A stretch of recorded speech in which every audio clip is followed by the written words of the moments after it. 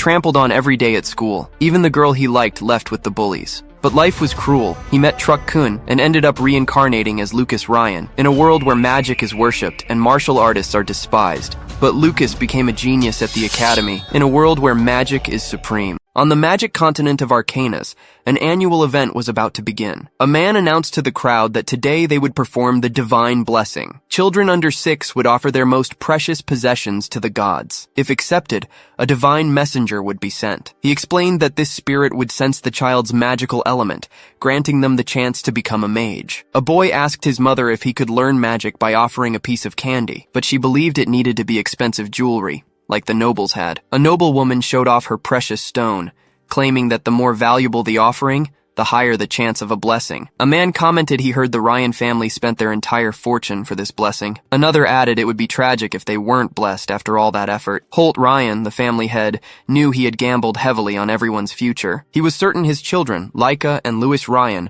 would receive top-tier blessings. The master of ceremonies called the next on the list.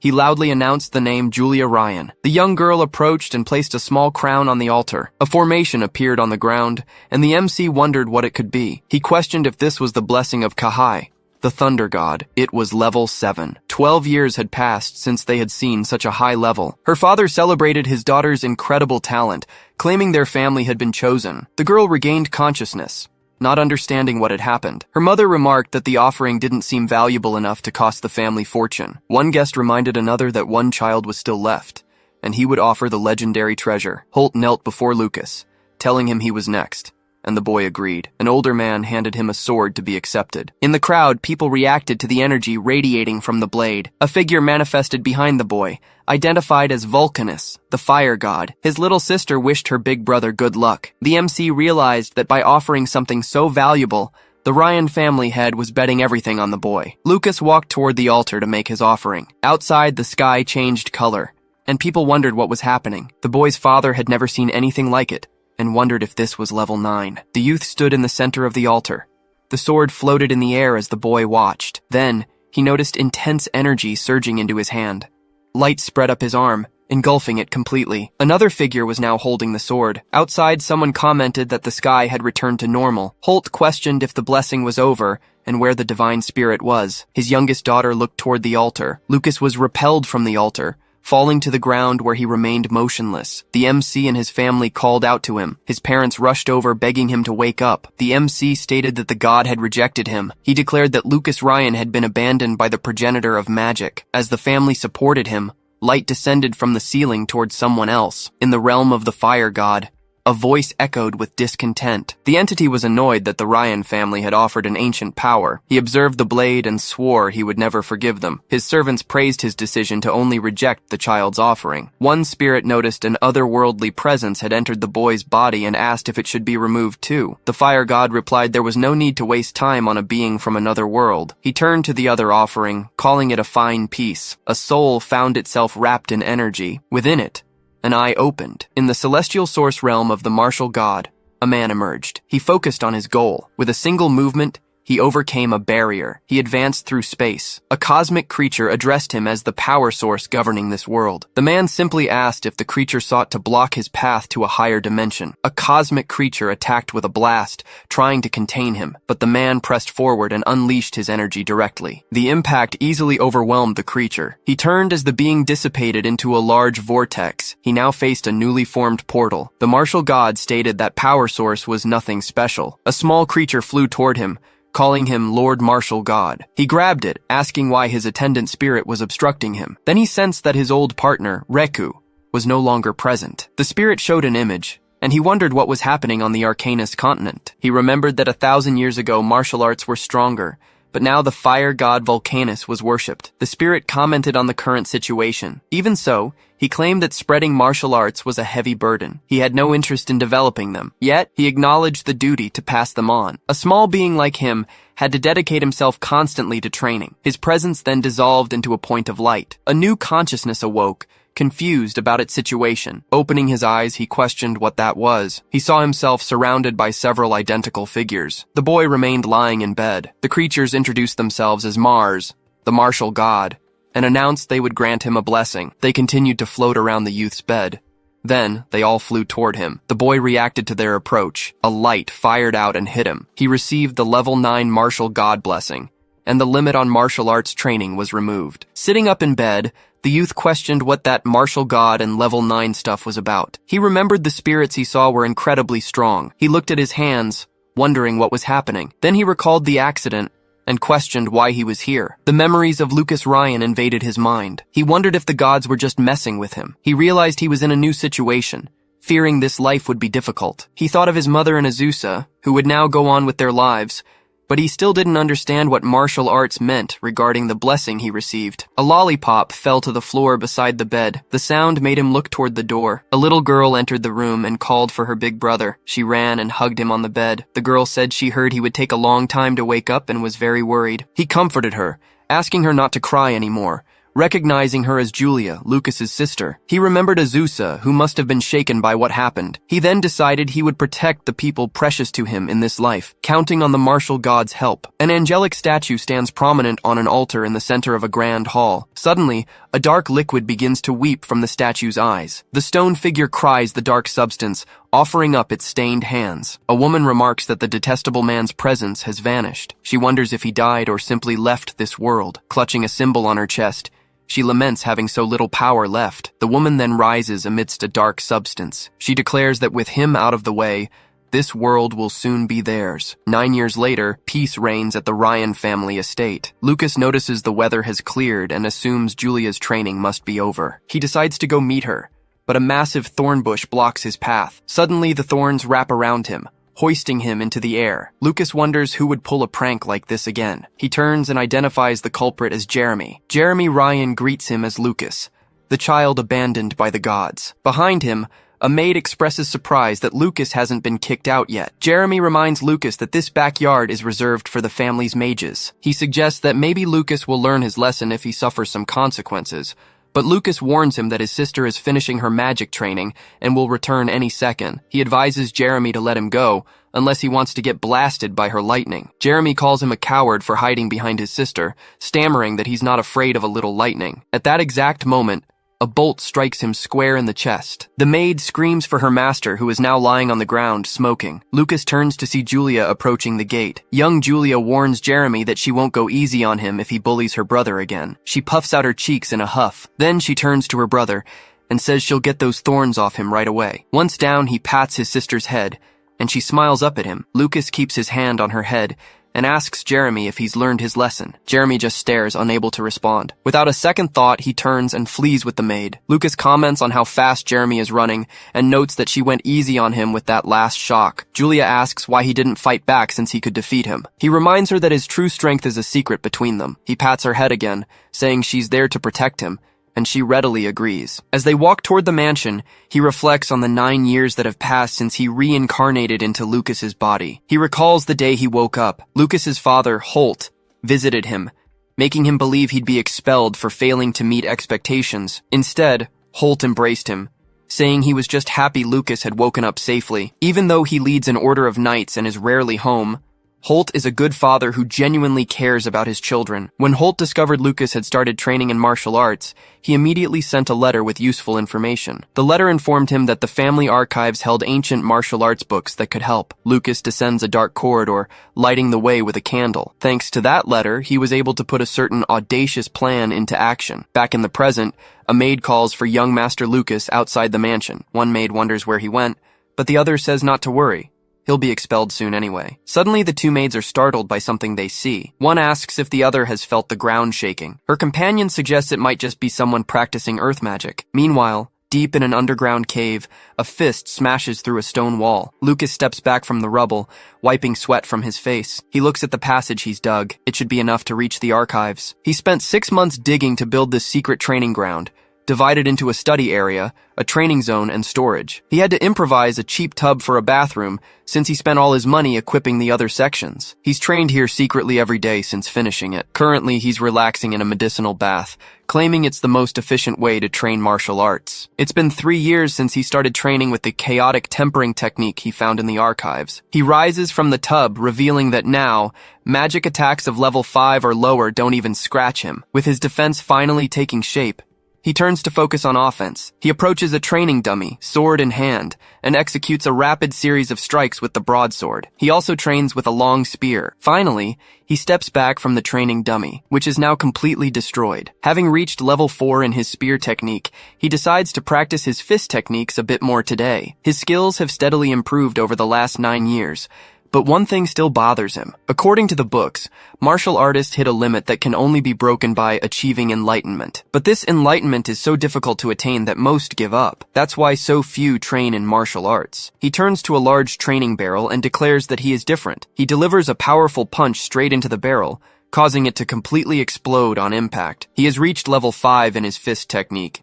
His levels just keep rising with no apparent limit. He realizes this must be what they call a divine blessing. Back in his room, he remembers Holt is returning home tonight for a family dinner. He walks down the hall toward the large dining room doors. Upon opening them, he finds his entire family already seated at the table. Holt greets him, mentioning it's been 6 months since they last saw each other, and invites him to sit. Holt informs Lucas that the Allen Magic Academy is opening a special martial arts department and that he has already enrolled him. He acknowledges that martial arts are difficult but knows Lucas can succeed.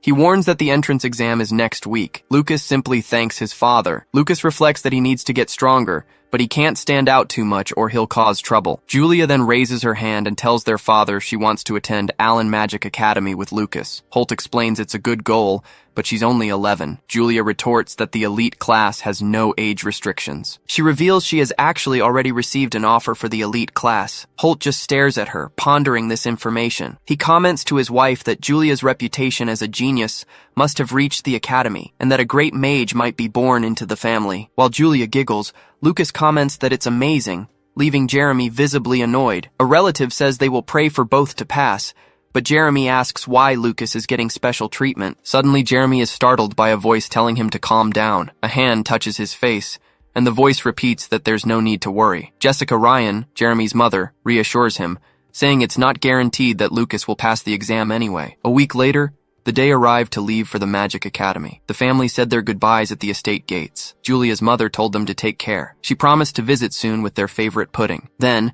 she reminded them not to forget the lucky coin their father had given them. The coin was from the Buon dynasty, 10,000 years ago. Their father had won it after subjugating a magical beast. Holt showed them the coin. He explained that the engraved face was Mars, the first emperor. Lucas recognized him instantly.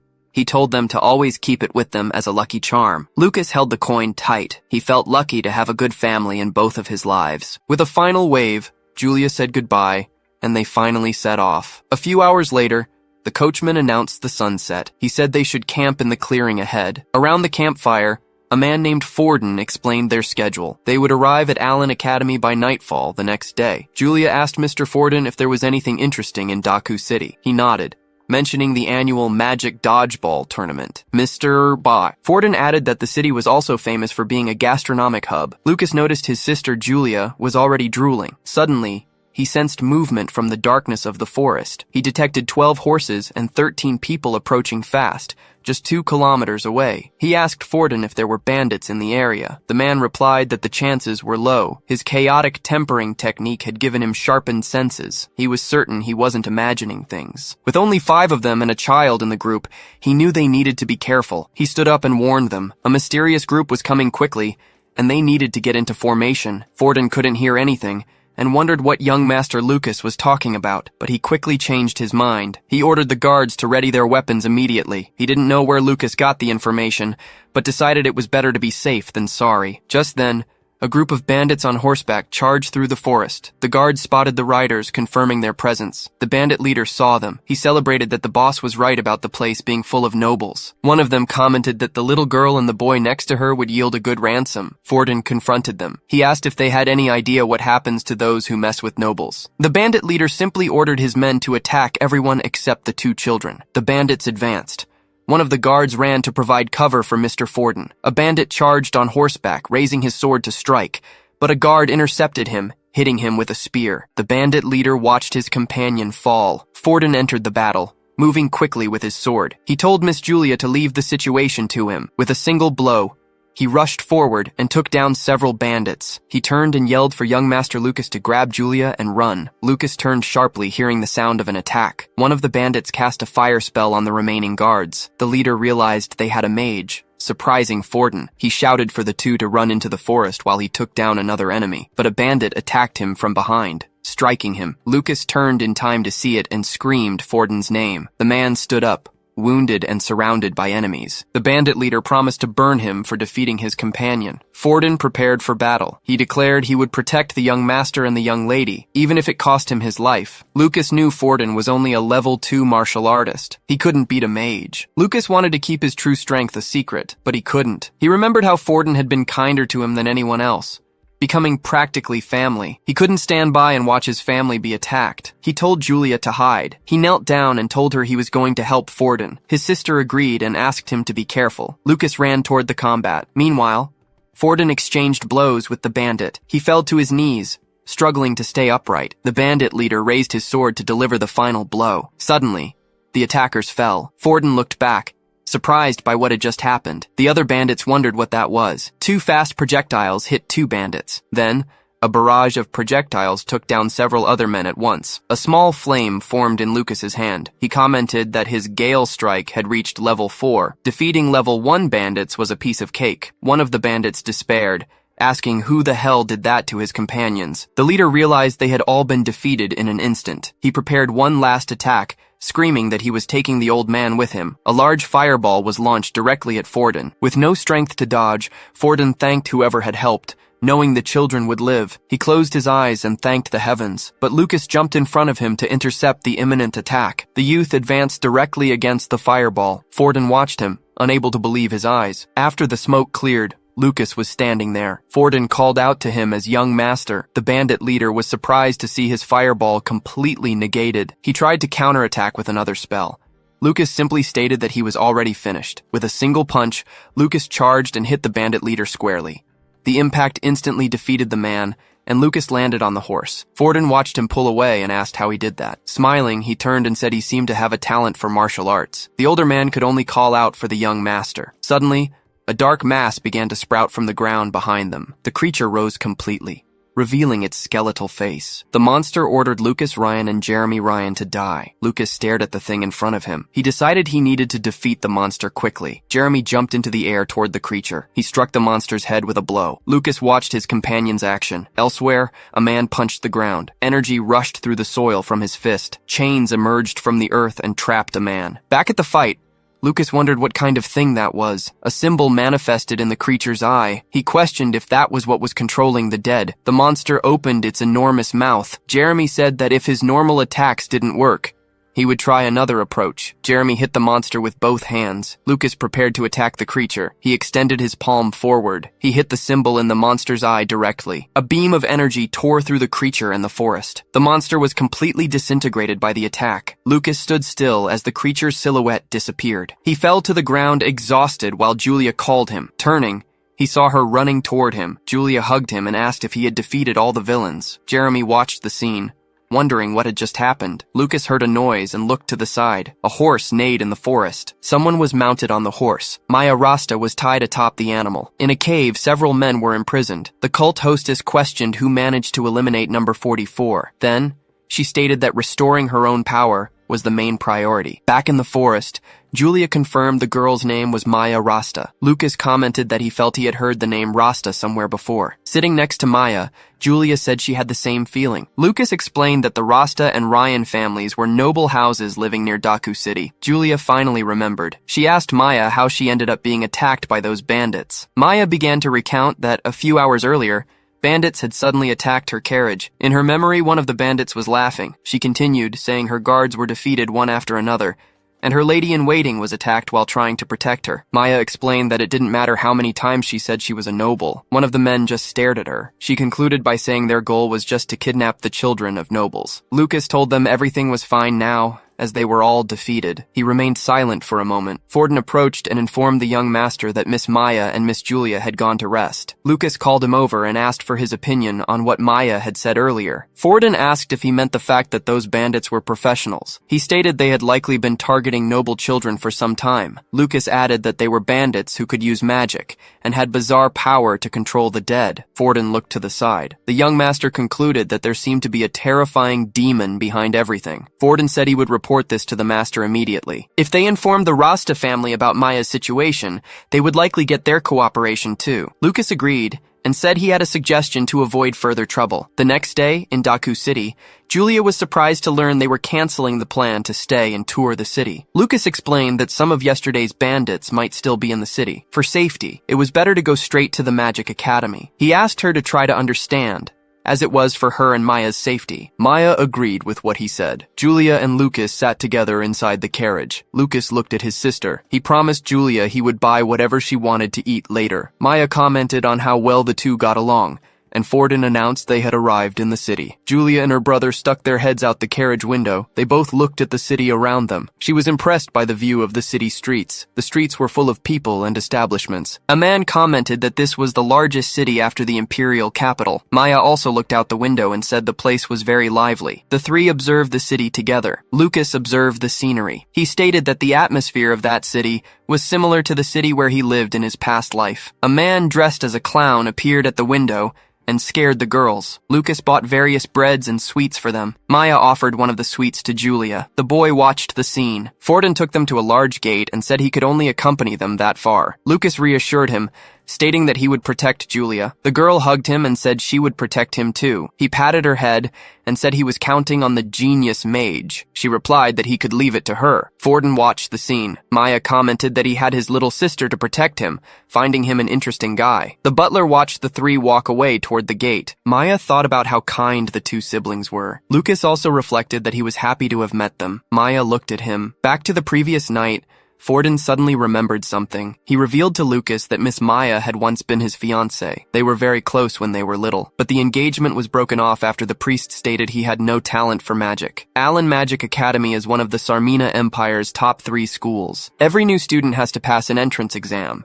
The results decide which of the 4 departments they'll join for their 6 years of mage training. Lucas explains to Julia that exceptional students can graduate early by passing a special certification exam. He glances away for a moment. Julia says it's a shame. She hoped to take the entrance exam with Maya. Lucas mentions that Maya already took her exam earlier with her family and is safe now. He encourages her to focus so they can join Maya as classmates. Julia agrees and asks where registration is. The young girl's presence draws attention. A bystander asks if she's really a candidate. Another comments on how young she looks, while a third praises her brother's appearance. As Julia grabs Lucas's arm, someone else remarks they wish they had a sister like her. A voice calls out to them from the crowd. The woman introduces herself as Mina, vice president of the Academy's student council. Mina asks Julia if she came just to follow her brother. The girl denies it, stating she's there to take the exam with him. Mina checks Julia's application, hypothesizing that she's the girl offered a spot in the elite class. Mina smiles faintly. She confirms the girl is Julia from the Ryan family. Julia asks how the woman knows her name. Mina replies that she'll find out soon and starts guiding her to the registration area,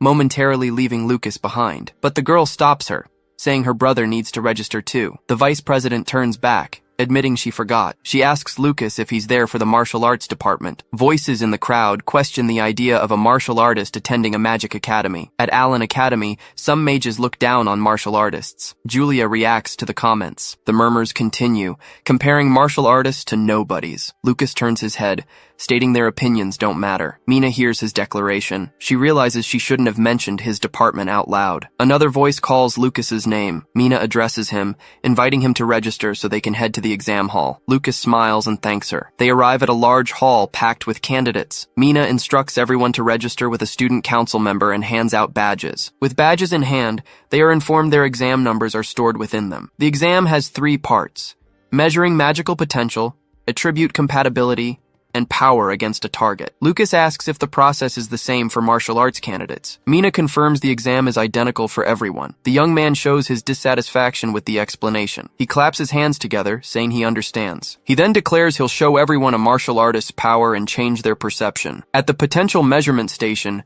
an examiner announces the start of the first test. The examiner watches Lucas approach the gauge. Suddenly, the man reacts, claiming he's never seen anything like this, a rare phenomenon. When he places his hand on the gauge, Lucas's result is low. The screen shows he'll struggle to enter even the martial arts department. He sighs, lamenting that this is happening again. Next, another candidate approaches and places her hand on the gauge. Two candidates react in surprise at her result. Her potential is 7 out of 10, ranking her as one of the year's best students. Lucas watches from the crowd, thinking everyone is easily impressed. He tells Julia not to hold back today, and she confirms. The examiner watches as the girl concentrates her power on the gauge. The device in her hands begins to emit strong energy. The energy expands, filling the entire exam hall. The examiner announces the result is 10, the maximum value. Her talent is considered incredible. Another student took 2 years to reach that same level. She holds the gauge with the final result. Julia finishes the test and heads toward Lucas, calling for her brother. She hugs him, asking if it was good. He replies that she'll become an archmage one day. A spectator comments on the contrast between genius and lack of talent,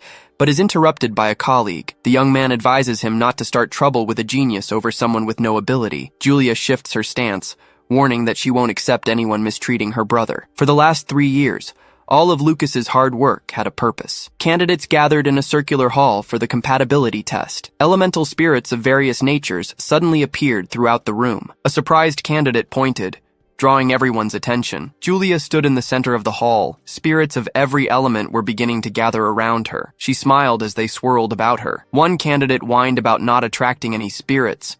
Another wondered if Julia had maximum compatibility with every element. Watching from afar, Lucas commented on her impressive talent. Her special ability was amplifying her potential. It was more than enough to pass the entrance exam. An examiner announced that Julia Ryan had the highest compatibility score of all candidates and congratulated her. Immediately, a group approached her, praising her performance and asking to be friends. Julia ran and hugged Lucas from behind, calling out to her brother. He turned and asked what happened. Hiding behind him, she asked why those people were staring at her like that. Lucas patted her head. He explained it was because she was a genius, and she'd be getting a lot of looks like that from now on. He advised her to get used to it gradually. Julia declared she needed to become stronger to protect him. Lucas encouraged that attitude. He also planned to strengthen her mentality to handle the attention. He then noticed 2 men talking in the distance. One commented that Julia's talent could be royalty level, but her useless brother made him dismiss the idea. The other recalled the guy's compatibility score was likely 0, just like in the previous test. Besides, all the spirits had recoiled from him in repulsion the moment he entered the hall. The man continued, mentioning something strange happened at the end of the second test, too. He recounted that the moment Lucas left,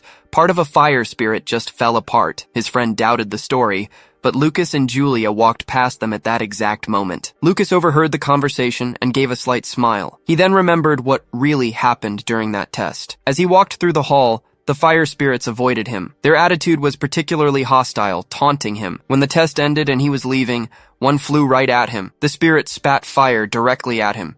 So, he picked up a small stone and threw it, dissipating the fire spirit's form in the process. He stated that a mere servant of the fire god had no right to act arrogantly around him. Lucas then held Julia's hand and called her to head to the final test. He asked if she could get first place in the next one. The girl replied, yes, as long as he didn't go too hard. With a smile, the young man said he wouldn't get serious, since he planned for her to protect him. They arrived at the magic destruction power test site. In the center of the arena, a large metal mannequin awaited the candidates. One candidate complained that the genius girl got first place again. Another doubted she could break the mannequin. He stated there was no chance she could do it. The mannequins were made of special metal with defensive enchantments. They could resist any attack below curse rank. Lucas observed the targets, commenting they looked tough. He clenched his fist. It was a good chance to test his level 6 skills. He concluded that getting to use expensive equipment made coming to this school worth it. Suddenly, someone shoved him in the crowd, telling him to stop pushing. A girl pointed at him and ordered him to get in line. She then turned to another candidate. She said useless people should get out of the way,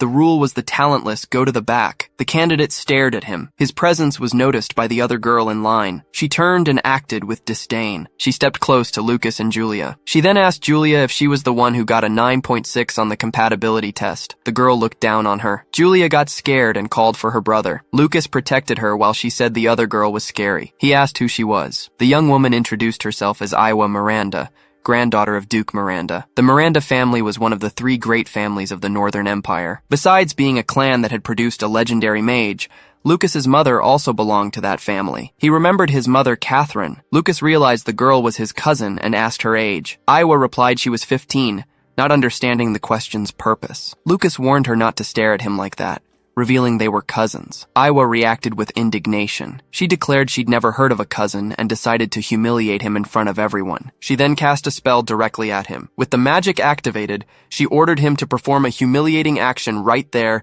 and embarrass himself. But the spell had 0 effect on Lucas. The girl was perplexed by the situation. He then questioned the kind of education the Miranda family offered, using mental magic on a relative she just met. Iwa couldn't believe her best magic failed. He asked if she really thought she could control a martial artist with that. An examiner called for the next one, Lucas Ryan, and he announced he had to go. Another examiner called for Julia. Iwa pointed at the girl.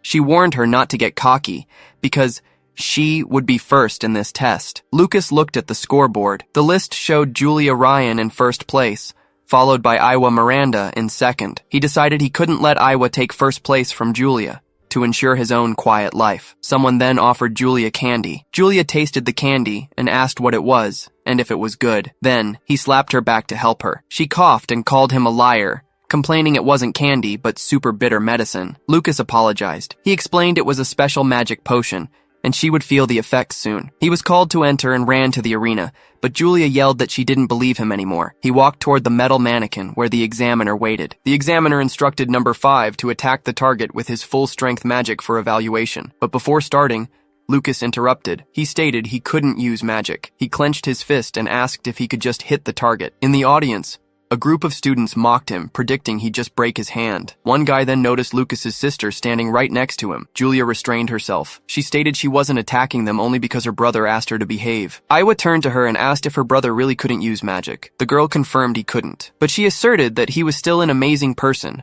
and no one had the right to mock him. Her cousin observed her, believing there was a limit to a martial artist's strength, and that Julia was just being deceived. Suddenly, a powerful impact echoed through the arena. Dust rose in front of the crowd. Iwa reacted to what just happened. She wondered what that was. 2 minutes earlier, Lucas had asked the examiner if just one hit would be enough. The man replied he didn't care how he attacked. Lucas then prepared for his strike. His martial arts skills grew exponentially every 3 levels. His strongest technique received a major boost at level 3. Now that the skill reached level 6, its power was on another level. He advanced with a high-speed punch. The target was the mannequin's head. The impact of the blow launched the metal mannequin backward. A cloud of dust spread through the arena. The mannequin fell to the ground with a hole in its chest. Lucas stared at the mannequin on the floor. Iwa watched him. She recognized his speed was comparable to high-level wind magic, and his attack had the power of a curse rank. The other students reacted with surprise. She realized she was the only one who noticed his true strength. She analyzed him on the screen, concluding he was hiding his real power. The examiner congratulated him with a perfect score. Lucas offered to help clean up the broken mannequin. His name appeared on the scoreboard, and he signaled to Julia. The girl celebrated his result. She was happy he managed to hide his strength and avoid a 0. As the exams continued, fewer students paid attention to Lucas's destructive power, but everyone was impressed by Julia's rare talent. She then gathered a large amount of power, surprising the candidates around her. She concentrated the power into her staff. Next, a spell circle formed at her feet. She then announced the descent of lightning. A massive lightning bolt was conjured and descended from the skies.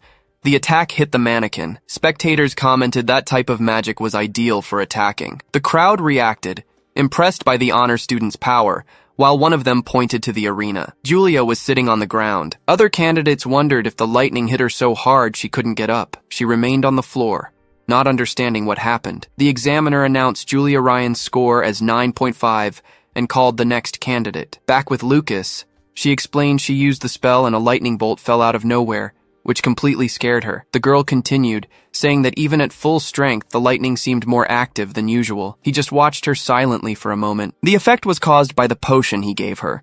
but Lucas decided not to tell her. In this world, both mages and martial artists had their own techniques for creating potions. Mages dedicated themselves to brewing potions, while martial artists refined elixirs. Magic potions required a medium, but elixirs made through refinement could be absorbed directly by the body. In the past, various elixirs were created, but with the decline of martial arts, refining elixirs became extremely difficult. Very few martial artists in the modern era could create the mage essence elixir that boosted Julia's power. This was because creating that elixir required the refinement ability to be at level 6. Currently, the only other person capable of such a feat was the level 9 martial artist, Duke Retisuzan. Lucas decided to keep his level 6 ability an absolute secret to avoid trouble. Time passed outside the academy. While waiting on a bench, Julia asked if it wasn't over yet. Lucas replied they just needed to wait for the class assignments. A voice then called for Julia and Lucas. Mina approached them, waving near a bulletin board. Lucas stood up and asked what she was doing there. She explained she came to post the class assignments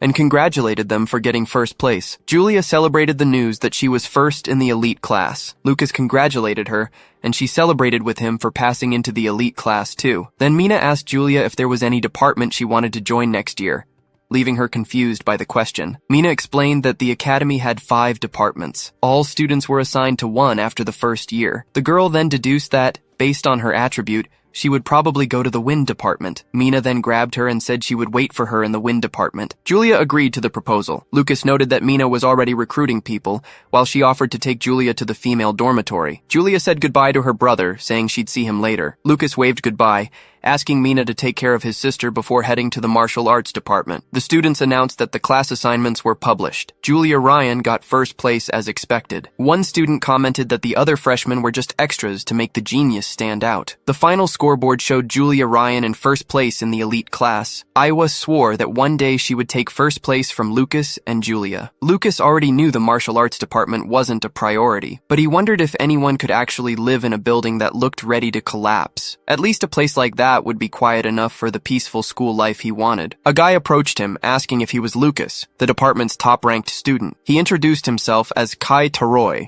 from the same department, and greeted him. Lucas ignored him and headed to the registration desk. As he signed the papers, Kai praised him for launching the dummy into the air, but Lucas just said it was luck. An older man handed over a key, saying his room was on the 2nd floor. Seeing the key was for room 205, Kai cheered that they'd be rooming together. The two walked down a rundown hallway looking for the room. Kai and Lucas were surprised to find someone else already inside. The guy introduced himself as Sharp. Along with his friend Collins, he said they'd all be roommates from now on. Kai reacted to the news. Their room was in terrible condition. Kai questioned what kind of room this was. He reacted with disgust, claiming the place was worse than a pigsty. Then, startled by a spider, he asked Lucas if he really intended to stay in such a filthy room.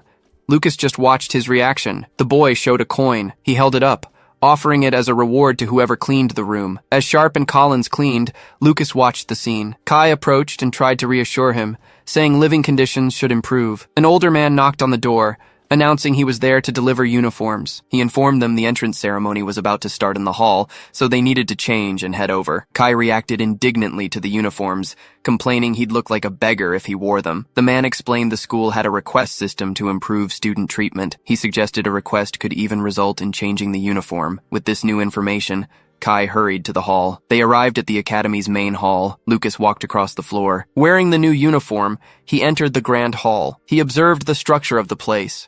His roommates were also impressed, but Kai claimed it was nothing compared to his house. He searched for Julia in the crowd. Kai pointed out that the elite class sat in the front. The girl was sitting in the first row, and the elite class uniform was next level. Kai warned him that their department's seats were the furthest away, in the back. Lucas decided not to go, saying the uniform looked better on Julia. A student complained the seats were too far, questioning if there was discrimination against the martial arts department. Lucas sat in his seat while a girl next to him watched him. Then, candles on stage lit up with a great flame. A flower of fire materialized in someone's hand. Floating on stage with his level 6 ability, he said the new students should feel honored. He continued his speech, introducing himself as the student council president. Back on the ground, Theodore Palomel announced he would present the school's point system. Female students in the audience reacted to his presence, calling him a genius. Lucas watched him silently from his seat in the back of the hall. Theodore explained that at Allen Magic Academy, the point system was the basis for almost everything. He detailed that magical abilities, books, tamed beasts, and even guidance from great masters could be obtained with points. There were various ways to get points, but manual labor earned very little. It was much more efficient to earn points by participating in department events or guiding freshmen. Lucas then understood why Mina was helping them. Theodore concluded by saying that becoming a student council member guaranteed a stable income of points every month. Lucas listened intently to the speech. Theodore continued, revealing that, although risky, there was also monster hunting. He explained that behind the school lay the magical beast mountain range, where students could hunt them for points. Hearing the name of the mountain range, Lucas clenched his fist. A smile appeared on his face as he realized it was a training ground tailor-made for him. A few hours later, night fell over the academy dorms. Inside one of the rooms, a young man slept soundly in his bed. Incense burned slowly, keeping the room's occupants asleep. Lucas Ryan sneaked out, revealing the tranquility incense was used so he could go to the home of the magical beasts. He remembered the martial arts department building was at the back of the campus, so Lucas concluded the magical beast's home was right behind that wall. He jumped over the high wall. The boy landed on the other side in wild territory. Lucas advanced through the forest while some creatures chased him. He jumped and delivered a downward kick to a monster appearing in his path. His foot struck the creature's head with precision. The body's impact against the ground kicked up a large cloud of dust. The creature remained motionless inside a small crater. One of the monster's horns snapped from the force of the blow. From atop a tree, Lucas identified the creature as a giant black-horned toad. Holding the horn, Lucas explained that because they were poisonous, they were used for magic potions and should be worth a good amount of points. He remembered hearing that Allen Magic Academy had some legendary martial arts books in its archives. Watching the mountains, the boy stated he didn't have much time and needed to first identify the monster's locations. Then he covered one eye to activate an ability. His perception expanded over a vast area of the forest. A level 1 giant rat opened its maw to attack him, but Lucas hit it with a blow and ordered the creature to sleep. Next, he punched a level 2 two-eyed bat and dodged the attack of a level 3 magic-crested panther. Small explosions echoed throughout the forest. Satisfied, Lucas commented that he got a great result,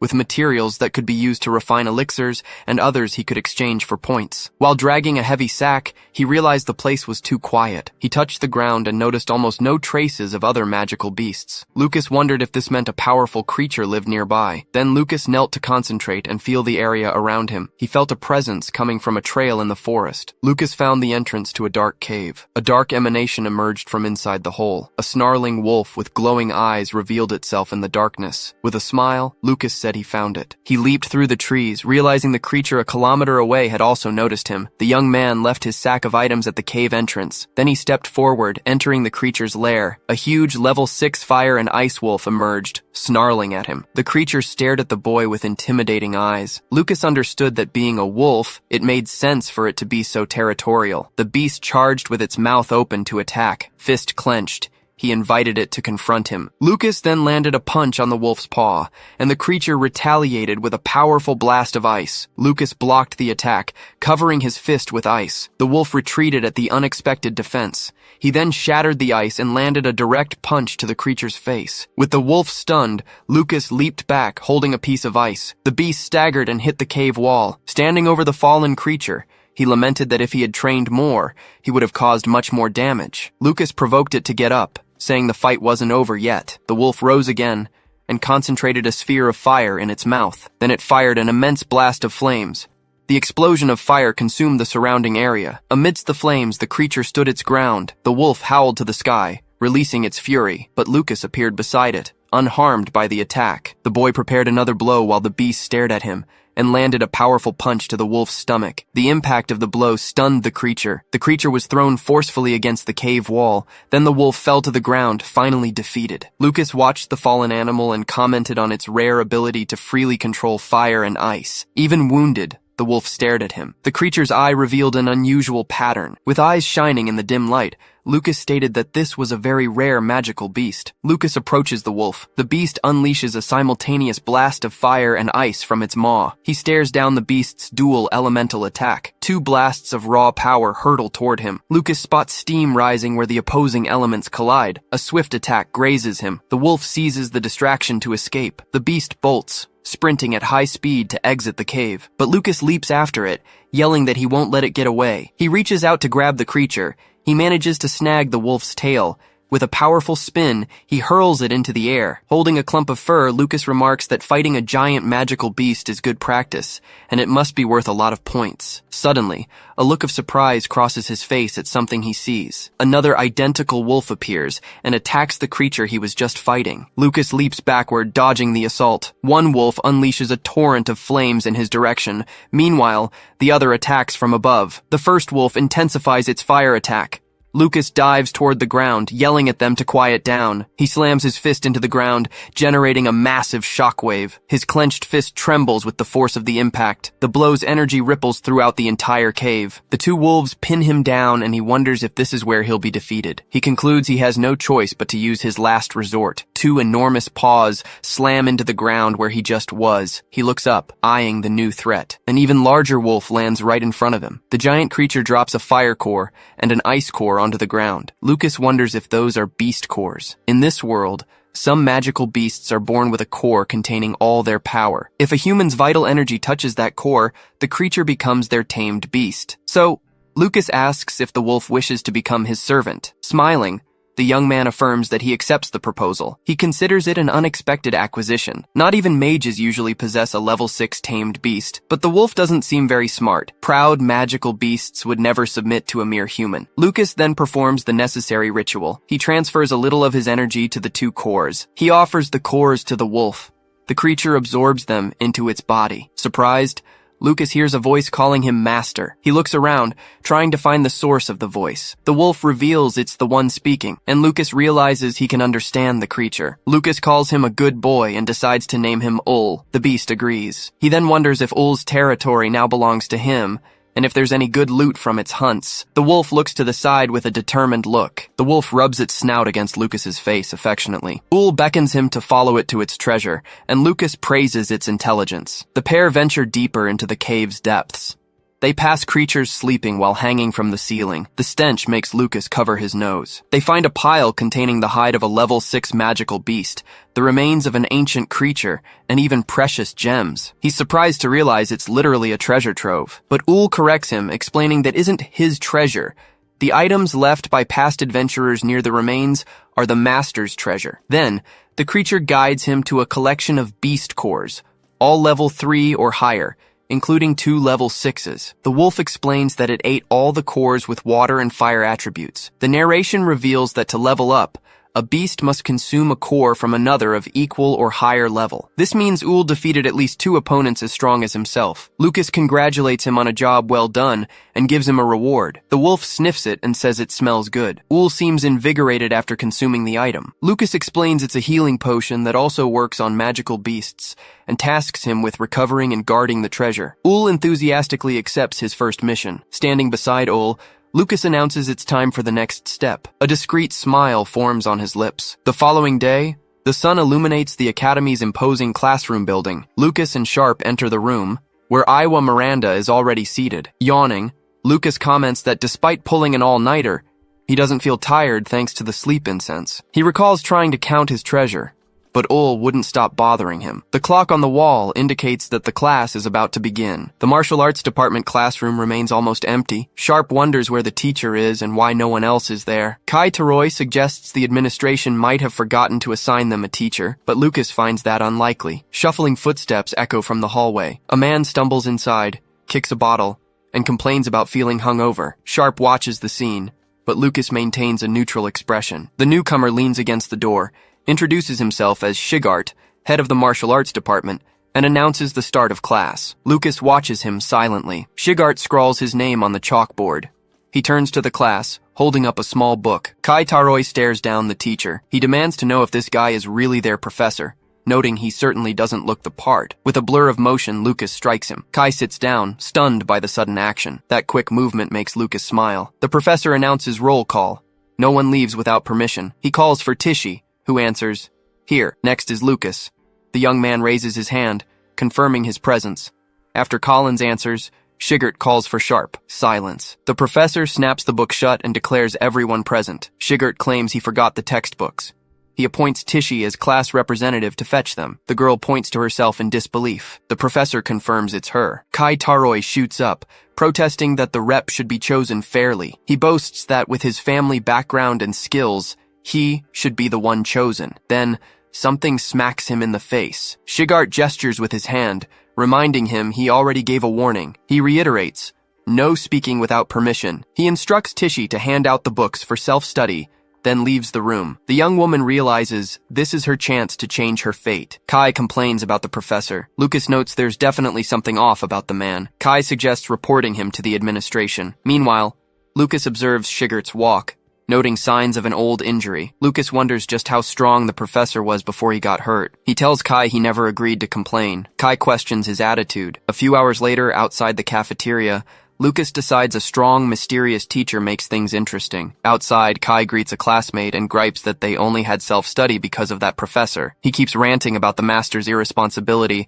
until Julia calls out to her, "Big brother." Lucas pats her head, asking about her first class. Julia says her teacher, Ms. Linda, is super cool and encouraged her to run for class representative next week. She asks if the martial arts department chose one yet, and if it was him. Smiling, Lucas replies it wasn't. Lucas invites them to lunch, mentioning he heard the food is good. Julia runs ahead excitedly, leaving Kai behind, yelling for them to wait. At Allen Magic Academy, even meals are part of the point exchange system. New students can only exchange cash for points once. The elite class dishes look appetizing. Julia tries the food and tells her big brother to eat up. Kai watches silently. Wiping his face, he complains. They both paid 1 coin, but the elite class got 100 points while the martial arts department only got 10. A staff member tells him to leave if he has a problem. Kai realizes even the staff openly discriminate against martial arts students. She asserts that untalented students must work hard and save points. Kai feels like he lost his rights just by enrolling here. Julia offers Kai a plate of food. Touched, he calls her a sweet, gentle girl. Lucas notes his classmate is being a bit dramatic. As Kai sits near Lucas,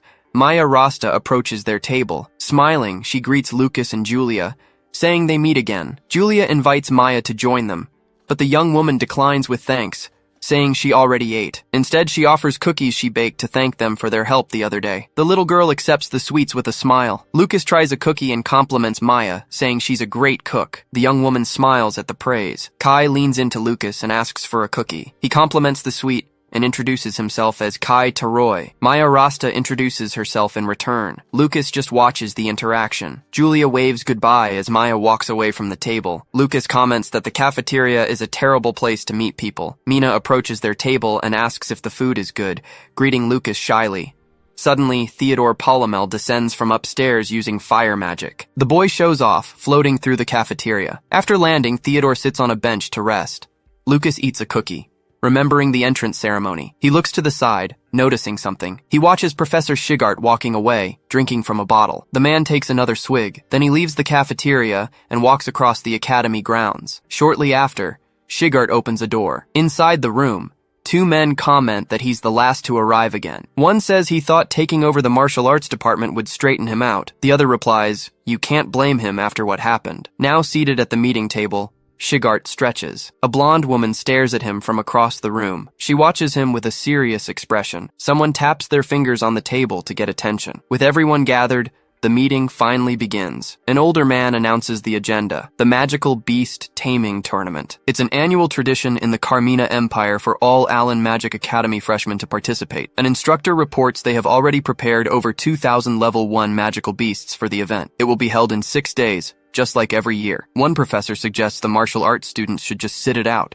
It would be a waste of time. He slams his hand on the table, but Shigart stands up and objects. The professor justifies himself, saying he was only thinking of the students. An instructor interrupts to agree with Mr. Shigart. She asserts that as long as they are freshmen, martial arts students must be required to participate. Another teacher agrees, stating all students should be treated equally. The man wonders why there are still professors who side with Shigart, especially Linda. Shigart and the instructor stare down the professor. He yields to their insistence but claims the students will just end up scared. An older man declares it decided. The martial arts department will participate. The dissenting professor leaves the room. Another instructor approaches Linda, asking if she's sure about this. He explains that while martial arts require real combat, the taming tournament might be too harsh for them. Linda just offers a faint smile. She remembers something someone told her long ago. Shigart asserts that a coward cannot call themselves a martial artist. Any student who refuses to participate in the tournament will have to leave the department. It is announced that the Magical Beast Taming Tournament will be held in 6 days. The professor informs the class that after the lesson,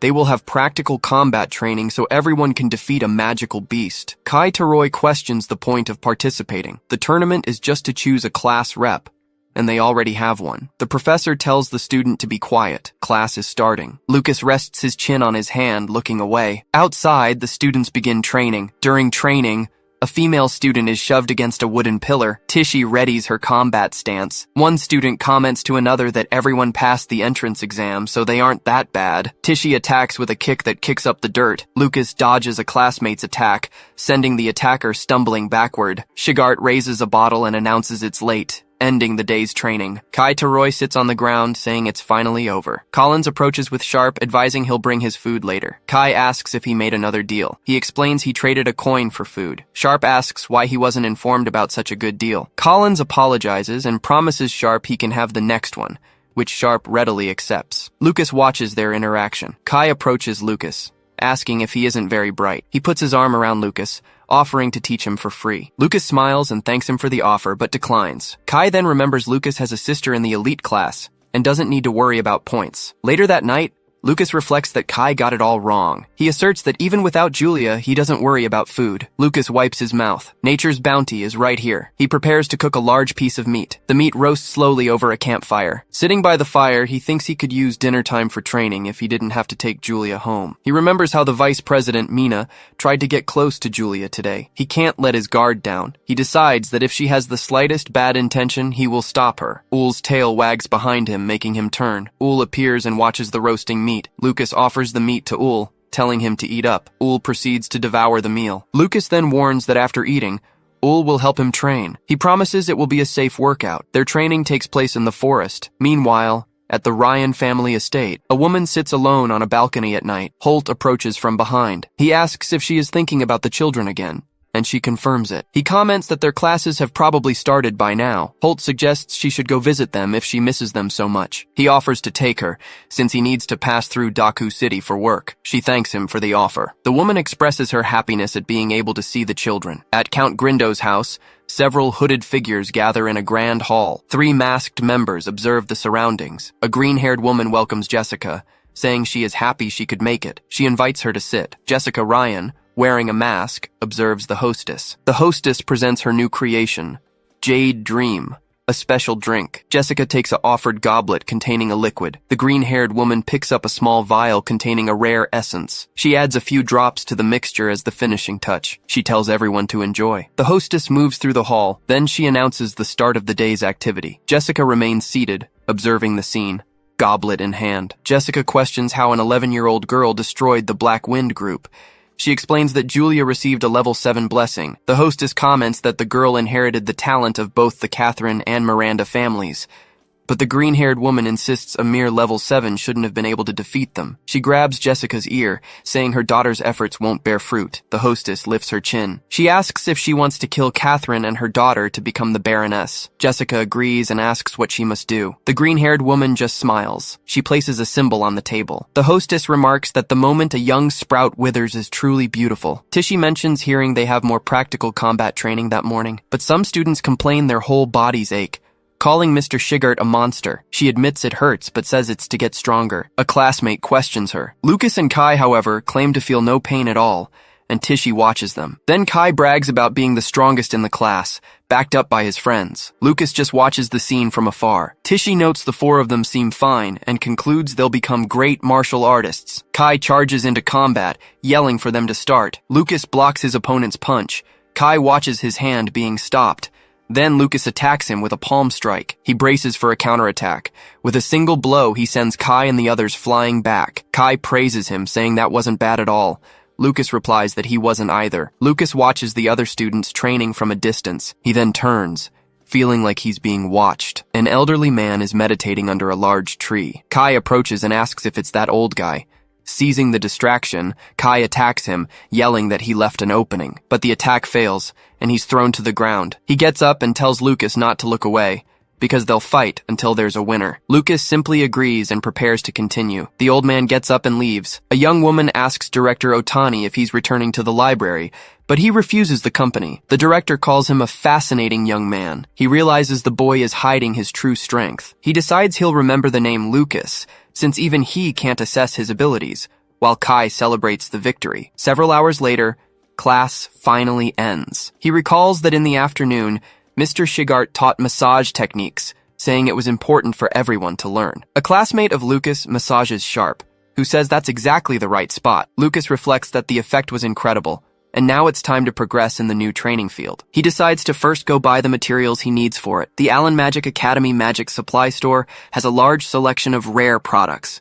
He enters the place and compares it to a mall. A high-quality mannequin costs 30 points, and like everywhere else, he has to pay with points. He realizes the selection is great, but everything is very expensive. It looks like he'll spend 1,000 points a month. He remembers that Julia earns a lot of points, but he can't keep depending on her. He'd feel bad if she lost her lunch money. For today, he decides to buy just the magic potion to mix into his bath. Next time, he'll trade materials from the cave for points. The shop clerk is dozing at her desk. She lifts her head and wakes up. Lucas approaches the counter and asks for the item he wants. The clerk informs him the total will be 5 points. He uses his card to make the payment. The woman notices from his uniform that he's a martial arts student and is spending half his initial 10 points at once. The clerk confirms the 5-point payment and hands him the product, and Lucas thanks her. She questions if he can really use all that, warning that he'll regret it if he wastes his points. But he replies that he doesn't think it will be enough and that he'll come back to buy more. The clerk concludes he's a noble, since martial arts students don't have potion classes. She leans back in her chair, complaining that this is why she hates nobles. That night, in his cave, Lucas relaxes in a hot bath. He reflects that mixing the potion into the bath doesn't make the medicinal effect disappear, and that it would be a waste to throw it all away. He then considers that he can't make someone else drink his bathwater. UI emerges from the darkness behind him. Lucas gets out of the bath, satisfied, and decides he'll grab some materials to trade for points. He resolves to stick to common level 2 materials so as not to attract attention, but a creature emerges from the water behind him. He turns around. UI is drinking the bathwater, and Lucas asks him what he's doing. Hiding behind the barrel, Lucas asks if UI drank all the water. The wolf just stares at him. Lucas then steps out of the tub, saying it doesn't matter, since that will strengthen UI's body too. UI thanks him and asks for meat too, so Lucas calls him a glutton, commenting that this solves the wasted water problem. He plans to trade the materials for points in 3 days and hide the tools near the dorms for now. The shop clerk sees him carrying a heavy tool and offers magic help, but he refuses. She waves goodbye, calling him a blessed child. Shigart reminds everyone that the taming tournament is tomorrow and asks if they're taking it seriously. He tells the students not to slack off. They can quit and go home if they don't want to train. The teacher points out that Sharp's leg is too high, leaving him vulnerable, and then turns to Kai. He questions Kai's weak punch, but the student retorts that he already beat Lucas, Sharp, and Collins. The teacher hits Kai and then asks the other 3 if they really lost to that guy. Lucas, Sharp, and Collins confirm that they did. Shigart puts his hand to his face, complaining that this is why spoiled nobles are a problem. He then instructs Tishy to fight Kai, and she accepts. The two position themselves on the training field. Kai warns he won't hold back. He'll prove he's the fittest to be the class representative. Tishy simply invites him to start. He advances with a kick, yelling for her to take the hit. Kai smiles during the attack, but Tishy hits him in the stomach, making him recoil from the impact. Her arm moves quickly. She blocks his punch with her leg and asks what he thinks of that. Kai reacts to her counterattack. With a single blow, Tishy launches him away. Kai lies on the ground with a mark on his forehead.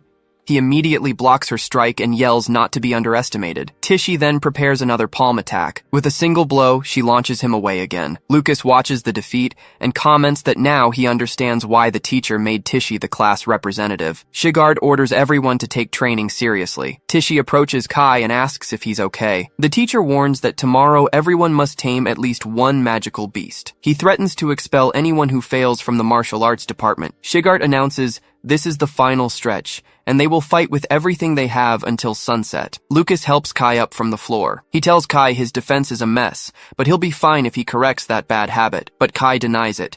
He declares he thinks he's in love with Tishy. He explains it was the first time he was defeated by a girl, and he's already thought of names for their children. The next day, the students are instructed to enter the gate in an orderly fashion. Kai comments that the place is huge. He wonders how many magical beasts are there, starting to get scared. 2 students from another department mock the martial arts students, saying they'll be destroyed immediately. Shigart tells his students to use the time to memorize the tournament rules instead of worrying about useless thoughts. Lucas sits next to his teacher in the bleachers. The boy looks to the side. Kai admits he's getting nervous, but Lucas advises him to pretend the magical beasts are Mr. Shigert. Lucas explains that they're weak. He tells Kai to just picture himself taking down Mr. Shigert. The idea gets him pumped, but Shigert warns them. He can hear every word they're saying. Lucas reminds him that a low-level magic beast can't break his defense. Kai promises not to make that mistake again. Shigert watches Lucas give sound advice. Meanwhile, an announcer appears on a screen. Julia announces the start of the tournament. She asks for the first group of competitors to enter. The announcer explains the rules. Taming 10 magic beasts earns a perfect score. The time limit is 10 minutes. Julia enters what appears to be a barrier space. She wonders how so many magic beasts could fit inside such a small hut. 2 large beasts with razor-sharp teeth appear right in front of her. She assumes everyone else is at the back of the hut and readies her attack. Casting a spell, she declares that she's caught the cute little magic beast. Her attack strikes the creatures. The announcer explains that when a beast submits, vibrant smoke will emit from its body. This allows professors outside the barrier to track each student's progress and assign grades. A professor observes the tournament's progress. A teacher announces that the mission at Site 5 is complete. She calls for the next competitors to prepare. An instructor praises the girl for finishing in just 3 minutes. She thanks him. Then, she asks for the location of the martial arts department's competition so she can watch her brother. The man informs her it will be at Site 10, the very last one. She decides to grab a snack while she waits. The girl walks off down the hallway. Iowa Miranda watches. She wonders if Lucas Ryan will achieve the same results he did during the entrance ceremony. 2 hours later, a student worries about only getting 1 point. His classmate reassures him. He explains that except for the elite class, all the mages only managed 1 point. Kai wonders if they'll be able to stay in the martial arts department. Lucas tells him not to worry. In terms of raw power, they aren't any weaker than the mage classes. Shigert clasps his hands together and agrees. He tells the students not to sell themselves short. No one was injured because a level 1 magic beast can't hurt a human. The professor asserts that they are stronger than low-level mages in close combat. He urges them to have more confidence. The students comment on how weird it is that Mr. Shigart is actually encouraging them. Tishy walks up. She confirms that she went to check, and no one was injured. Tishy explains that most students are just exhausted from draining their mana. She also reveals an important piece of information she discovered. She reveals they're using barriers to restrict beast movements, which stops students from getting surrounded. She advises that if a student can't win, they should just run. Find a weaker beast to get a good score. The students thank her for the intel. Shigart reflects that choosing Tishy as representative was the right move. A professor remarks that he heard a vile student spying on their class. He turns to Shigart. He says that when you lack talent, the only option is relying on cowardly tricks to survive. Shigart asks what he wants. Greg replies that he came to warn them. The martial arts department is up next. He adds that the students had better try their hardest, or the entire department might get shut down. The professor just remains silent. Greg asserts it wouldn't be a problem if the department disappeared. It never should have been created in the first place. The man turns and walks away laughing. Lucas watches him go. He remembers how that guy is exactly like the bullies from his past life. Lucas stands up. He asks if he's going first, since he ranked first in the entrance ceremony. Shigert confirms this. However, he offers Lucas the option to let someone else go if he's nervous. Lucas refuses the offer. He states he's going first, just as he planned. Lucas asserts that he will definitely get a good score to show up everyone who despises the martial arts department. His classmates cheer him on, shouting that they'll show everyone what they're made of and put on a show. Professor Shigart notices their attitude shift, noting they were all trembling just a second ago. A student reminds them not to forget what Tishy said. Lucas replies that he doesn't think using honorifics is right. 10 minutes later at Site 10, Lucas finds himself in a dark and foggy arena. He clenches his fist, ready for action. Perception magic circles form in the sky. He realizes he needs to avoid them. He runs along the barrier so no one will know what really happens inside. An explanation reveals that when a magic beast recognizes a master, their souls connect. This allows for communication and temporary use of their abilities. Meanwhile, a white wolf gnaws on a bone. He lifts his head, questioning his master. Why use his power when the master is already stronger? Back in the arena, a wolf's paw materializes and attacks. With the wolf spirit beside him, Lucas states that subjugating low-level magic beasts is easy, but a massive owl flies straight at him. He identifies it as a high-level magic beast and orders a retreat. The owl advances, attacking with its talons. Then, the creature flies off into the large circular arena, but Lucas intercepts it mid-air with a spectral wolf's paw. He strikes it, stating that to make taming easier for other students, it's best to break their will to fight first. The beast crashes to the ground. He approaches, saying Lil's power is useful. The presence of a high-level beast should be enough to intimidate the lower-level ones. Its eyes spinning, the creature falls into a trance. Lucas thanks it for submitting so easily. He declares he can't let the potion smoke leak until he's tamed every beast in the area. The owl remains on the ground, now subjugated. He announces he's off to find more beasts. He says goodbye and leaves. The owl states it never wants to see him again. Outside the arena, the scoreboard shows Lucas Ryan still has 0 points. Kai despairs seeing that half the time has passed. Julia insists that since she got a perfect score, she knows her brother can too. Holt Ryan watches the students from afar. Greg comments that having 0 points means he can't even beat the lowest level magic beast. He adds,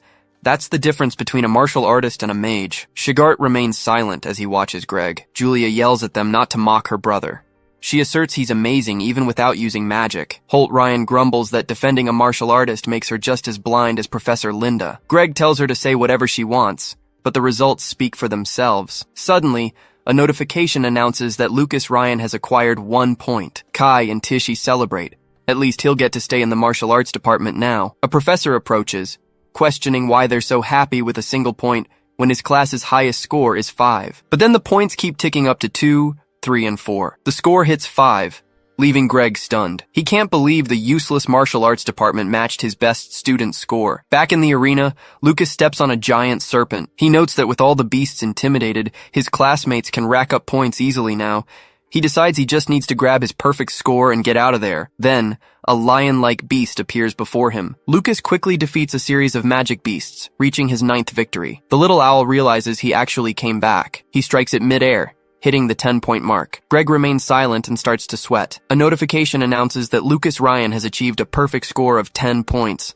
Julia celebrates, exclaiming that that's her big brother. Lucas walks out of the arena. A voice over the loudspeaker questions if the martial arts department really just scored a perfect 10. He pats Julia on the head. She beams, saying she knew her big brother could do it. Greg starts shouting. He insists it's impossible for a martial arts freshman to tame 10 magic beasts. He spins toward Lucas, accusing him of using a ringer. Lucas just stands there, unmoved, while Julia shrinks behind him. Shigart steps in, grabbing Greg's hand. He states firmly that the boy did nothing wrong. A proctor walks up. He asks if Greg is implying that he accepted a bribe to allow cheating. Greg realizes he forgot about the proctors. Antagonizing them would be a huge problem. He backs down, explaining he just found it suspicious that the student got a perfect score when the training dummy broke earlier. The proctor decides to investigate the barrier space anyway. Kai complains that they're making a mockery of the judging. Lucas calms him down, telling him to just let them do whatever they want. The young man asserts he has nothing to hide. 10 minutes later, inside the barrier, a massive beast opens its eye.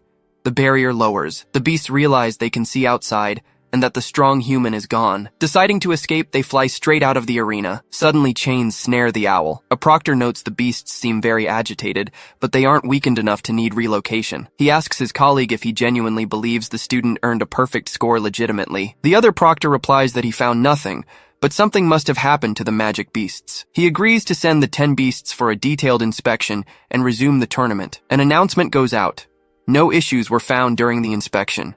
The next competitors need to prepare. Lucas notes that even though they found nothing, they still don't believe in his abilities. But he adds to himself, the real surprise is just beginning. Tishy chats with Professor Shigart, then she runs into the arena. Determined, Tishy declares she can't lose to Lucas either. A wolf charges her inside the ring. She attacks the beast with a flurry of strikes. If she can't make it submit in 30 seconds, she decides she'll switch tactics and head for the gate. Tishy kicks the wolf away. The beast recognizes her aura as similar to that monster's and wonders if he is still nearby. Tishy clenches her fist with determination. She strikes the wolf again. It cowers on the ground before her. The girl wonders how a level 3 black wolf submitted so easily. She looks at her hand, questioning if it was just a coincidence. Tishy smiles, considering that maybe the martial arts department isn't so weak after all. Next, she leaps at another creature.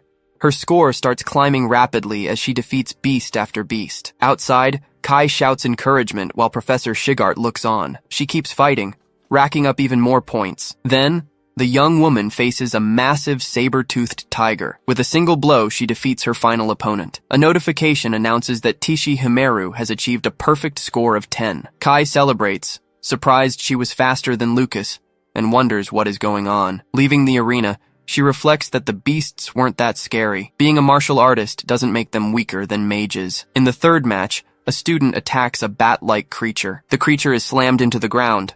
Collins gets a perfect 10, defeating his opponent with a dagger. Next, in the fourth match, Sharp kicks a large ape-like beast. He also achieves a perfect 10. In the 5th match, Kai Taroi punches a saber-toothed tiger. The beast hits the floor, completely defeated. Kai celebrates his perfect 10 score against the animal. The scoreboard shows that Julia, Aiwa, Lucas, and Tishi also reached the maximum score. As the tournament progressed, the martial arts students continued racking up perfect scores, rising straight to the top of every event. Professor Shigart smiles discreetly at the results. He takes a sip from his flask. A proctor announces that the detailed inspection found no issues with the magic beasts or the barrier space. An older man praises their martial arts skills, but questions why the division's scores are so exceptionally high. One proctor suggests the beasts were already scared by attacks from the mage class students, but his colleague counters that this has never happened before. The older man explains that since it's the martial arts division's first tournament, the students fighting up close must have frightened the beasts even more. He decides that the martial arts division will go first next year, but current scores will stand. Greg protests, shouting that this means the martial arts division will tie for first place with the elite division. Professor Shigart watches him from afar. The director asks if he has a problem with that. Greg retreats, arguing about the fairness of the result. But the older man simply states that luck is part of a person's skill. Another director agrees that it's not the student's fault and the scores cannot be discarded. Then, Director Otani orders Greg to announce the results. Greg watches Shigart and Linda walk away. He grumbles at Shigart, hoping he's paying attention. The two directors continue their conversation near the beast cage. One states this is a critical issue for the division's existence and asks the other if he knows what's really happening. Director Otani replies that he cannot share the details, but he promises it's nothing bad for the school. He decides he will stick to the plan and act like the boy's abilities aren't real, just as he wants. Kai celebrates his perfect score euphorically, saying he needs to tell his dad immediately. As they walk down the hallway, his classmates comment that taming the beasts wasn't that hard. They must have gotten stronger. Lucas attributes their success to Professor Shigart's special training. A door closes behind them. Now sitting down, Kai asks his friends what they'll do with the 20 bonus points they earned for first place. Collins replies he'll save his. He needs to be ready for emergencies. His friend retorts that the obvious answer is to buy high-quality materials for next month's combat training. Lucas, holding his drink, asks about the combat training. Kai mentions the Allen Tower, the exclusive proving ground of the Allen Magic Academy. He explains that inside, there's an illusory world full of beasts where you can gain combat experience without real danger. Collins worries because only 100 freshmen can enter. He wonders if they'll get one of the 88 remaining spots since the elite division has 12 guaranteed, but Kai reassures him. Since they all got perfect scores, their entry is guaranteed because selection is based on tournament rankings. Suddenly, a chair scrapes back. Kai asks where they're going. Collins replies he's heading to the material shop to buy training equipment. Lucas watches his two friends dash down the hallway. Lucas sips his drink, affirming to himself that making sure everyone got a perfect score in the tournament was the right decision. Kai approaches Lucas and suggests they visit the material shop too, but Lucas declines the offer. Suddenly, a pendant swings in front of Kai. Lucas grabs it, saying he wants a better look at the pendant Professor Shigart gave him earlier. Lucas holds the Fang pendant. Kai identifies it as the prize for the top 3 perfect scorers. He complains. Since he was 1 rank lower, the prize should have gone to Tishi. Lucas replies that his only talent is pure luck. Kai sighs in resignation. He decides to meet the others at the shop, and Lucas waves goodbye. Results flash on an outdoor screen for a crowd. The scoreboard congratulates the martial arts department. All members achieved perfect scores. A female student stomps the ground hard. It's Lila, Greg's student. She claims they needed top scores for the 3rd straight year to become the elite class. She asks if anyone has any idea how hard her father worked over the last decade to achieve that. She hurls an object at the scoreboard. A classmate adds that they also stole 20 spots in the Allen Tower. Another agrees, insisting those spots belong to the mages. A student mentions the magical beast-based professors said the martial arts students didn't cheat. Then, one of the mage students throws his own object at the board. He claims he heard the martial arts department bribed the teachers. Another agrees it's possible. For the son of the Taroi family, a bribe would be nothing. Then Andre, another of Greg's students, reveals he just saw the Taroi heir. He says the guy bought the last piece of training equipment at the campus supply store. A student worries that once the martial arts department gets their bonus points, they'll buy up all the valuable materials. Lila grips her staff. She reminds them that a martial artist's weak points are easy to hit. She suggests it might be time to deal with their little growth spurt. An object is hurled through the trees. It strikes the ground in front of Collins and Sharp. They demand to know why they are being confronted. Collins falls to the ground. Hit. Sharp realizes the attack contained a noxious substance. He needs to recover quickly. He turns to his opponents and offers points in exchange for help, but Lila confronts them with her staff. Both boys are struck down and hit the ground. She tells them to shut up, stating she doesn't need their points. Lying on the ground, Collins asks the reason for the attack. Lila approaches Collins. She claims her demand is simple. Holding a vial, she orders him back to the martial arts department. She pops open the potion. She tells him to tell his entire class that they are inferior. The sun finally sets on the horizon. A few hours later, Lucas and Kai search the forest for their friends, calling out their names. Kai questions Lucas's worry, reminding him they are always late returning from their part-time jobs. Lucas simply replies that today is different. He stops in front of a road. He says he feels something is very wrong here. The sense of danger intensifies. He suddenly bolts through the forest, leaving Kai behind. Kai follows, asking why he ran off all of a sudden. An injured hand on the ground reaches out toward them. They find Collins and Sharp lying on the ground, barely conscious. Kai approaches their fallen friends and asks who did this. Lucas kneels down and holds one of them. In Lucas's arms, Sharp reveals it was Greg's class. He whispers Lila's name. He says they were hit internally. Lucas's face is completely shadowed. Kai yells his friend's name. He checks Sharp's condition, but Lucas reassures him. He says he's still alive, just unconscious. Lucas provides first aid to Collins and asks Kai to go get some potions. The boy runs through the forest to do it. Holding his other friend's arms, Lucas realizes he was targeted by a dangerous technique. He suffered severe damage. He identifies the method used and clenches his fist. Lucas declares this isn't a prank. It's a serious attack. On the ground, Collins calls for his parents, crying out in pain. Lucas looks at his injured friend. He comforts him, promising he will seek justice. Tishy and Kai arrive running, shouting Lucas's name. The girl asks if their friends were attacked. Kai explains he found her on the way back. Lucas says their lives aren't in danger, but they will need to rest for a few days. Kai thanks Lucas for the help, hands him a bag, and swears he will never forgive those responsible. Tishy announces she will go to the student council tomorrow. Kai questions if they will listen, since the teachers are already ignoring the case. Lucas asserts that it doesn't matter. Tishy observes the expression on his face. She realizes he seems like a different person, not the calm and gentle Lucas she knew. He declares that he will definitely solve this. Shortly after, they arrive at the student council room. Theodore Polymel listens to their report. He asks if they want to have a duel with the students from Professor Greg's class. Lucas confirms. He demands an apology from their opponents if they win, offering up his S-rank bonus if they lose. Theodore questions the lack of proof. He asks if the S-rank bonus refers to the pendant he's holding. The pendant swings in his hand. Lucas and Kai watch the object. He lets the pendant drop to the floor and apologizes, saying his hand slipped. Theodore suggests that betting something so cheap seems a bit dull for such an important duel. Kai remains silent. He expresses his anger as Lucas holds him back. Lucas asks what would be considered an appropriate bet. Theodore leans back in his chair, considering the proposal. He comments that it should be something exclusive to this school. Having an idea, Theodore leans forward.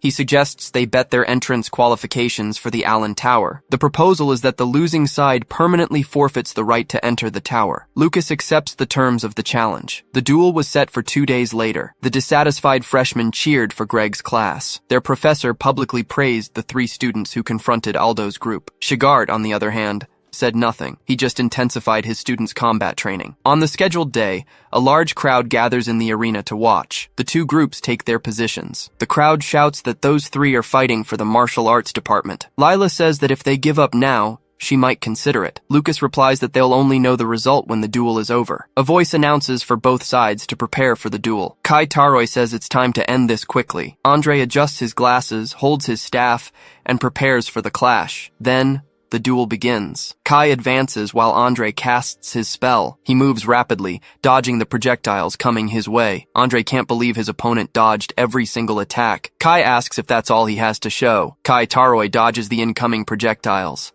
Grinning, he asks if that's all his opponent has. Andre simply adjusts his glasses. He claims Kai hasn't even realized he's fallen into a trap. Suddenly, Kai notices something. His feet are freezing to the ground. The ice rapidly climbs his legs, immobilizing him. Andre warns there is no escape now. He bids his opponent farewell. Kai Taroi grips the hilt of his dagger. Andre slams his staff hard against the floor. The impact resonates through the massive ice structure. He asks if the other understands now. He states this is what happens when you provoke a mage. Injured, Kai can only manage. Andre demands Kai speak up if he wants to surrender. In the stands, Lila remarks that a loser is always a loser. She offers to let him live if he admits defeat right now. Irritated, Lucas Ryan asks how long she intends to keep talking, but Kai, holding an object, asks if the opponent's ice magic can freeze lava from the magical beast mountain range. Lila calls him an idiot. Lucas yells for him to run and get out of there. A massive explosion rocks the center of the arena. Andre is thrown backward by the shockwave. He realizes it was lava slime and questions Kai's intentions. Kai charges through the smoke toward his opponent. He lands a decisive blow to the chest, shattering a magic circle. Andre reacts with pain to the impact. In the audience, someone shouts that a martial artist injured a mage. Another spectator points out Kai's leg is severely injured from the explosion. Someone comments that Kai sacrificed his own mobility just to escape and has a lot of guts. Grinning, Kai states that the moment he broke the spell, his opponent left himself completely vulnerable. Andre wonders how he could be injured by a mere martial artist. Then he shouts that with injured legs, Kai can't dodge and tells him to give up. From the stands, Lucas Ryan throws another object toward the arena. The flask explodes mid-air, creating a distraction. Kai continues charging through the smoke. He leaps toward Andre, who calls him a lunatic. His hands begin to freeze. Kai complains that ice users are always sloppy with the finishing blow. Andre retreats, yelling for him to stay back. With a headbutt, Kai shatters the opponent's ice shield. The blow connects directly with Andre's face. He is hurled backward by the force of the impact. Down on the ground, Andre can't believe he lost to a martial artist. Kai Taroy raises his dagger and announces that the first match goes to the martial arts department. He asks Lucas Ryan if he saw how amazing that was, but Lucas reveals he put a strengthening potion in his breakfast. Kai then asks if Tishy will be okay in the next fight against that girl. As Tishy enters the arena, Lucas affirms she will be fine. A spectator comments that Andre must have gone easy on him because he's from the Taroy family. Tishy then questions why they can't just accept that they won fairly. Suddenly, she dodges a high-speed attack. Several projectiles hit the wall behind her, releasing a dark substance. Lila taunts her about the surprise attack and the moral principles of martial artists. She asserts that for mages, results are what matter. Tishy charges through the tentacles and attacks her opponent. She lands a straight punch right to Lila's face. The mage wonders how Tishy can be so fast, being only level 1. Lila's eyes widen. Tishy grabs her arm and says she's going to teach her something. She explains that her moral principles include the one that says life should be valued. Lila screams, realizing it's plant magic. Tishy then strikes her opponent's mana paths with perfect precision. Lucas Ryan clenches his fist in determination. He comments that the fight is decided, praising Tishy's keen perception. Tishy warns her opponent not to trample on a martial artist's pride so quickly. As she walks away from Lila, the second match is declared a victory for the martial arts department. Needles fall from the defeated mage's hand. In an observation room, a young man questions Mina about having permitted the use of poison needles. Theodore Polymel simply tells him not to be dramatic, since nothing bad happened. In the stands, Greg celebrates, saying Shigart knew what he was doing when he named Tishy as representative. One of the elite students complains that instead of being humiliated, the plan was to crush the martial arts department's spirit. Lucas believes there is still a chance if he uses that technique one more time. He enters the arena for the next confrontation. On the other side, his opponent also prepares. A barrier rises around the arena, and the third match begins. A swift attack moves along the ground toward Lucas. He watches the strike approach. The opponent advances at high speed, leaving a trail of afterimages behind. He explains that some mages also learn hand-to-hand combat, and that his clones will leave Lucas defenseless. Tishy questions what Lucas's plan is, since he's just keeping his distance and defending. Lucas decides he doesn't need to show his true strength yet. He stomps hard on the ground. He advances to at least test the enemy with a punch. The mage can't believe what he sees. Lucas hits him with a powerful blow. The opponent questions the strength of that punch. He counterattacks with his blade, asking if he was just imagining things. He notices the aura Lucas released for a second. The mage then declares it's his bad luck. Lucas watches the final attack approach. The blade strikes his shoulder deeply. He stares at the wound in silence. The mage attacks, claiming no one can resist his combat art. He promises to defeat Lucas completely. The opponent advances with the blow, but he realizes his technique isn't working, and warns that Lucas won't leave unscathed. In the stands, Kai yells that Lucas is in trouble and asks what was done to him. The mage mocks, saying the move Lucas was hiding was just a bluff. Lucas then grabs the blade, and his opponent declares this is the end. Lucas holds the weapon tightly, stating that should already be enough. Lucas then says now it's his turn. With a single stomp, Lucas cracks the arena floor with a shockwave. The mage is amazed that a level 1 martial artist could create such a wave with just one leg. Lucas holds the blade and says now they don't need to worry about anyone seeing them, so he asks if he's ready. The opponent yells that it is a magic sword. Lucas then throws him to the ground with force.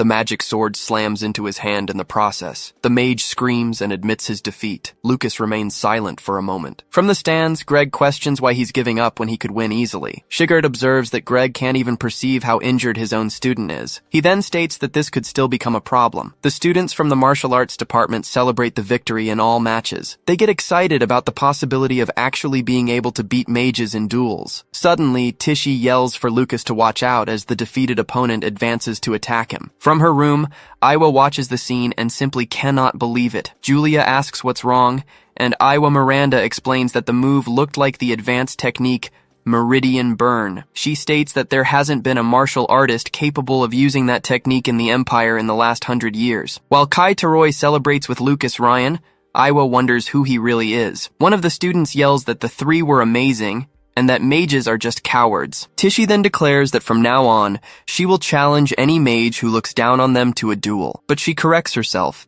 and says she just performed better than usual today. Suddenly, Shigart appears and calls them arrogant fools for getting carried away so easily. Tishy promises she will get stronger and make them regret it. Lucas agrees that the professor is right about the need for confidence without arrogance. A woman approaches Shigart and comments that he's starting to sound like a real teacher. He replies that he just doesn't want his students ending up like him and asks what she wanted. Jessica Ryan, leaning against a tree, holds a letter describing the ruptured magic paths of the injured mage. In the medical room, Andre is lying in bed while a dark substance emanates from his body. A carriage arrives at a large building during the night. Someone slams a hand on a table, questioning how a simple freshman duel turned into this debacle. Headmaster Otani laments that his son's magical meridians were damaged, and he will never use magic again. Greg demands severe punishment for the person responsible and the dissolution of the martial arts department. Shigart enters the room, agreeing the culprit deserves severe punishment. He then reveals that the magic used by the trio in the duel matches the one used on Sharp and Collins, making them the guilty parties. Shigart asks the director to punish Greg and the others severely according to school regulations. Greg realizes they were planning to defeat his students during the duel. He questions why Shigart is bringing this up right now. He grabs Shigart, telling him not to change the subject as they discuss who is responsible for the forbidden technique. Shigart states it hasn't been confirmed as that technique yet, and a novice couldn't use it anyway. Greg agrees.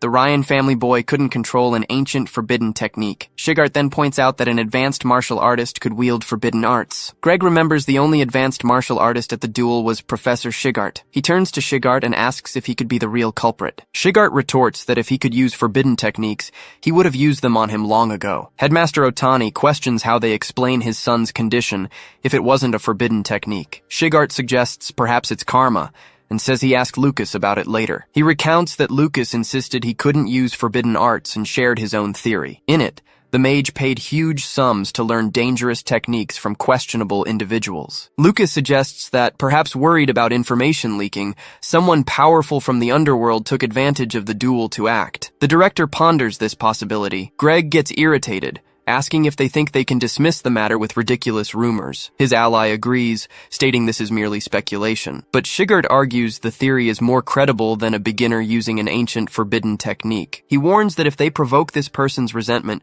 things will get serious. The Meridian Destroyer technique can instantly neutralize even the most talented mage. Later, Headmaster Otani walks alone through a library. He finds the book he was looking for. Opening it, he realizes the dust has been wiped off, proof that someone handled it recently. In the book, Headmaster Otani analyzes the hand shape of a specific technique. He confirms it was exactly as he thought. Alone, he remains in the immense library. The scene changes to the hot springs in the Magic Beast mountain range. Lucas holds a potion, announcing the final treatment for Sharp and Collins will begin. Inside the water, the two sit back to back. Suddenly, the water around them begins to churn intensely. Sharp reacts physically in response to the treatment. Collins also reacts intensely to the process. Lucas asks them to hang on just a little longer. He asserts that martial artists can use healing techniques just like mages. Several days later, a carriage arrives in the city of Dak. Catherine Ryan comments to her husband Holt that they will see the children soon. It's been a while. She notes that nothing has changed since long ago. Holt calls her name, noticing her expression, but Catherine smiles and tells him not to worry. She just remembered something from the past. Suddenly, she spots someone in the distance. A man approaches leading a horse. Catherine calls him Saiyan, and her younger brother greets her back. A memory from 10 years ago begins when beastmen tribes launched a massive attack. The creatures advanced on the territory. The people united to resist, and after 3 days and nights of fighting, both sides suffered heavy damage. In that war, a young mage fought against the beasts. It was there that young Knight Commander Holt Ryan and the mage Catherine Miranda met. Holt faced enemies on the battlefield. Catherine watched him during combat. Having faced danger together, the two promised to spend their lives as one, but her father fiercely opposed the marriage, so Catherine cut all ties with the Miranda family. Saiyan then reflects on how their children met first at the Allen Magic School. He comments that time flies. He says he heard her children are excellent and that their father commented Julia looks like her, leaving Catherine surprised. He then invites her to come back home, saying their father has always wanted to see her, but Saiyan clarifies the invitation is for her alone. She understands this means Holt is not included. Holt tells her to go ahead. He needs to go to the front lines anyway. Catherine is visibly shaken by the situation, but he reassures her, saying he is happy they are letting her return home and that he will pick her up when the campaign ends. Holt then says goodbye and departs for his mission. Saiyan reveals that Holt asked for his help with reconciliation, but his father still hasn't forgiven a noble mage for marrying a martial artist. He wishes that someday someone will appear to dispel society's prejudice against martial artists. Elsewhere, Lucas Ryan suddenly sneezes. Lucas wonders if he caught a cold despite training so hard, while Julia comments that it's rare for Kai to buy food for others. Kai tells them to leave him alone, grumbling that he'll make the others pay the bill when they're totally healed. Lucas simply replies that he thinks that's fair. Nearby, some students call him King of Luck, spreading rumors that he only won because a third party attacked his opponent. Andre questions whose gossip that is. Kai says he will deliver lunch to the dorm and asks Lucas to go ahead with Julia to the cafeteria. The girl eats her dessert happily. Lucas asks her if her hairpin is new, and Julia confirms it was a gift from Iowa of the Miranda family. He concludes that because she is a genius mage, it's no surprise they want to get close and become family. Then Lucas asks his sister to get along with Iowa for their mother's sake. Julia gets excited, saying she needs to write a letter to mom about becoming class rep. Mina approaches the table and congratulates the young girl on her achievement. She then states that Julia will certainly become a pillar of the school in the future, and that she will always support her. A group of students passes by them, bumping into Mina's shoulder. She just watches them walk away in silence. A bit earlier, Jessica Ryan explains to Iowa Miranda that even though she has skills comparable to Julia's in mental magic, the other girl surpasses her in every other aspect. Because of this, she considers Julia more suitable to be the class representative. She then asks Iowa to please understand. Iowa clenches her fist and states that she will prove with her ability that the teacher is just favoring Julia. Back in the present, Julia watches Iowa leave the cafeteria. She comments that her roommate left and doesn't seem to be eating right, so Julia decides to buy lunch and take it to her. Mina approaches and asks if she's close to Iowa. Julia replies yes and praises her incredible mental magic, and Lucas agrees it's something rare. Mina then starts to say but and activates a magic circle around their table. Lucas identifies the spell as a silence magic circle to prevent sound from leaking. With a finger on her lips, Mina comments that very intelligent people are hard to deal with. She then offers her food,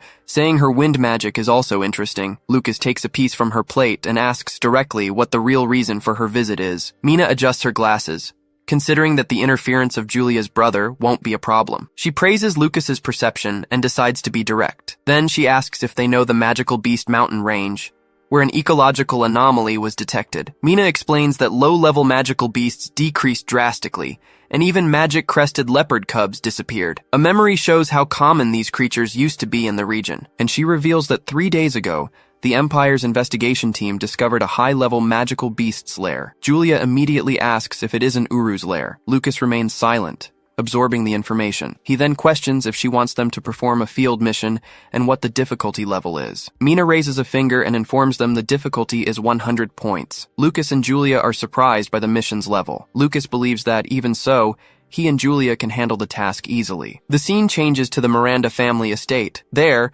Duke Soa Miranda, head of the family, is enjoying a meal. Other family members are seated at the long dining table. Saiyan observes that his stubborn father made his sister stay in the guest room, even with her old room already clean. He then notes that the environment has a funeral atmosphere, as his sister hasn't touched the food. Soa Miranda then calls Catherine by name, tapping his fork on the table, and he declares that he is willing to recognize her as his granddaughter, since Julia has the qualities to become a sacred archmage. Catherine thanks him, but when she mentions that Lucas is also an excellent martial artist, her father states that it's meaningless.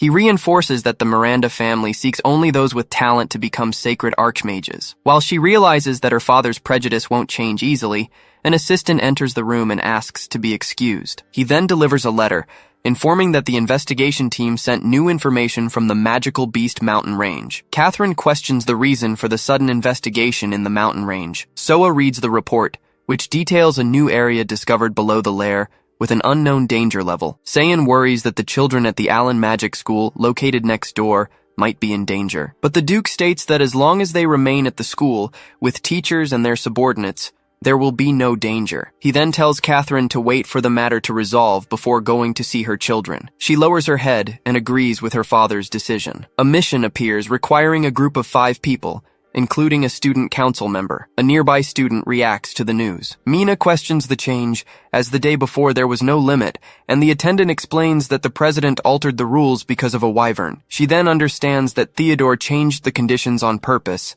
doubting she could gather the group. Lucas observes the situation and ponders if the vice president is so lonely she can't recruit anyone, remembering her approach to Julia. Mina turns and apologizes, suggesting they'll have to give up the mission. Then Lucas offers to handle the recruitment, and Julia excitedly states that they will help. Thanking the two, Mina thinks she feels bad for using them as pawns. She remains silent for an instant. Suddenly, a voice calls for the senior. Kai Taroy arrives saying he'll lend a hand, since his best friend Lucas is going on a field mission. Maya Rasta also presents herself, explaining she is a specialist in water-based healing magic and can be useful. Mina withdraws her thanks, stating that those freshmen will just be a burden. Julia asks why Lucas called Maya instead of Iwa, and he simply says Iwa wouldn't listen to him. The vice president decides it doesn't matter, as they are there to complete the number, and she and Julia will handle the mission. Mina announces that they will depart immediately, explaining that the trip will take half a day even with acceleration magic. Several hours later, the group travels at high speed through the forest. Upon arriving, she announces they reached the destination. She finds traces of battle and a Miranda family crest on the ground. Lucas asks if the location is being investigated by the Empire's exploration team. He turns to Julia and comments that it's good they didn't find Uru's dwelling. Suddenly, Lucas looks up. He alerts about an enemy attack from above, while a winged creature advances. Mina rapidly casts a storm spell. The enchantment hits the creature squarely. The threat is neutralized and falls to the ground. Then another monster appears to attack Mina. She turns to face the new threat, but Kai positions himself in front of her and blocks the blow with his magic shield. He then warns them to leave the close combat to them. Kai defends against the creature's attack with his shield. Then Lucas enters the action and faces another monster, leading Kai to shout his name. Lucas warns him not to steal the scene and challenges him to keep up with his speed. Meanwhile, Maya creates a water spirit barrier and states she'll handle the support. More winged creatures approach and surround the group. Mina observes the situation and comments that it's been a while since she felt this team coordination. She turns to Julia and explains that the magical beast dislikes wind and lightning magic, indicating it's her turn. Julia starts chanting an enchantment with her staff, concentrating for the spell. She invokes a barrier magic. A large barrier forms, trapping the flying creatures inside. The imprisoned monsters are hit by the enchantment's power. Near where a creature was defeated, Lucas comments that Julia's lightning magic still has incredible power. Kai approaches and calls for Mina, who remains silent. Julia then turns to the senior and asks if she had said something. Mina replies that it was nothing, but she had underestimated the capabilities of those pawns. Maya heals Kai's hand. He calls her a goddess, but she brushes off the compliment. She thinks goddess is exaggerating, yet she wishes Lucas would say it. Lucas watches her, confused, as she questions her own thoughts. Then, the group enters an enormous cave. A staff illuminates the path ahead. Julia marvels at the sheer size of the place. Mina points out an even larger, deeper area further in. Kai also notes that a small army could march through here. Lucas deduces the cave was excavated. The underground must be crawling with magic beasts, making the path dangerous. He warns everyone to stay alert. Suddenly, a group of goblins charges them. Julia casts a spell at the creatures. The goblins are hit square on by the attack. Mina explains that since their vision is poor, she neutralized their hearing with thunder. The group is safe. Kai prepares to fight another monster, but she warns him they can't defeat every beast that attacks. Kai announces he has a good plan. A little later, the group gets into position. He runs toward the monsters, yelling for them to chase him, Then, Julia and Mina prepare their spells. Kai looks back for an instant. The two girls launch their combined attacks. The magic strikes the group of creatures dead on. A massive explosion occurs. Lucas comments on the plan's efficiency. He wonders if Kai is also a reincarnated person, comparing the tactic to area of effect attacks in games. Kai explains his idea was to lure the enemies in, so Mina and Julia could wipe them out at once. He turns to Lucas and says the technique is only possible thanks to his equipment. Lucas replies that he shouldn't think everyone is just looking for attention. Thanks to Kai's suggestion, the group steadily defeated the magic beasts. Maya uses her magic to heal him. They gradually approach the center of the lair. Lucas observes his teammates. Lucas asks them to wait and give the others a rest, but Maya comments that Kai is pretending not to hear. Kai runs back, yelling that he brought the enemies and the rest is up to them. He then looks back and realizes everyone is gone, asking where they went. Lucas says that although it's his fault, they'll have to sacrifice their teammate since he's running out of magic power. Julia wishes Kai happiness in the afterlife. Maya claims she will save him if he's still breathing,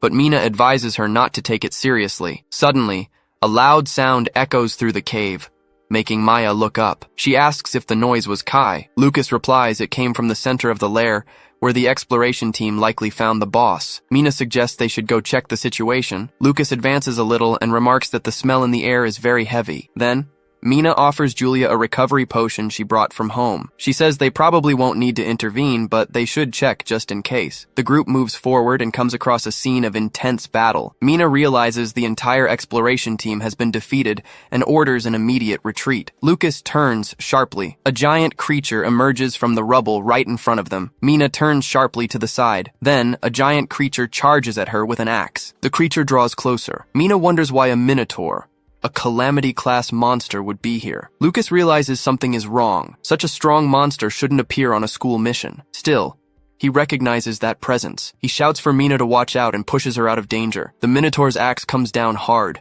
Lucas creates a magic protection. The creature's blow is blocked by a wall of ice. Julia runs to help Mina, while Lucas asks if she was the one who conjured the ice shield. He turns upon hearing her negative reply. Mina points out it was the person in the Minotaur's hand. The man being held attacks the creature, asking if it is the one standing in his path. The group watches, shocked that the man saved them even while so wounded. The man asks them to call the Imperial Army. He then reveals that the ancient seal has been broken. The creature squeezes its hand tightly. The Minotaur threatens to destroy everyone. Julia and Maya react to the scene. A potion falls from the man's hand to the ground. Julia turns in the direction of the sound. The Minotaur approaches the fallen man, but he uses the potion, saying the monster is the one talking nonsense and must be defeated. An enormous mass of ice appears and traps the creature. The man then asks them to flee and report what is happening. Mina and Julia agree and start to fall back. Lucas turns and promises to return to avenge him. The man screams for them to flee while they still can. Trapped in the ice with the creature, he believes he has done all he could. Then the Minotaur frees itself, questioning how an insect dares to attack it by surprise. The creature prepares to attack the man, saying he will be the first. Suddenly, an attack hits the monster. Julia attacks the Minotaur with her staff, asserting that the man is not an insect, but a great warrior. Mina also advances and launches a wind bomb. She questions why they are attacking instead of fleeing, since the man risked his life to buy them time. Then Lucas says he will hold off the creature and asks Mina to go report the situation. She responds that it's impossible for a freshman like him to face a calamity-class monster. Lucas just says it won't be easy. A large rock falls from the cave ceiling. The Minotaur threatens to end them all. Lucas insists that the others flee and leave the monster to him. But Mina pushes him and yells for him to retreat, stating it is her duty as vice president to protect everyone. He observes her and thinks she is braver than he expected. Julia refuses to flee, and Maya reveals she sent a request for help to Kai, suggesting they all fight together. The creature lets out a roar. Even with the combined attacks, Mina realizes they won't be able to win. Lucas turns to her and asks her to believe in everyone. Staring down the creature, Lucas affirms there is no way they will lose to a monster like that. The Minotaur advances and strikes the ground with its fist. Lucas prepares for the confrontation. He then lands a direct punch on the monster. Mina asks him to continue the distraction so she can attack an opening, and he agrees. The creature gets irritated and calls them little pests. The monster prepares a new attack against Lucas. Lucas looks back and sees that Julia's magic is ready. She then screams for the Minotaur to leave her brother alone. Julia launches a powerful attack against the creature. The monster is hit. He launches an attack right at the monster's face. The creature roars in pain. Lucas yells that he hit the weak point and sealed the monster's movements, ordering them to attack now. Julia then prepares her thunder arrow. Mina also prepares to launch her wind cutter. Mina and Julia cast their spells at the same time. The two magical attacks advance against the monster, but the Minotaur manages to resist. The creature complains in frustration. Then, it threatens to defeat everyone as soon as it recovers. Maya steps forward and says she won't allow it. She then launches a large sphere of water at the creature. The water attack hits the Minotaur squarely, but the monster remains impassive. The monster's leg heals, and it dismisses the attack as a simple splash of water. The Minotaur advances toward Mina, promising to defeat her. Julia asks what happens when someone is electrocuted while wet. She declares the Minotaur will pay for what it did to the soldiers. The creature is then electrocuted. A huge magical explosion engulfs the Minotaur. Lucas understands that she soaked it with water to amplify the power of the electrical attack. The Minotaur finally falls to the ground, defeated. He observes the group and comments that creating a strategy like this completely improvised is expected of an honor student. Climbing onto the creature's body, Lucas announces he will deliver the final blow. Mina watches him, confused by his attitude. Suddenly, dark energy explodes from the Minotaur's body. She wonders what that mysterious pressure is that Lucas also feels. A dark, threatening figure manifests before him. Outside, Kai reacts to the disturbance coming from the cave. He wonders if the tremor he feels is an earthquake. Then Kai decides to call for reinforcements immediately, asking the others to hang on tight. Dark energy explodes, taking the shape of a demonic creature. Lucas reacts to the enemy's overwhelming power. A shockwave hits him head-on. The monster charges, knocking him to the ground. Lucas realizes it was just the creature's voice that hit him. It's gotten stronger.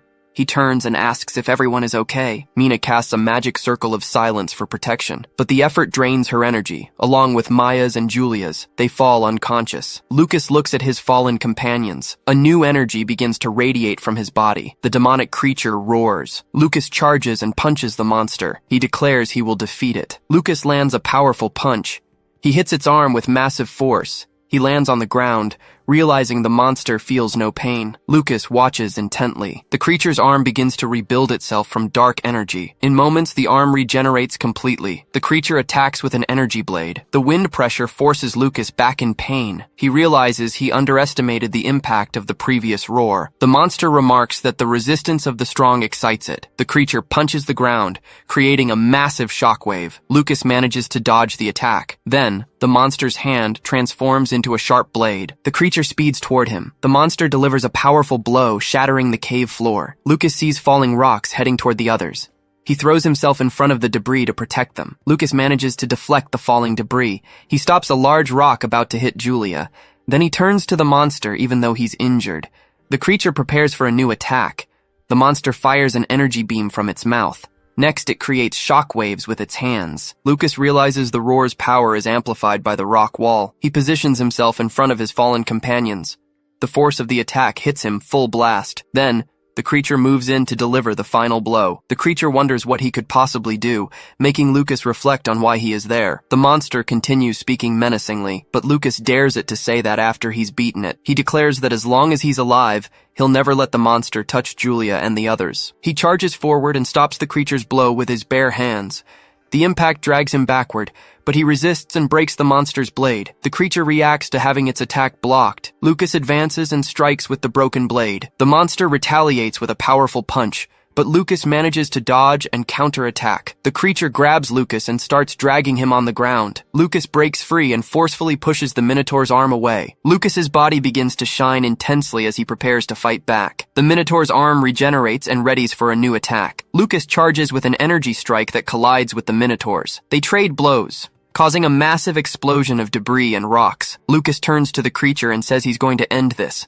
He faces it with determination. Then, he delivers a blow to the Minotaur. The creature reacts with surprise. Lucas continues the attack, striking the Minotaur's chest with immense power. On the ground, Julia begins to wake up. She sits up and asks if they are still alive and where her brother is. Her eyes widen at the scene before her. In front of her, Lucas stands over the defeated creature. Seeing her brother's silhouette in the distance, the girl freezes in the middle of the destruction. She can only whisper his name, her face covered in worry and soot. Suddenly, the ground trembles as he stomps down, unleashing strange energy around him. This same energy begins to twist and take on a much denser, more frightening form. Racked by transformation, his body is completely consumed by this dark force, and he screams. In the middle of the process, a strange symbol appears on his chest, revealing the source of the power. The scene then shifts to a burning hall. Several people are trapped in chains. Among them, a chained figure stands out amidst all the fire and suffering, but his body begins to react in an unexpected way. From within his chest, a manifestation of fire begins to take over everything. Exploding into flames, the fire reveals the silhouette of a winged creature rising from the ashes. Soon after, a monstrous claw emerges from the flames, showing its true form. Revealing itself to be a demon, the creature yells that it has finally returned to this world. Then he turns and fixes his gaze on a specific target, calling out for the martial god. Introducing himself as the demon lord of wrath, he vows to tear his enemy to pieces. Appearing from above, a woman comments on how charming the situation is. Introducing herself as Gelsida, she explains that his awakening was caused by the rage of the key they chose. Unconcerned, the demon of wrath just grunts and turns away. He then sits on a stone throne, questioning if their chosen one truly has potential. With a superior look, Gelsida simply gives a short, confident laugh. Then she points out that, at that very moment, the young man is managing to break free from his chains. Back in the cave, the transformed hero roars like a beast, screaming that he will kill his opponent. Charging forward with full force, he fires a massive blast of energy directly from his mouth. After the attack, he stands still amidst several shadows emerging from his body. Rushing to help, his sister grabs him from behind, pleading for him to wake up and stop. At that moment, a new warrior appears and uses an ability on the girl, telling her to calm down. With a determined expression, the white-haired woman focuses on the threat before her. Yelling for his sister to get back, she warns that Lucas is about to attack with full force. Concentrating all his power, he readies his fist to deliver a devastating blow. Seeing the imminent attack, the girl just screams her brother's name in complete despair. Remembering his sister, a tear streams from his eye as his consciousness fades into a void. Then, that single tear falls onto a water surface, creating a small ripple. Diving into his memories, he sees himself falling as images of his crying sister appear. Hearing her voice one more time, he snaps out of his trance and his eyes fly open. Back in reality, a powerful blow strikes the ground right in front of him, kicking up a lot of dust. When the smoke clears, the white-haired warrior is seen protecting the blonde girl. In the midst of the chaos, he is seen from behind,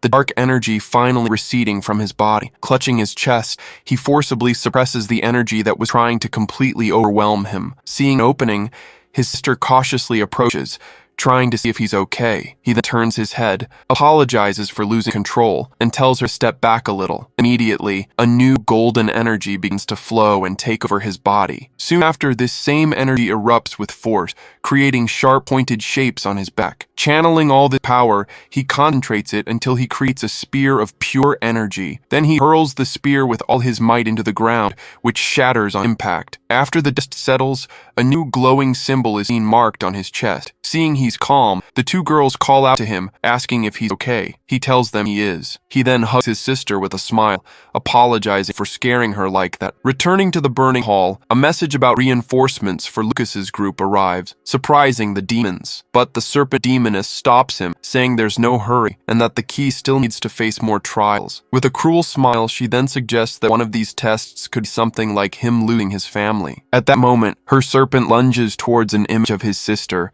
revealing her true intentions. At that moment, he has a vision of his family gathered together, looking relieved that he's awake. The scene then shifts to the past, where his sister asks him where they are. Feeling an intense pain, he struggles to maintain control as a dark energy consumes him. Soon after, he unleashes a massive blast of energy, making his sister scream in fear. Looking at his own hand, he's shocked to realize what he's just done. He then understands that his body is moving on its own, against his will, completely engulfed in shadows. He can only call out his family's names. Waking up suddenly, he punches his friend who was standing by his bed. Confused by the situation, he realizes he's in the magic school's infirmary. Meanwhile, his friend complains about the punch, saying the only reason he won't hit back is because Lucas is injured. Still grumbling in pain, white-haired boy moves to the other side of the room. Now alone, Lucas begins to wonder about the reason for that strange dream. He then remembers the feeling of losing control, so similar to the dead bandit's power. Recalling the past, he notes that he had lost consciousness back then,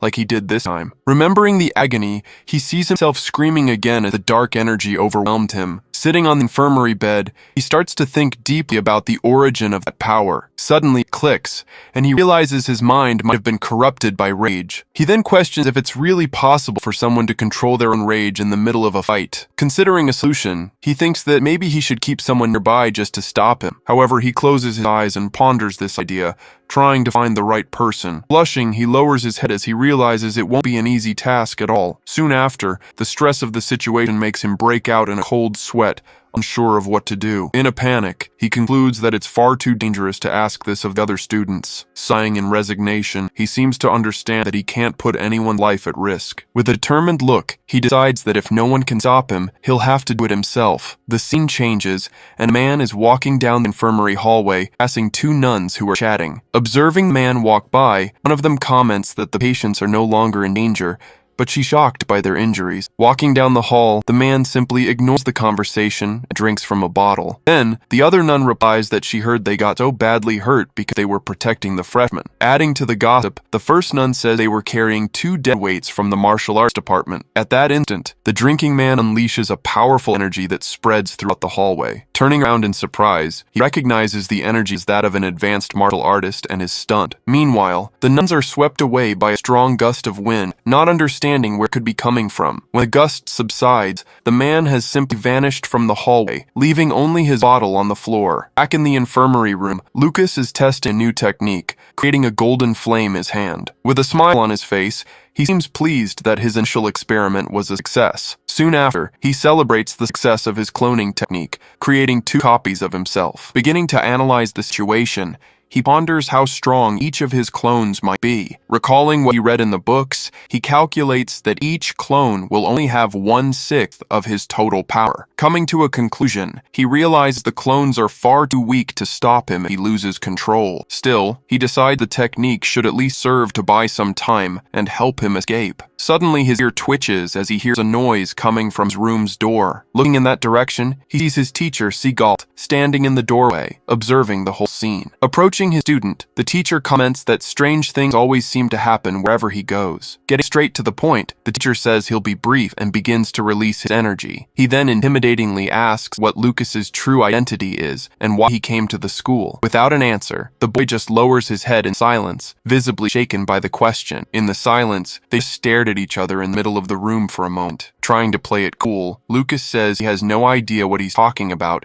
and that he came to the school to get stronger. But suddenly, a powerful energy shoots towards him, cutting him off. In a swift move, the professor lunges forward and grabs his face, giving him no chance to react. Questioning his desire to get stronger, he demands that the boy reveal his true ability. Not understanding the question, the young man is confused, unsure of what the professor means. Watching him, he realizes Professor Skalt is incredibly sharp, and that school life will be safe. Just then, a woman appears at the bedroom door and asks who they are and what's going on. Remembering something, the professor clicks his tongue, seeming to have forgotten it was a day off. Seeing the scene, the woman, who turns out to be Lucas's mother, tells the professor to get away from her son. To calm his mother down, he explains that this is Professor Seagalt, and that he was visiting to give him some tips. The professor then grumbles that Lucas is using him as an excuse, but says he already knew she was coming. Understanding the situation, his mother smiles and comments that since it's a day off, he should be resting. Then she turns to the professor and asks if he should do the same, basically telling him to leave. Catching the hint, the professor says the boy hasn't caused any trouble and that he'll make sure he doesn't. Announcing his departure, the professor turns to leave and Lucas says goodbye to him. While closing an ornate box, his mother advises him not to annoy the professor with selfish requests. She then explains that because of the incident at the cave, she had to stay at the Miranda estate until things settled down. Hearing this, his sister starts to cry, upset that she couldn't see their mother sooner. Seeing her daughter clinging to her legs, the mother asks Lucas to do something, but he just stands there, unsure of what to do. He then looks around and asks why the father didn't come with her. With a gentle smile, his mother explains that the situation on the front lines isn't good, so he headed there. Realizing the Miranda family still rejects him, Lucas just grumbles about how stubborn they are. Changing the subject, she says his father asked her to deliver a gift for him, placing first in the exam. With his eyes shining with curiosity, he stands on his tiptoes to see what's inside the box. Opening the gift, she reveals an old family sword, explaining that it's damaged and no longer practical. She then hands the weapon to Lucas,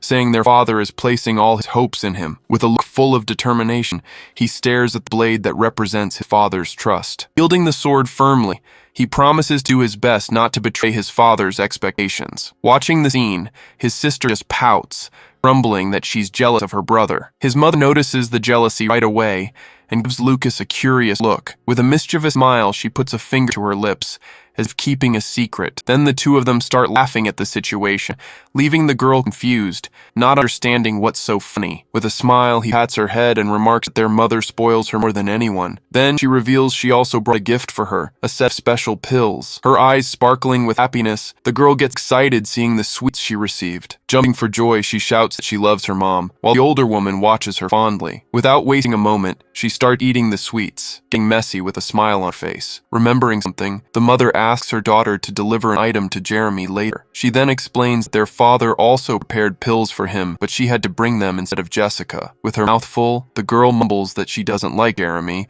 but agrees to deliver the gift. Praising her attitude, the mother says she's a good girl, making the little girl beam with pride. The scene cuts to the boys' dormitory, where someone shouts that Jeremy has a visitor. By the fountain, a young man comments that it's Julia, the girl who ranked first in the elite force. Surprised, his friends remark how incredible it is that Jeremy's sister is that genius. Excited by the idea, one of the guys suggests they invite Julia on the next mission they take. Suddenly, the two guys reveal sharp claws, taking a combat stance. Using his powers, Jeremy summons vines that shoot forward and trap his classmate, leaving him terrified. Not understanding the situation, the boy watches his friend walk away, unfazed by what he just did. Alone in the courtyard, Jeremy is enveloped in a green energy as he complains that his parents never visited him. Clutching the box of pills tightly, he seethes that Lucas got the family sword. With a look full of hatred, he swears he will take everything from Lucas that should have been his. Waving from a distance, their mother says goodbye with a smile before finally leaving. Watching the carriage pull away,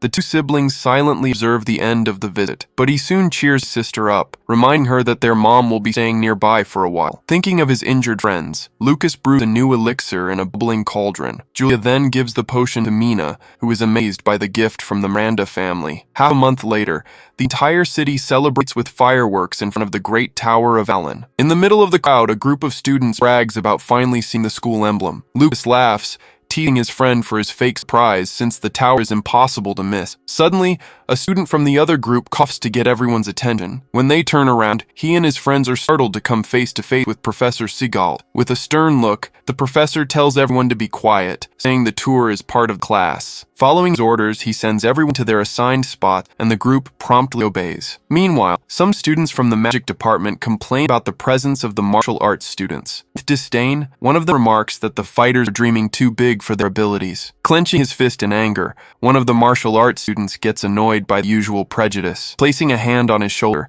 Lucas tells his friend to calm down and not fall for the provocation. Watching the scene, one of the martial arts students comments that everyone has started to pick on them. Scornfully, his classmates complain that the magic professors even asked for their spot in the tower. Outraged, they remember how the magic professors demanded they give up their spots. With a serious look, Lucas simply comments that their attitude is truly shameful. He then wonders if Professor Seagal isn't worried about losing department spots. Sitting on the ground, the martial arts students calmly wait for the event to begin.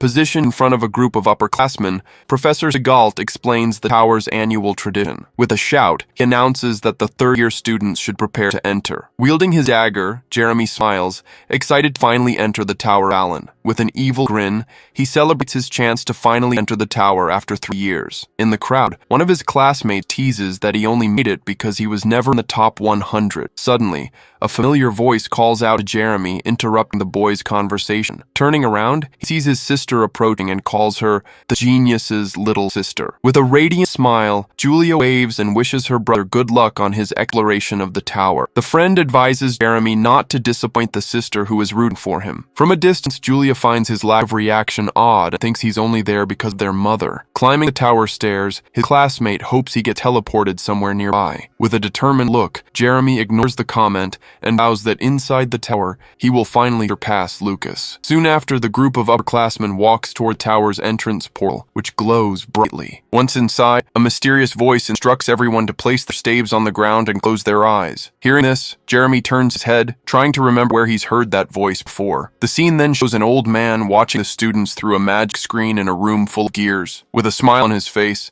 the elder announces that the tower's challenge has finally begun. He then extends his hands over a golden artifact, which begins to glow and release a powerful energy. At the same moment, his eyes also glow with the same golden energy as the artifact. This same energy then expands throughout the room, creating various light patterns in the environment. In the center of the artifact, an orb of light forms, concentrating all that power. Then, several golden discs of energy begin to float and spin in the air. Outside, a massive column of golden energy enveloped the entire Tower of Allen. Feeling powerful energy, Lucas shields himself with his arm and remarks that there's a martial artist stronger than Seagull. With a smirk, he realizes this was the reason the professor was so confident about their spots. At that moment, it's revealed that the elder who activated the tower is actually the strongest martial artist in the school. Going back in time, two men are talking peacefully in a gazebo near a lake. As he drinks his tea, the elder comments on the requests to revoke the martial arts spots. Taking a sip, he tries to change the subject and go back to talking about the anomaly. But the other man slams his cup on the table, stating that no harm was done to the school. With a serious look, the elder tells him to keep things as they are, and then the tower will be opened. Understanding the message, the man realizes that without the martial artists, no one can enter the tower. Taking another sip of his tea, the school's headmaster laments the trouble Otani caused him. The scene then shifts to inside the tower, revealing a vast landscape of mountains and forests. In the middle of the woods, a green energy begins to materialize in a swirl. This gives birth to Jeremy, who appears in the new setting, fully formed and ready for action. Analyzing the situation, he realizes only his consciousness was transported, but everything feels real. At that moment, his friends appear and tell him to stop talking and meet up with the team. Ignoring the comment, he continues on his path through the forest toward the distant tower. But suddenly, the scenery around him changes completely, turning dark and somber. The tower's image reflects in a mysterious eye watching everything from afar. With a smile, Lucas realizes he can use his ability to see what's happening in the tower. Watching the challenge, he comments on Jeremy's bad luck, as he's already being hated from the start. Professor Seagull then explains that anyone with the ability can observe what happens inside. Showing a map, he details that the students will be teleported to random locations in the tower. He then recommends that students form teams of up to 3 people to ascend the floors. Excited by the idea, Lucas's friend asks if they're going to form a team, but he refuses. With a smile, he explains that because of their rankings, the 3 of them will likely end up in separate groups. From a distance, Professor Seagull notices Lucas's expression and realizes he's one of the few who are capable. Staring at his student, he seems impressed by the rare ability the boy has just demonstrated. Suddenly, Lucas points to the tower's gate, warning that someone is coming out. Surprised, his friends see 3 third-year students leaving the tower very quickly. Glancing at the tower, Lucas explains that every year some students get knocked out right away. The scene cuts to the top of the tower, shrouded in clouds with a blue energy ring in the sky. Inside, Jeremy and his team are already climbing the stairs to the 2nd floor. Watching from afar, Lucas simply remarks that the guy is lucky. Exiting a hallway, Jeremy's team comes across a cave filled with red crystals. Advancing through the tower's 2nd floor, they cautiously explore the rocky environment. Suddenly, Jeremy spots 2 shadows with red eyes watching them from atop a structure. 2 blue monsters leap from the shadows,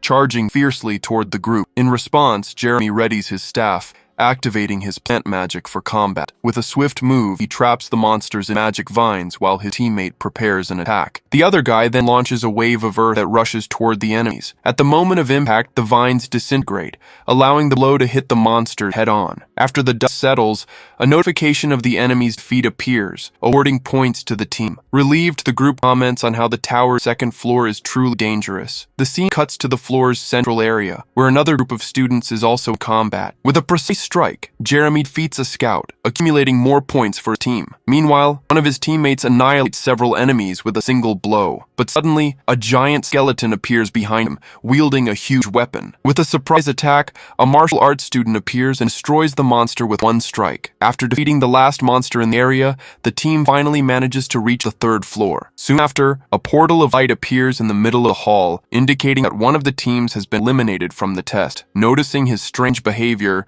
one of his teammates comments on how quiet Jeremy has been the whole time. A few hours later, Alan's tower continues to glow golden under the school sky. Opening his eyes, Lucas finally stops observing what's happening inside the tower. He then remarks to himself that he managed to understand the situation up to 3rd floor. Thinking about the challenge, he analyzes that the tower's enemies get stronger with each floor. With a serious look, he wonders if the monsters are based on real beings. At that moment, he realizes that Professor Segault must have already noticed his true abilities. Feeling everyone's attention on him, Lucas wonders if their interest is a sign of goodwill. Suddenly, a voice announces that the last group should gather at the tower's entrance. Climbing the stairs, a group of girls finally arrives to begin their participation in the challenge. With firm steps, Mina and her team advance, with Lucas believing they will catch up to the leading group. From a distance, Julia waves and wishes her friend good luck, who watches her fondly. With a smile, Mina turns and thanks Julia for her support before continuing on her way. Meanwhile, one of the professors asks if her injury has healed, and she confirms that has. Elsewhere, 2 students comment on Mina's popularity and her friendship with the genius freshman. Overhearing the conversation, Mina vows to herself that this time she will defeat Theodore and reach the 6th floor. Entering the 3rd floor, Mina's group finds themselves in a dangerous volcanic landscape. Without warning, a monster with a club charges at them, ready to attack. With a swift move, Mina dodges the blow and slips past the enemy, giving it no chance to react. Leading the group, she orders everyone to avoid fights and use acceleration magic to move forward. Following her orders, the entire team uses their abilities to fly quickly through the flaming scenery. Observing their progress, Lucas notes that the strongest 3rd-year team reached the 4th floor in 30 minutes. Upon reaching the next floor, Mina and her team walk through a hallway with a floor full of energy. Suddenly, they are surrounded by a group of huge, well-armed monsters. Startled by the enemy size, one of the girls remarks that she now understands why so many give up. Without wasting time, Mina unleashes a powerful gust of wind that completely envelops one of the monsters. The attack instantly defeats the enemy, earning the team 80 points. Impressed with her speed, Mina realizes her skills have truly improved since the last mission. Adjusting her glasses, she concludes that instant takedowns are the best way to save time. She then announces she'll look for the passage to the next floor and leaves the cleanup to her teammates. In the blink of an eye, she defeats the remaining enemies, racking up more points for the team. With a series of swift attacks, they continue to defeat the scouts and accumulate points. Then, one of the girls unleashes an energy tornado that annihilates all remaining enemies. Amidst a scene of destruction, the group gazes at the imposing tower structure before them. With steady steps, Mina advances, leading her teammates toward the passage to the next floor. With a satisfied smile, she celebrates the mission's success, her teammates right behind her. Announcing their arrival, the group finally reaches the entrance portal to the 5th floor. Watching the tower's monitor, Professor Segault sees the group's icons reaching the new floor. Commenting on the result, he notes that 3 people have reached the 5th floor, a better outcome than last year's. Nervously, Lucas' friend wonders when he'll be able to get that far in the tower. Trying to calm him down, the professor says there's no need to rush and that the 3rd floor is already enough. With an experienced gaze, he advises the student to improve his skills so he won't fear the 5th floor enemies. Listening to the conversation, Lucas realizes that Professor Segault must have also explored the tower in the past. With a look of admiration, he seems to understand a little more about his professor's mysterious past. Meanwhile, 3 students exit the tower portal, indicating they have finished their participation. From a distance, a girl approaches and asks Mina how the challenge inside the tower was. Analyzing the tower's results, Lucas comments that apparently she failed to reach her goal. At that, the girl appears completely desolate, a tear streaming down her face. Flashing back to a different room, her name is called out loud. Then a red-haired young man arrogantly asks if she finally understands the situation now. With a smug smile, he states that surpassing a true genius is no easy task. Meanwhile, back in the present, purple energy crackles in one of the characters' hands. During the celebration, Julia congratulates Mina on her first-place finish in the challenge, while Lucas applauds beside them. With a sheepish smile, Mina thanks her but laments that she couldn't didn't break Theodore's record. Trying to cheer her up, Julia says that Theodore also stopped on the 5th floor, so technically they tied. With a sad look, she recalls she could barely stand when she saw the stairs to 6th floor. She then remembers how Theodore climbed the stairs and almost opened the door to the next level. Acknowledging her defeat, she admits that in comparison, she's inferior to him in every way. Changing the subject, Mina asks if they found their teammates for the next challenge yet. Excitedly, Julia announces she's teaming up with Iwa, who seems less than thrilled about the idea. Watching the interaction, Lucas realizes the news about the Miranda family has already reached Iwa's ears. With all eyes on him, Lucas explains that their distant rankings placed them in different groups. In a flashback, his friend tackles him to the ground, calling him a traitor for abandoning him. Clinging to his leg, the white-haired boy wonders who he's going to team up with now. Just then, 2 girls approach and invite him to join their team. With a smile, the group's leader says they were looking for a strong fighter for the front line. Seeing the invitation, the white-haired boy clears his throat and turns to the girls. With a smug grin, he accepts the offer, saying he'll make an exception for them. The scene cut to the training grounds, where Professor Seagal is watching the students. With a serious expression, he seems to be preparing to give a motivational speech. Then he yells for everyone to get fired up and asks if they know what the others are saying. Remembering the taunts, the students see themselves surrounded by mocking shadows. With a sideways glance, the professor watches them, hoping his strategy will work. Inspired by the speech, the new team's leader shouts that they'll prove they deserved their spots. Right after, all the martial arts students yell together, promising they'll take first place. Watching the scene, Luke realizes the professor's genius in using their anger to motivate them. With a subtle smile, Professor Seagal seems pleased that his strategy worked perfectly. In the middle of training, Lucas and his friend face off, testing their combat skills. Then, his friend unleashes a golden energy strike, which cuts through the air with speed. To defend themselves, the students focus on group training to improve their teamwork. During breaks, the professor teaches them about the tower's enemies, detailing their strengths and weaknesses. Sometimes he'd even pose as an enemy, wearing a goblin mask to train with them. With the professor masked and wielding a club, the students were brutally tested every day. But despite the harsh training, no one complained, all focused on the goal of reaching the tower's top. Finally, the day of the freshman challenge arrives, with an announcement confirming the martial arts department's participation. With steady steps, the group of students walks toward the test site, ready for the challenge. As they walk, they pass a group of students from the magic department, who watch them with disdain. Then, a group of martial artists stops in front of the tower, ready to prove their worth. Giving his final instructions, Professor Seagal tells them to fight with all they've got if they can't run. Hearing this advice, the magic students mock them, saying even their professor doesn't trust in their strength. With disdain, a magic student comments that he can't wait to see how powerful the magical beasts really are. With a sneer, he bets the entire martial arts department will be wiped out in 3 minutes. Hearing the comments, the white-haired boy just smirks and calls them losers. Then one of the magic professors calls a group of 12 students to follow him. With a determined look, Lucas and his friends get ready to enter the tower and shut everyone up. Observing from a distance, the school's director seems eager to see the freshman's performance. With his hands clasped, the director notes it's been years since so many martial artists entered the tower. He then says that the legacy left by the god of war can finally fulfill its purpose. With a serious gaze, Lucas prepares to face the first great challenge of his life. Inside the tower, a group of students runs through the forest, following the professor's instructions. With a swift move,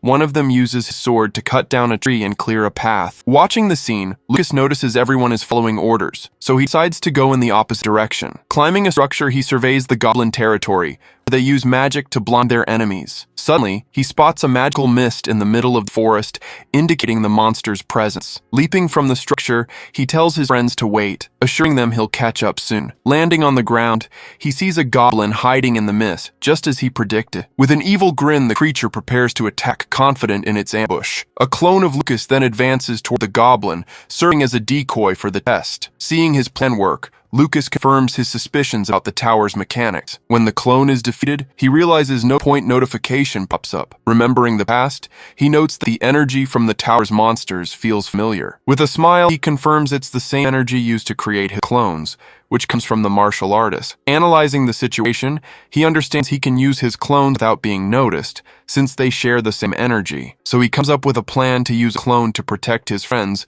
while the real him climbs the tower. Suddenly, he gets an idea and starts manipulating his clone's energy with his hands. With a golden glow, he transforms his copies into monsters identical to those in the tower. With a confident smile, he celebrates that he can now move freely. Watching everything from his office, the director grumbles at the student's unexpected strategy. He then comments that he knew about Lucas's visit to the library, but he didn't expect him to have mastered the technique. With a curious look, the director wonders what the boy's next move in the tower will be. Reflecting on the situation, he notes that helping too much wouldn't be good for the other's growth. Suddenly, screams of panic echo through the forest, with someone begging a giant not to come closer. In the scene, a group of students runs desperately, fleeing an unseen threat. They are then cornered by a group of giant goblins that emerge from the mist. With an evil grin, the monsters prepare to attack the defenseless students. In a panic, one of them realizes they're surrounded by 3 enemies at once. As a stone monster rises, the students realize that, at best, they can only handle 2 goblins. Trapped in a creature's clutches, one of them screams for help with no hope of escape. Just then, a circle of golden energy appears in the sky, signaling unexpected help. Looking up, one of the students is confused by the appearance of the magic circle. In a state of shock,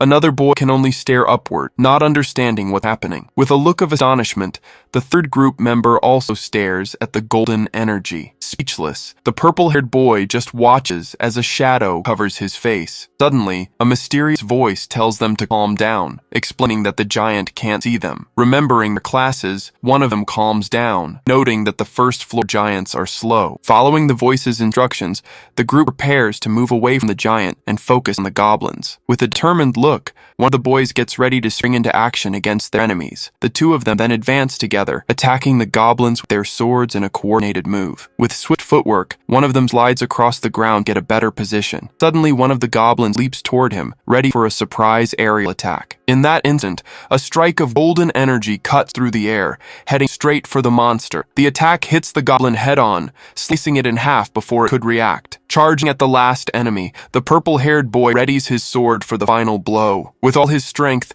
he tries to pierce the goblin, but the creature catches the blade with its hand. With a leap, a goblin attacks from behind, catching one of the students by surprise. The creature then prepares a powerful blow, aiming directly at the boy's face. With no time to react, he just watches the monster's fist coming toward him. A mysterious voice warns him to dodge, giving him a chance to escape. Following the instruction, he dodges and strikes the goblin with a quick, precise blow. Meanwhile, the giant stone hand tries to crush one of the remaining goblins on the ground. Celebrating their victory, the group realizes that by working together, they can clear the first floor. With a confident smile, they prepare to claim the points from the last goblin. Watching the scene, Lucas reflects that strength alone isn't enough to win. With one of his clones beside him, he wonders if using this technique to train the others is cheating. Back outside the tower, one of the magic professors is observing the situation. With a disdainful smile, he lets out a sigh, amused by the scene. Pointing at the screen, he announces that a martial arts team is surrounded by 3 monsters. Beside him,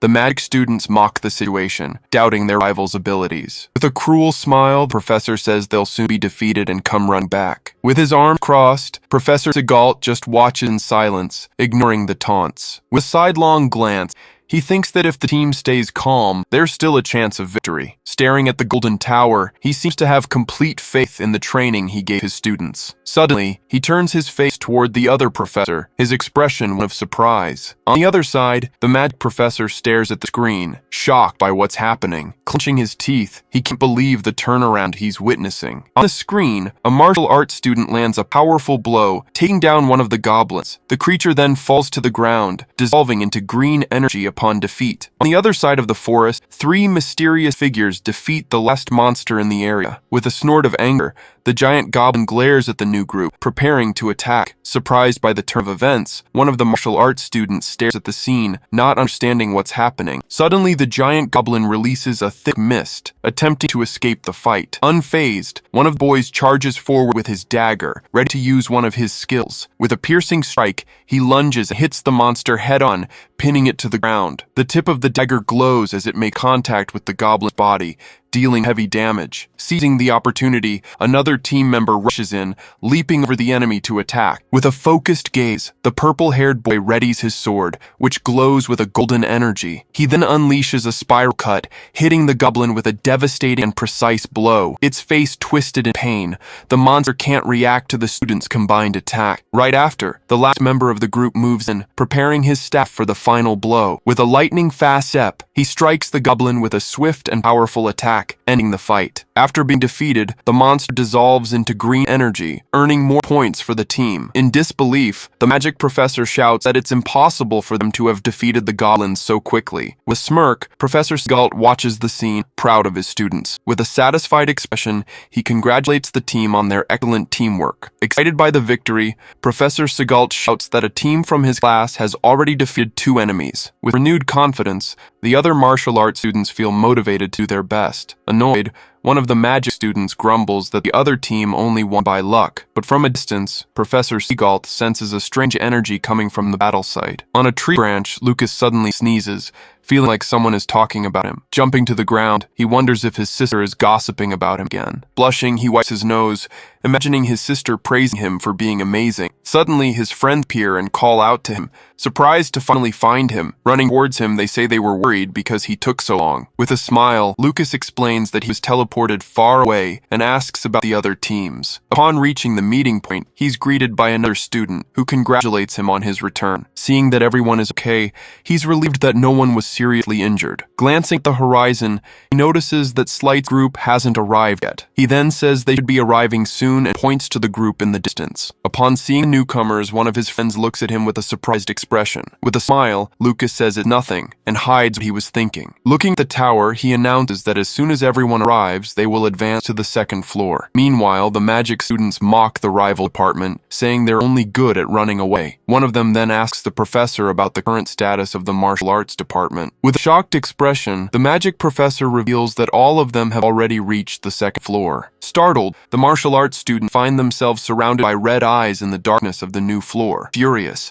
one of the magic professors becomes enraged, fearing their success will take resources away from his class. On the 2nd floor, a skeletal creature with 2 huge tongues haunts the dark environment. With a muscular body, the monster moved through the shadows, hunting the tower's students. Looking around, Lucas notices many of these creatures roaming the area. He then reflects on how the challenges get tougher starting from the 2nd floor. Determined to help, he sends his wolf-like clones to find the other students. With a leap, one of the clones unleashed energy blades, signaling its position to the others. At high speed, the golden wolf dashes through the rocky terrain, clearing a path for the group. From a distance, Lucas's clone asks about the situation on his side of the cave. On the other side, the group reports that many enemies are moving in packs. With a sigh, Lucas remarks that the tower's whole purpose is to gain combat experience. His friends agree, understanding that running away all the time would defeat the purpose of the challenge. Suddenly, one of the creatures attacks the group with its sharp tongue. Shoving his friend aside, Lucas saves him from the attack, taking the hit himself. Worried, his friends cry out for him, but he gets up and says he's fine. With a serious look, he faces the creature, preparing for the fight ahead. But suddenly, a hand with sharp claws emerges from shadows, ready to strike. Revealed to be a pair of werewolves, the creatures fiercely advance on the group. With a heavy stomp, one of the beasts bares its claws, preparing for battle. It then glares at Lucas, snarling and ready to attack at any moment. With a quick glance, he recognizes the threat and prepares for the coming fight. One of the werewolves leaps off the other, using its partner as springboard for its attack. Mid-leap, the creature is hit by a golden energy beam, paralyzing it in mid-air. Seeing the opportunity, Lucas rushes forward and grabs the monster's arm, immobilizing it. Next, he throws the creature against a large horn on the ground, defeating it on impact. Facing the remaining werewolf, he warns that they need to defeat the enemies quickly. Suddenly, one of his friends notices his dagger is gone, and another says he threw it away. With his sharp hearing, Lucas hears a new enemy approaching from underground. A cloud of dust rises from the ground, and he warns everyone to be on alert. With a swift move, one of his friends prepares to attack the new threat. He then unleashes a blue energy strike into the ground, trying to hit the enemy. The blow sends the underground enemy flying, giving the group a moment to breathe. Breaking into a cold sweat, one of the students remembers the professor had warned them about the enemy's strength. He then realizes the creatures on the 2nd floor are much stronger and smarter. Capable of stealing weapons, one of the werewolves now wielded the hammer it had taken earlier. With a smile, the boy says that even if they steal his weapon, they'll soon regret it. The werewolf then tries to use the hammer, but the weapon's handle pierces it with spikes. With its hand injured, the creature drops the hammer, creating an opening for a counterattack. Celebrating the trap's success, the boy shows off his new stone dragon gauntlet. Enraged, the werewolf charges forward, snarling and ready to attack with its claws. With his gauntlet glowing,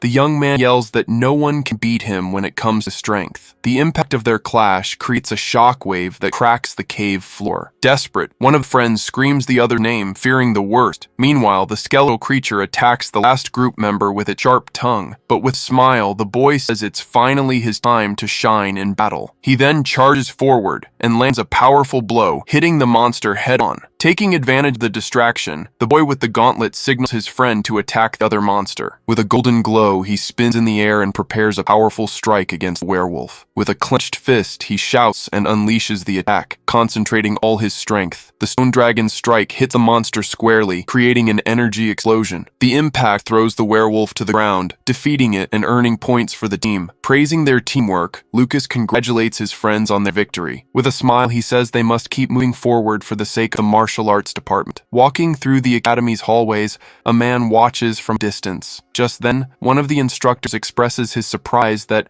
no one from the martial arts department has given up yet. Other teachers start debating whether the tower was made easier just so they could pass. Hearing this conversation, one of the tower's managers bites his finger in pure rage. Meanwhile, a monitor shows the locations of the two approaching teams. The scene shifts to the second floor of the tower, where the battle is already in full swing. Suddenly, a giant blue monster charges forward, its axe ready to strike. But at the last second, a hand grabs the creature's chest, stopping the blow. Then, Lucas finishes the monster with a single strike from above. In another part of the floor, a student uses a shield to defend against a skeleton warrior. Holding his ground, he withstands the weight of the monster's sword pressing down on him. The skeleton then backs away and channels energy for a new, devastating attack. Undeterred, the young man charges toward a smaller skeletal creature. With its red eyes glowing, the monster stares down its opponent before impact. At that same moment, the student reveals his own skeleton minion to fight by his side. Getting caught from behind,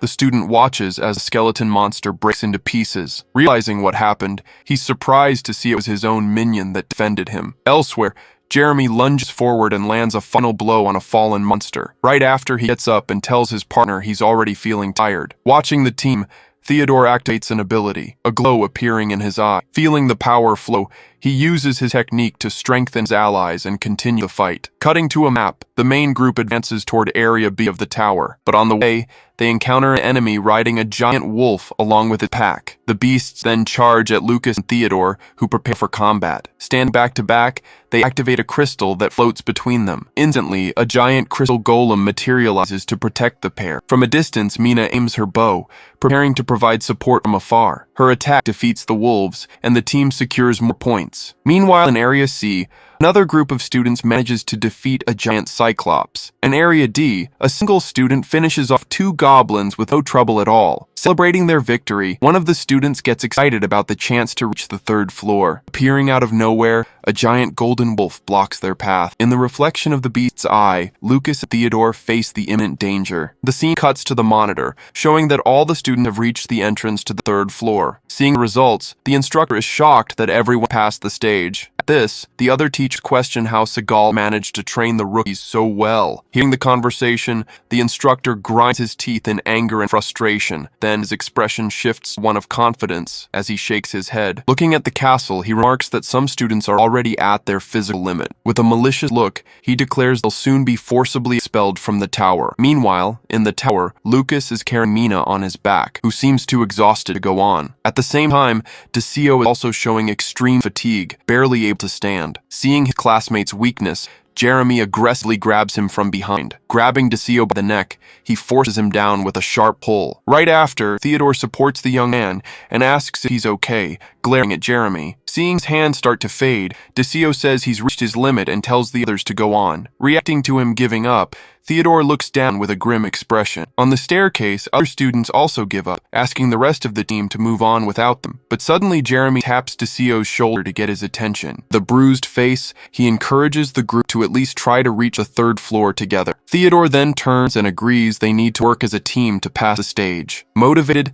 they all look up at the tower, and a notification confirms that all 12 students have reached the third floor. Stepping on the new floor, students enter a completely different scene, revealing a volcanic battlefield. The third floor proved to be the most dangerous yet. Right upon arrival, one of the students from the mage class is caught by a surprise attack. With wide eyes, he can barely react to what's happening around him. Just then, he notices several purple creatures scaling a rock wall in his direction. Then, a beast much larger than the others emerges, letting out a threatening roar. Desperate, the student tries to use a skill as the creature charges at him, but at the last second, a hand of energy appears and grabs one of the smaller monsters. Right after Lucas appears, facing 3 of those beasts all by himself. The scene cuts to outside the tower, where some students are talking about how brutal the third floor was. Among them, Theodore states that third floor is the limit for the martial arts department. Revealing his plan, he explains that he let his main body be eliminated on purpose. Using a clone, he stayed in the tower to support the second group with his skill. By doing this,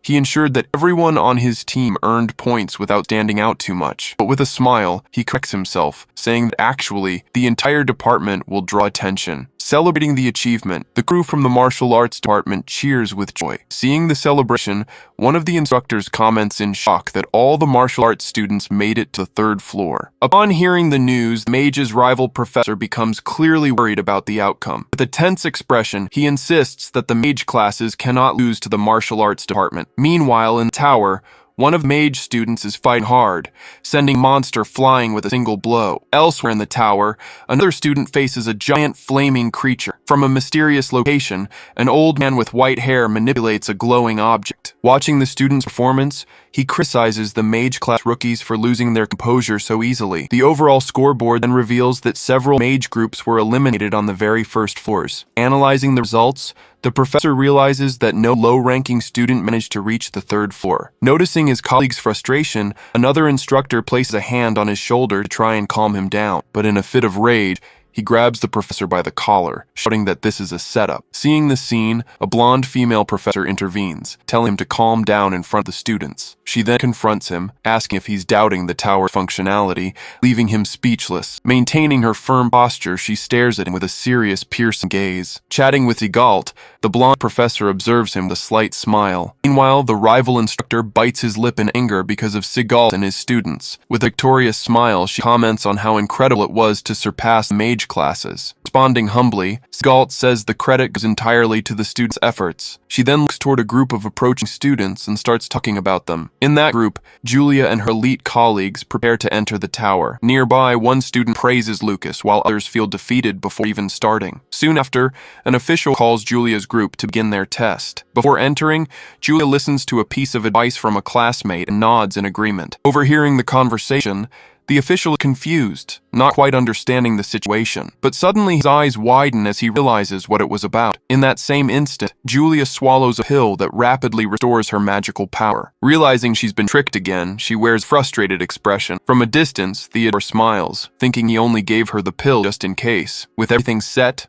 the tower glows, awaiting Julia's excellent performance. Channeling her energy, Julia prepares to cast a devastating spell. At that moment, a horde of monsters is hit squarely by the blow. Pointing her staff, she directs the attack to finish off all the enemies at once. Afterward, one of the monsters is seen lying on the ground with no damage to the surrounding vegetation. Noticing the attack's precision, her teammate is completely shocked by what she sees. Then, Julia turns with a confident smile and calls her colleague over. Summoning several energy birds, Julia launches them to attack in the volcanic landscape. One of the birds quickly lunges forward and scores a direct hit on a lizard-like monster. In the reflection of a larger creature's eye, the bird is seen moments before the attack. A moment later, the lizard is struck by lightning and falls to the ground, defeated. Then, a huge purple beast appears out of nowhere and faces Julia head-on. With an electric bird perched on her staff, she readies herself for another move. Calling out her technique, she reveals the name of her Thunderbird attack. After the strike, she turns to her companions and says the path is clear for them to advance. Relieved, Derek comments that her help was essential to defeat the fire-resistant lizard. With his arms crossed, Iowa grumbles that in the real world, she could simply control the monster's minds. Julia then replies with a smile, praising her colleague's potential on a real battlefield. Surprised,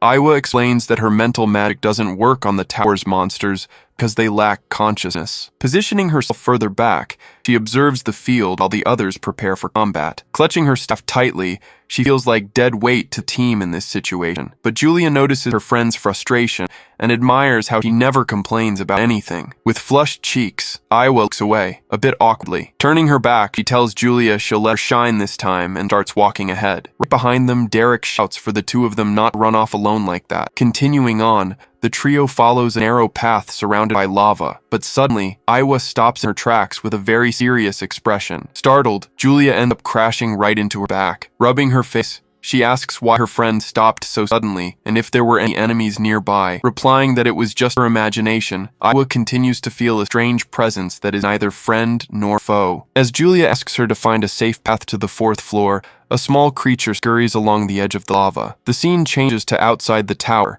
where a notification confirms that 3 students have reached the 4th floor. From a distance, Theodore gives a wink, relieved at having almost been discovered by Iowa's mental powers. At the same time, the instructors celebrate the incredible feat, something that hadn't happened in 30 years in the elite course. Watching everything, Theodore smiles, satisfied with Julia's excellent performance. Thinking about the strategy, he reflects that the pill only increases power. The rest depends on each person's skill. He decides that his role now is simply to watch his sister's growth as she unleashes her full potential. With a determined look, Julie faces the challenge ahead. Running towards her, Iowa yells for her to watch out for what's coming. Just then, Julia notices 4 monster archers appearing right behind her. Drawing their bows, the creatures prepare to fire their arrows. Caught by surprise, she turns the last second before impact, but a large blast of fire intercepts the arrows mid-air. In front of her, Derek appears with his flaming staff, ready to fight. Taking the lead in the battle, he said he'll handle the enemies from here on out. With a focused gaze,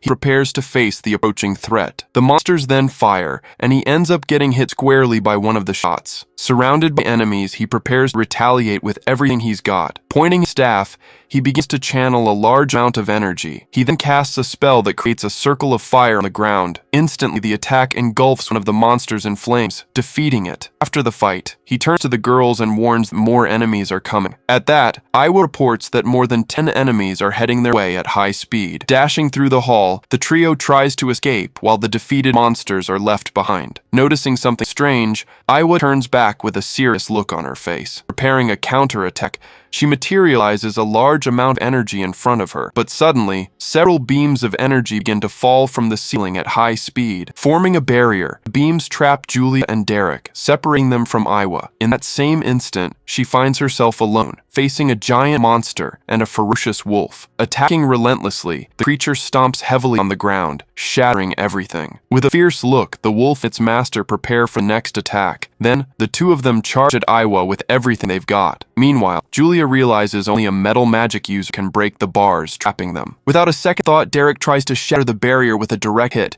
but Iowa says there's another way, just as the wolf leaps towards her. Seeing the danger, Julia creates an energy barrier to protect her friend from the attack. The wolf is thrown back with force upon hitting the shield. Hurled far away, it hits the ground and dissipates for a moment. Regrouping with the others, Iowa gets the idea to use high-temperature flames to melt bars. Right after, Julia tells Derek to focus on destroying the barrier while they handle the enemies. With its eyes glowing, the giant monster lets out a roar and prepares to attack. Just then, the wolf summons an energy platform right in front of it. Before her, Julia faces the silhouette of several monsters merging into one. Then, the giant creature brings its arm down with a devastating blow in her direction. With a serious expression, Julia braces for the creature's imminent attack. Suddenly, Iowa shouts from a distance, pointing out the monster's weak spot. Hearing the instruction, Julia turns her face in surprise toward the direction her friend pointed. Then, she unleashes an energy blast that hits several points on the creature at once. Confused, Julia turns to Iowa, not understanding how she knew that information. With no time to explain, Iowa points her staff upward and concentrates. With a symbol glowing on her forehead, she shouts out the coordinates of each monster. With a smirk, Julia understands the plan and gets ready to attack. Just then, a precise strike hits the giant monster's head, knocking it off balance. Taking the damage, the creature starts to fall backward, completely stunned. Seizing the opening, Iowa uses her ability once more, the symbol on her forehead glowing intensely. The monster monster is then hit by several beams of energy that strike its weak points. Stunned by the attack, the remaining monsters are paralyzed for a moment. Shouting again, Iowa tells her to eliminate the monsters on the right side first. Following the order, Julia unleashes a blow, finishing off the last remaining enemy. Yawning from exhaustion, Julia warns she's running out of power and can only immobilize the giant. Her face bruised, Iowa closes her eyes, feeling guilty about the situation. Then, she tells Julia to focus on defeating the wolf while she looks for an opening. But Julia cuts her off and raises her staff, saying she's already done more than enough. With a war cry, she releases a massive amount of energy all at once. The wolf is hit by a powerful beam that stuns it completely. Feeling the pain, the monster begins to dissipate, letting out one last agonizing roar. Behind a protective barrier, the two watch as the monsters are defeated. Celebrating the victory, Julia winks at her friend and asks if they're safe now. Grinning from ear to ear, she asks if she can brag now about protecting her teammates. Rolling her eyes, Iowa scolds her for being too smug, but suddenly, her eyes widen as she senses an approaching danger. In that same instant,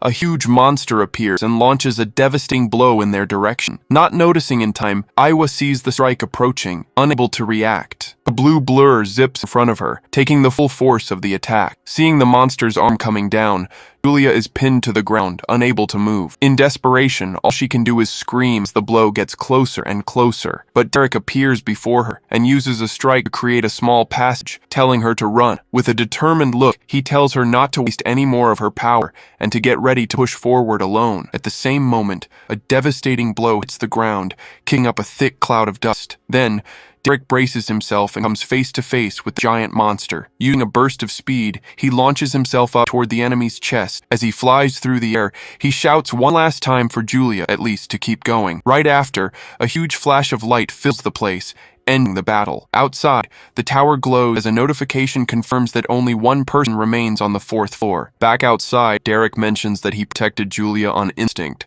since she was the only one who could continue. At this, Iowa says with a confident posture that she was just returning the favor, and that she wouldn't lose to anyone outside of here. Hearing that, Julia lowers her head with sad expression as Iowa walks away from her. Taking one last look back, Iowa glares at Julia with a slightly irritated look. From a distance, the old observer praises the team's decision, where each one used their strengths and weaknesses in the right way. Holding his artifact, he says that the same applies to the other two people still inside. Back inside the tower, the scene shows an entire library on fire. In the midst of the flames, a giant pig-faced monster glares at its opponent with fury. Then, Lucas leaps into the air and lands a devastating blow on one of the smaller monsters. Right after, he appears on top of the giant monster's head, which tries to grab him with its hand. Elsewhere, Theodore analyzes footprints on the ground and realizes that Julia also cleared this area. Cutting to a new scene, Julia runs through a corridor as lightning illuminates the whole place. Running desperately, she fights to reach the safe zone before her power runs out completely, but halfway there, she runs into a horde of monsters, including a giant scorpion. With an ice crystal forming on her face, Julia whispers the names of her friends. Then she unleashes all her energy and hits the monsters with a devastating blow. Facing the scorpion head-on, she strikes it with one final energy beam. Undaunted, she pushes past it and the other monsters to keep moving forward. Determined, she affirms that she won't let her friends' efforts be in vain. Just then, she feels a new power coursing through her body and looks back in surprise. From a distant location, Theodore uses his ability to give her one last bit of support. Looking at a map of the tower, he realizes this is his chance to explore the upper floors. With a determined look, he prepares to go up and seize the opportunity. The scene cuts to the 5th floor, where the environment is completely underwater. Exploring the new surroundings, Theodore is surprised by what he finds there. Suddenly, a bright light catches his attention in the darkness of the place. Then, a giant fish with a glowing lure appears right in front of him. Coming face to face with the creature, he decides to avoid a fight to conserve energy, but out of nowhere, the creature starts to cry, releasing tears into the water. Standing in the darkness, two fishermen stare at the creature crying, not understanding a thing. With its eyes full of tears, the aquatic creature continues to cry desperately. Using a transformed clone, Lucas realizes the fishmen aren't very smart. 5 minutes later, he appears on another floor, leaping from a lake and landing on top of a monster. On top of the creature, he lands several blows and uses it to jump towards a wall. At the same time, Julia launches an attack and scores a direct hit on another snake-like monster. Channeling her power, she unleashes a blast of energy that hits the tower from a distance. 10 minutes later, Lucas appears again, landing a precise blow in a creature's mouth. Elsewhere, Julia defends herself from a bear-like monster with an energy shield. With widened eyes, she withstands the impact of the attack, straining with all her might. Then, she screams and launches a counterattack, pushing the monster back with full force. 20 minutes later, she arrives panting in front of a large gate in the tower. But before she could enter, a mysterious shadow emerges right behind her. With no strength left, she collapses on the ground, too exhausted to keep fighting. But with one last effort, she drags herself into the safe zone and celebrates. Seeing his sister's success, Theodore gives a slightly awkward smile. The scene changes to Lucas, who is now facing a dark portal right in front of him. Suddenly, dark energy pulls him inside, catching him by surprise. In the middle of the darkness, a strange symbol appears and he realizes something. Floating in space, he finally arrives on the 6th floor of the tower. Floating in the void, Theodore finally faces the 6th floor. Landing on one of the asteroids, he plants his feet firmly. Looking around, he notices something very strange about the place. On this floor, there are no monsters, not even the concept of space. Before him, the only thing that exists is a giant, mysterious monument. Then, he extends his hand and begins to emanate a golden energy. Touching the monument, he feels his combat energy being absorbed. Soon after, a symbol of weapons at the top of the structure begins to glow intensely. At that same moment, a bright light spreads throughout the area. From his room, the old observer confirmed that the boy has indeed reached the 6th floor. Observing the monument, he recognizes it as the legendary legacy of the martial god. But unfortunately, he realizes his younger sister is already near her limit. Meanwhile, a mysterious voice says that how much she learns before the tower closes depends on him. Hearing this, his face fills with a fierce and unshakable determination. Channeling his power, a dark eye appears and his energy explodes. Transported to another dimension, he sees a brilliant figure staring at a black hole. Before the creature, a dark voice says that despite the defeat, they have already spread their seeds throughout the world. In the midst of the darkness, a red sphere pulses as the voice promises they will return. Channeling its power, the brilliant figure prepares a devastating attack against the darkness. With an annoyed look, he tells the voice to stop babbling and prepares for the attack. Concentrating his energy into his fist, he launches a strike towards a dark creature. With all his might, he screams and braces for the impact of the blow. In an explosion of light, he unleashes his ultimate destruction technique. Scoring a direct hit, his strike pierces the head of a giant creature. Stunned, the monster begins to be consumed by the light and disintegrate. Completely destroyed, the creature's body dissolves into several beams of light. Then, the light dissipates and the monster vanishes completely from the area. Coming to his senses, Theodore is startled by the vision he just had. Sitting on the asteroid, he realizes he witnessed a vision of an ancient battle of the martial god. Remembering the vision, he worries about the monsters he previously faced in the tower. Determined, Theodore kneels before the monument and decides to investigate further. He then extends his hand and touches the surface of the stone structure. But suddenly, a giant hand of dark energy appears out of nowhere. Caught by surprise, he is thrown far back by the impact of the attack. But before he falls, he realizes the attack wasn't aimed at him. Then, the giant hand advances toward the monument, ready to grab it. Passing right by him, the dark hand gets closer and closer to its target. The scene cuts outside the tower, showing that the hand's target was the tower itself. Back on the ground, Theodore wonders if Julia was eliminated even though he dodged. In that same instant, he returns to his original body, which was meditating. Beside him, Lucas is confused, not understanding what's happening. Sensing an internal shift, Theodore realizes something has changed after the vision he had. Meanwhile, the old observer sees the tower's gears grind to a halt. Looking at a monitor, he tells the young man to keep training and getting stronger. Outside, the blonde teacher announces the end of the test and asks for a round of applause for the students. Seeing that it's all over, the students are surprised, while Theodore just smiles. Soon after, the tower gates open, and a female student finally steps out. Celebrating enthusiastically, Julia raises her staff for being the first rookie to reach the 5th floor. Changing scenes to a library, the old observer walks alone through the hall. Arriving in his room, he finds another white-haired man waiting for him with a drink. With a serious look, the academy's director faces the newcomer. Then the observer says he must already know the reason for his visit. Looking out the window, the director asks what exactly happened during the tower test. He then picks up his cup to drink the beverage he was served. The observer then replies that he doesn't believe anything unusual happened, but the director retorts, saying the poor results of the mage class were abnormal. Taking a sip, the observer says the difference in students with a 0 score is quite small. With a sharp gaze, he retorts that the number of students who reached the 2nd floor was half of last year's. Annoyed, he says he'd like to know how the teachers managed to teach the students to lose their composure like that. The observer then points out that he's so focused on the mages, he didn't notice the anomaly in the martial arts department. Hearing this, the director asks what anomaly that could be, as the observer places his cup on the table. He then explains that 4 martial artists are trying to level up with Seagal's help. With wide eyes, the director finally understands that the tower might have an effect that accelerates their growth. Worried, the director says this information could cause chaos if it leaks. Then the observer says he conducted the test solely to find a new administrator for the tower. With a serious look, he asks the director to keep the information secret. Lowering his head, the director agrees, and the observer places a hand on his shoulder. Looking out the window, he comments that a rare genius has appeared this year. At the same time, some students are celebrating Julia's new record in the tower, but one of them comments that despite being a genius, she has an incompetent brother. From a distance, Jeremy overhears the comment and laments her luck. Clenching his fist, he gets angry at the whole situation. His face filled with rage,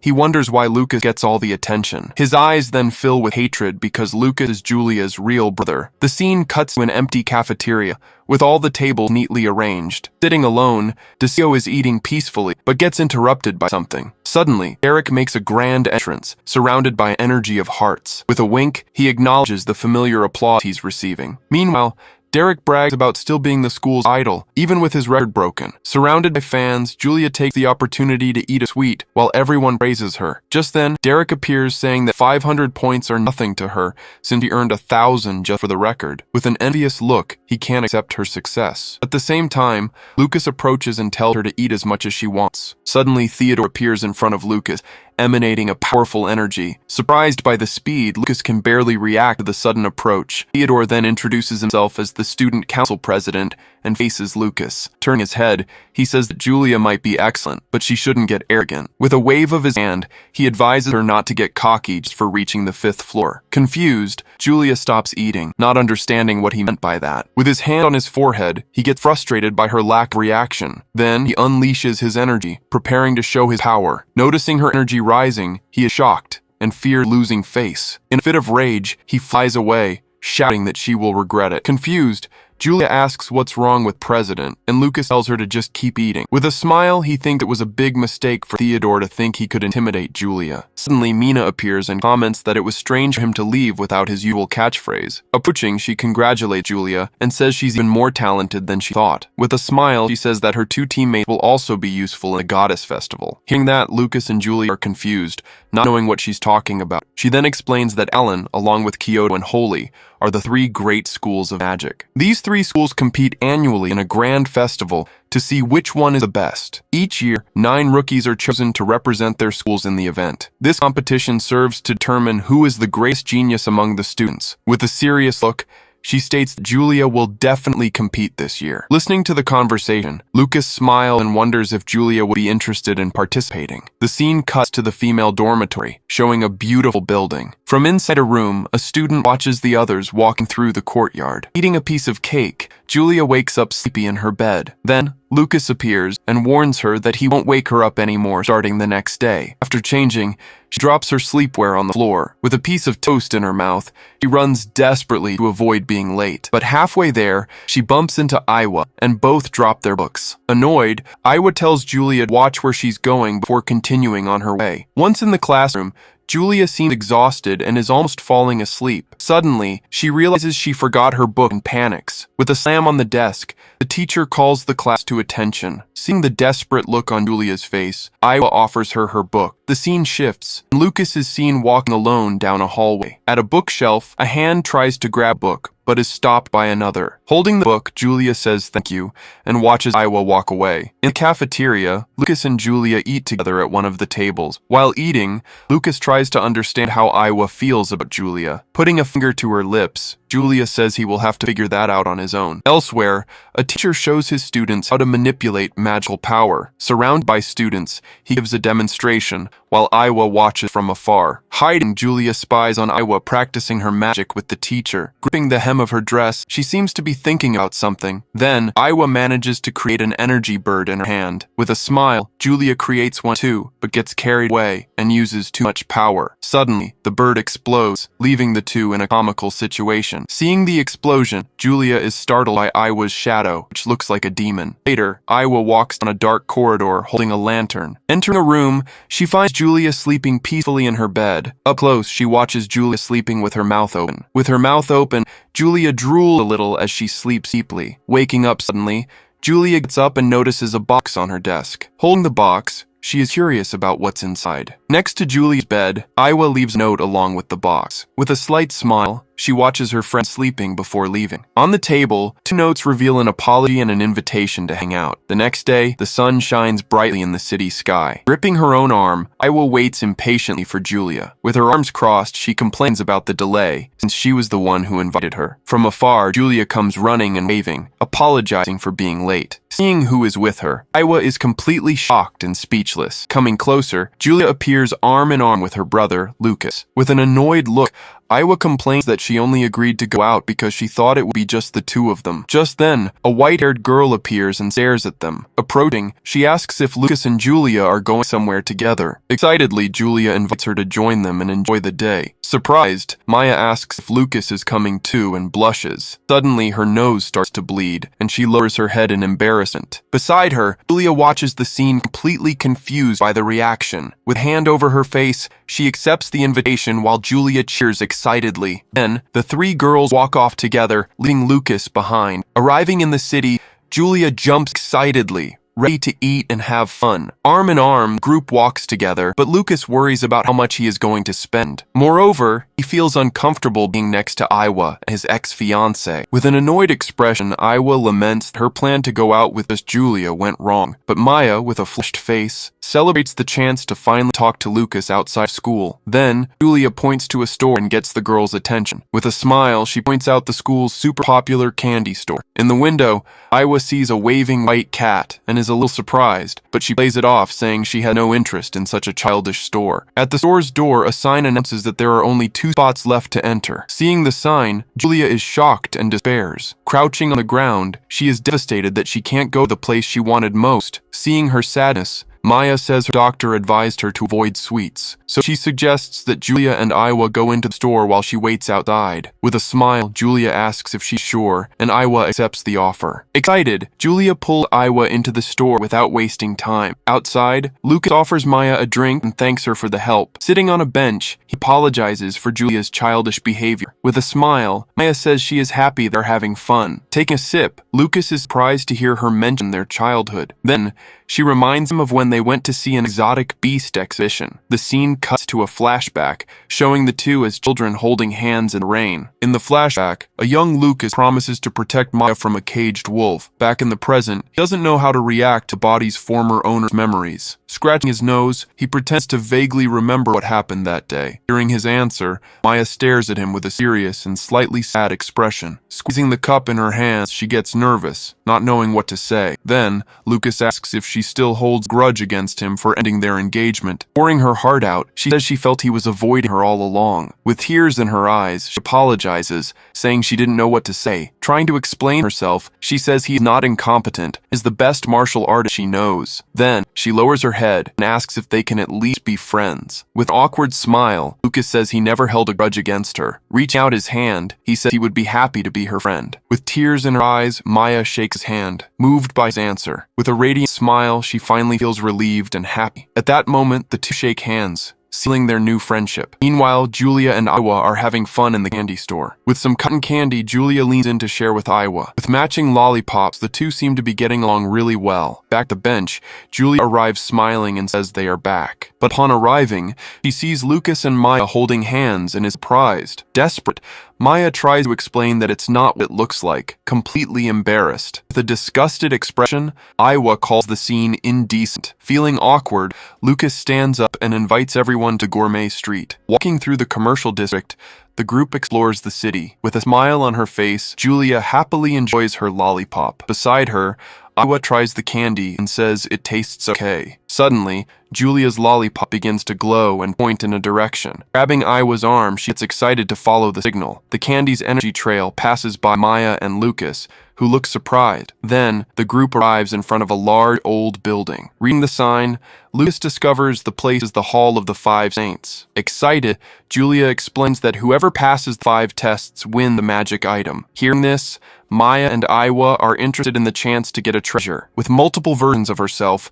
Julia begs Lucas to let them in. Unable to refuse, he gives in and agrees to enter the dojo. But as they reach the door, a man yells and tells them to wait. Standing at the entrance, Lucas faces 2 guards blocking the way. Wearing sunglasses and a serious posture, they say this is no place to kill time. Then, Lucas holds out his hand and releases a powerful golden energy. With a smile, he walks up and places a hand on one of the guard's shoulders. Feeling the pressure, the guard grips his hand tightly to push back. Startled, he realizes the boy's strength and is shocked by his power. With a smirk, Lucas asks if they can come in now. Changing his tune, the guard opens the door and says, "Sealed people are welcome." As they enter, Julia celebrates that they got through without any trouble. A voice then welcomes them and announces the first challenge, the test of the beast. The scene cuts to an arena where a man with a whip awaits them. With a crack of his whip, he unleashes a fire lion from a cage. With sharp fangs, the beast faces the group, ready to attack. From a distance, the group watches the lion, and Maya tells them to be careful. Then, the man climbs onto the lion and frees it from its chains. When the lion's collar hits the ground, it's completely free. In the reflection of their eyes, Lucas and Julia stare down the fire beast. Then, the lion lunges at them, its claws ready to strike. Protecting Julia,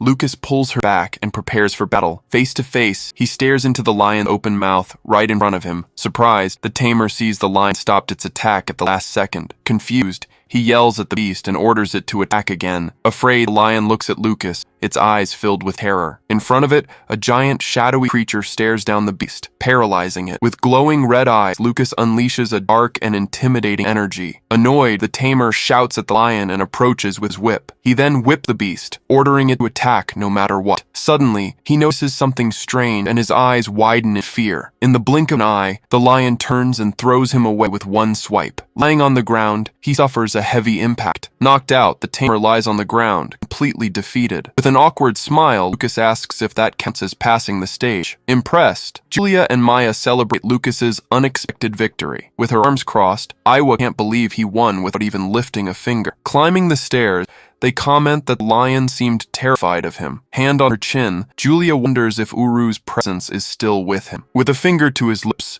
Lucas tells her to be quiet and says it was just luck. Arriving in a new room, a voice greets them and announces the next challenge. In a hallway full of floating rings, they face the corridor of wind. An old man with a mustache appears and explains that the rules are simple. The goal is to shoot an arrow through all the rings and pop the balloon at the end. As the group watches the rings move, Aiwa realizes the test is quite difficult. With a smile, the old man says he'll make things more interesting during the challenge. Then, he faces the group and asks who will be the first to try. Stepping forward, Julia volunteers to be the first. Excited, she gets into position and prepares for the corridor challenge. With a smile, the old man praises her energy and gets ready to start. Then, he launches the magic arrow, officially starting the test. With a lollipop in her mouth, Julia focuses and tells everyone to watch her. Unleashing her energy, she controls and guides the arrow with her magic. As it approaches the first ring, the arrow passes through it without any problem. But suddenly, the rings change position, forcing her to recalculate the route. With a swift movement, she changes the arrow's trajectory to the side. Continuing on its path, the arrow flies through several rings at once. Impressed, Maya compliments the smooth curves the the arrow is making. From his platform,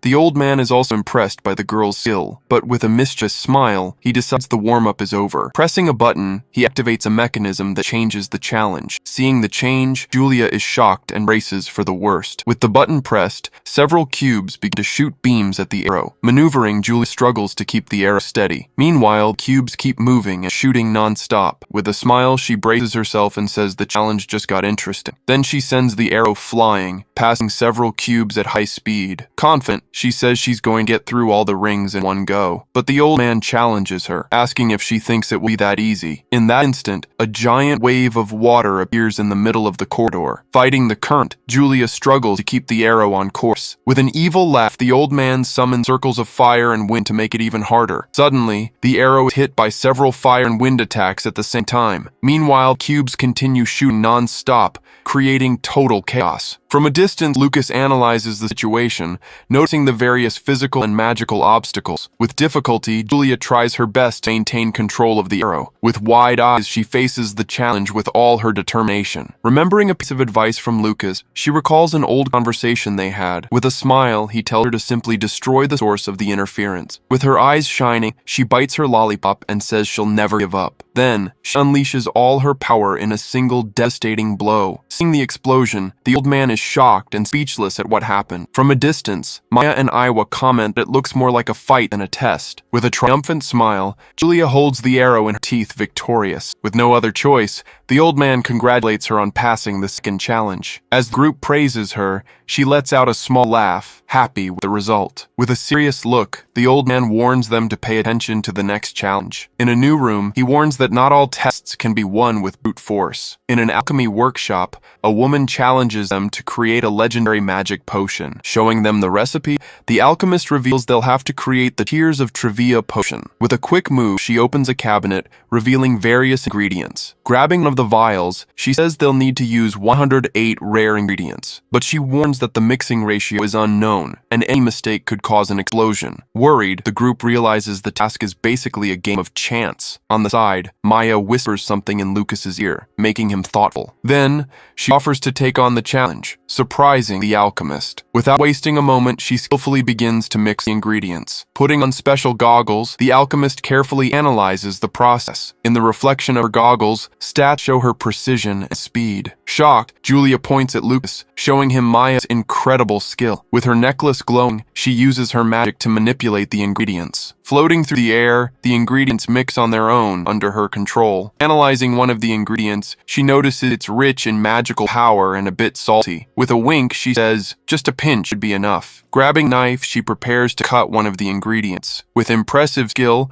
she cuts everything into perfectly even slices. Then, she tosses the slices into a cauldron and lets them slowly melt. Sniffing one of the ingredients, she realizes the bitter smell doesn't fit. Shaking a vial, she mixes in a new ingredient to balance the flavor. With a whipping motion, she adds the mixture, smoothing out the edges. From a distance, Iwa and Julia comment on how she makes it all look so easy. With a focused gaze, she holds 2 volatile ingredients in her hands. The alchemist then warns that those are the most dangerous and could explode. With a swift motion, she mixes everything at once, creating a swirl of energy. Inside the cauldron, the potion glows with an intense, colorful light. With a victorious smile, she announces that the potion is ready. Handing over the vial, the alchemist is shocked by the result. Analyzing the potion, she can't believe the purity of what she's seeing. With potion glowing, she confirms it's the true and legendary Tears of Trivia. Shocked, the alchemist grabs Maya and asks if she's the apprentice of some master. With a smile, she reveals it's her first time making the potion. Hearing this, everyone in the room is completely stunned by the revelation. She then explains that she focused on smells and proportions,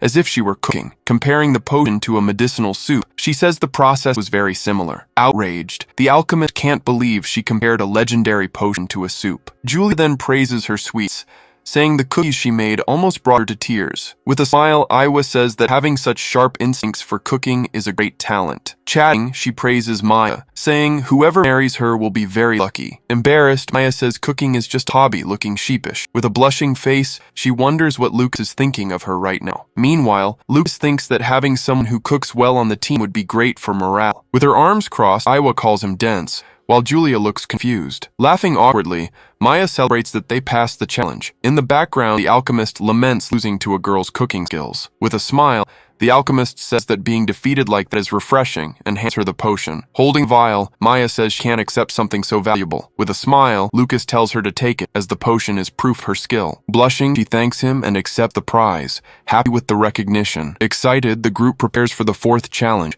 ready to give it their all. In a dark room, several sharp blades glow with a sinister energy. With an evil smile, a hooded woman says the group challengers is quite amusing. Entering a room with a starlit ceiling, the group faces the new challenge. The hood woman welcomes them and explains that the fourth test is one of mental strength. Pointing to a table, she says they will play the most popular card game among the elite. Holding a fan of cards, she reveals the game's name is The King's Lie. With the rules on the table, she explains that each player draws a card and the highest number wins. But she reveals the lowest card, the assassin, can defeat the highest, king. Additionally, players can use magic to change their cards' numbers. However, if the bluff is called, the card's real value is used to decide the winner. With a smile, she shows a card and prepares to start the game. Playing a card on the table, she explains one last rule. With a card in his hand, Lucas understands that a forged card loses if its number matches the opponent's real card. Holding the assassin card, the woman explains that the test is about deceiving and reading your opponent. Worried, Lucas and the others feel uneasy about such a tense game. But Iowa steps forward, saying it looks fun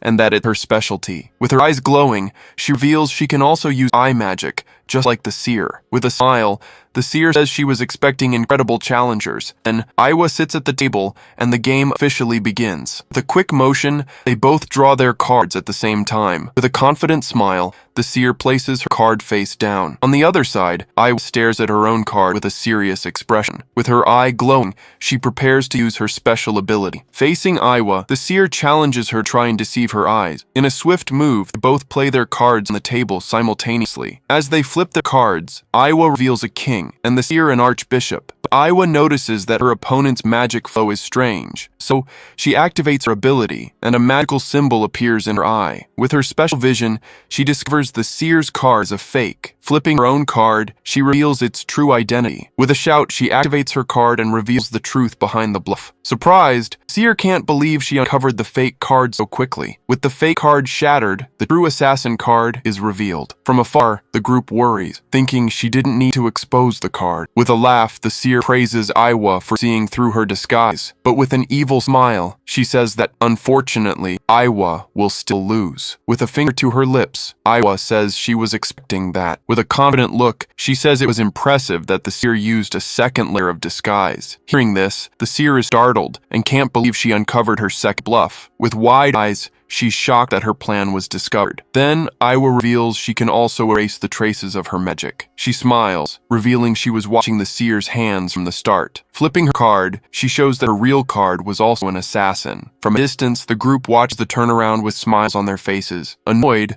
the seer admits Iowa's strategy was clever and that she underestimated her. With her head bowed, she praises the match and Iowa's skill. In the end, the seer asks why Iowa acted so quickly. With a smile, Iowa says that as an heiress, she doesn't like to let others take the initiative. The seer then praises her, saying that with such talent, she will go down in history. With a smug smile, Iowa replies, "Of course I will." The seer then reveals they are bound by fate and will save the world. Confused, Iowa asks what she means by that, but the seer announces the final test. With a hand on his chin, Lucas reflects on the prophecy, thinking she wasn't joking. But Julie gets excited about the idea of saving the world, while Lucas focuses on the treasure. Suddenly, a giant iron ball nearly hits the group, startling them. Inside, a man awaits them, saying they've finally arrived. With a dark energy, he says he was tired of waiting for them. Sensing the sinister energy, Lucas gets excited for the next fight. Counting to nearly 10,000, a mysterious man was warming up, lifting an absurd weight with a single finger. Then, with a smile, he turns to newcomers from Allen Academy. Snapping the iron bar with a flick of his finger, he acknowledges that only the strongest could have made it this far. He then simply ignores the students, walking right past them. Instantly, he slams the rest of the bar into the ground right in front of Lucas and his group to explain the rules. Unleashing a powerful aura, he dares everyone to attack him at once, to see if they can make him fall back. With an intimidating glare, he warns that if they fail, it'll be his turn to attack mercilessly until someone is down. Faced with this threat, Maya and Iowa Miranda are clearly tense at his proposition. But to everyone's surprise, Lucas steps forward and asks to challenge him alone. Seeing this, a worried Julia offers to fight alongside Lucas. With a confident smile, he refuses her help, explaining this is a test of his own strength. The Guardian gets excited by the idea, warning that in a one-on-one fight, he won't be holding back. Suddenly, a mechanical bird appears and tells him to put on the magic gloves so he doesn't destroy the place again. With little choice, he grabs a pair of nearby gloves. Tossing the other pair to Lucas, he explained they create a protective barrier. Putting on the gloves, Lucas prepares for combat with a focused gaze. Inside the barrier, the two face off from a distance, ready to begin the test. Then, he brings his fists together and gets into his fighting stance. Charging forward, Lucas rushes the Guardian at full speed. He then lands a direct blow to his opponent's chest. But to his surprise, the attack doesn't even leave a scratch. With a smug smile,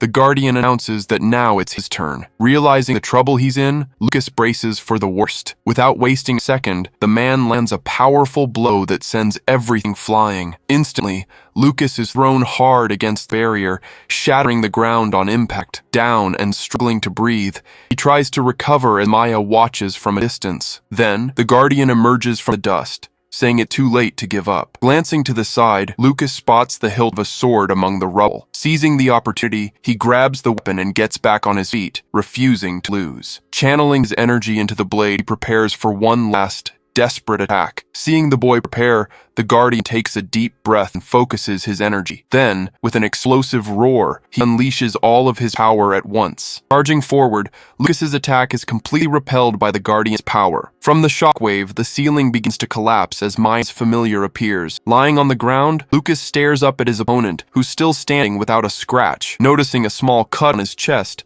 he acknowledges the boy's effort, but says it wasn't enough. But refusing to give up, Lucas rises again, unleashing a new power. Instantly, he stomps his foot and transforms his cape into a weapon. Ignoring the Guardian, he runs toward his true objective, the treasure. With his eyes completely focused, he prepares for his next move. Using his new weapon, he launches a swift attack that manages to bind the Guardian. Caught by surprise, the Guardian is immobilized by chains of energy. Pulling him closer, Lucas prepares a final blow with his free hand. But with a smirk, the Guardian simply calls him naive. He then shatters the chains with sheer force and lands a solid hit on Lucas. Thrown hard to the ground, Lucas crashes down, kicking up a cloud of dust. Standing over the fallen boy, the Guardian praises his courage but says that tricks are useless against true power. With a yell, he declares he's ending this and prepares his final attack. But at the last second, Lucas lifts his head, his eyes filled with pure determination. Closing his eyes, he focuses, attempting one last strategy. Recalling a vision he had in the tower, he tries to use the technique he saw, focusing his mind and calming his heart.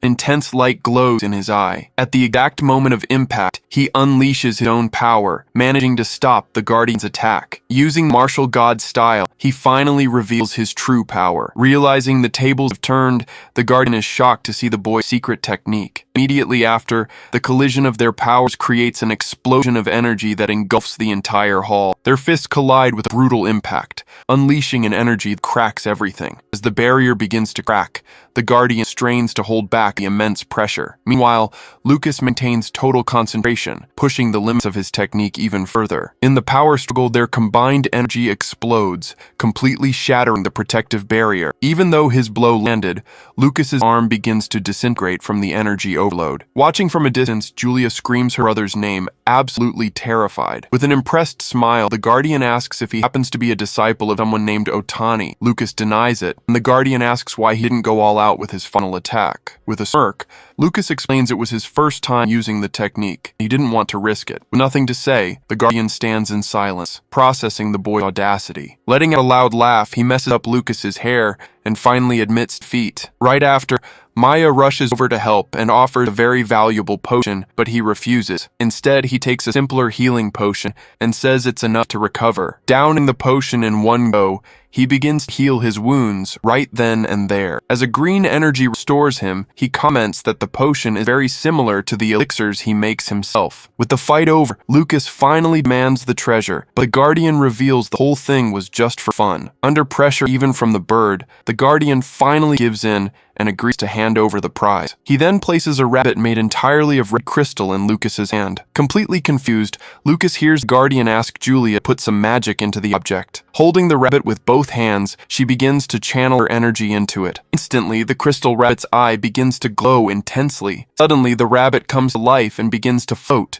making Julia super excited. But Lucas is furious for having gone through all that just to get a magical toy. Pulling him by the shoulder, the Guardian tells him it's not just a toy and that will be useful in the future. With a serious look, he also advises Lucas not to use the martial god's technique recklessly. Hearing the warning, Lucas gets the message and nods in agreement. As he's leaving, he asks about Director Otani and finds out the two of them fought together in the past. In front of the gate, Julia asks if she can really keep the crystal rabbit. Handing her the gift, Lucas ponders the reason for the Guardian's warning. Suddenly, Julia points ahead and shouts that there's a fight going on. Curious about the fight, Julia drags everyone over to sneak a peek at what's going down in the black market. Hiding behind Lucas, she peeks at the commotion and seems to recognize someone in the middle of the mess. That's when they see the fight is with Jeremy, who's furiously demanding his money back for a fake book. Right after, the vendor simply grabs Jeremy's arm forcefully to shut him up. With a mocking tone, the vendor says the book is real and the problem is Jeremy's lack of talent to learn from it. Not taking the taunt, Jeremy breaks free and declares he'll prove the book is a fake. Furious, he casts a spell to show everyone that the enchantments don't work. But the spell fails and hits the back of one of the vendor's thugs. Retaliating, the vendor launches a blast of dark energy that sends Jeremy flying. Then, revealing his true strength,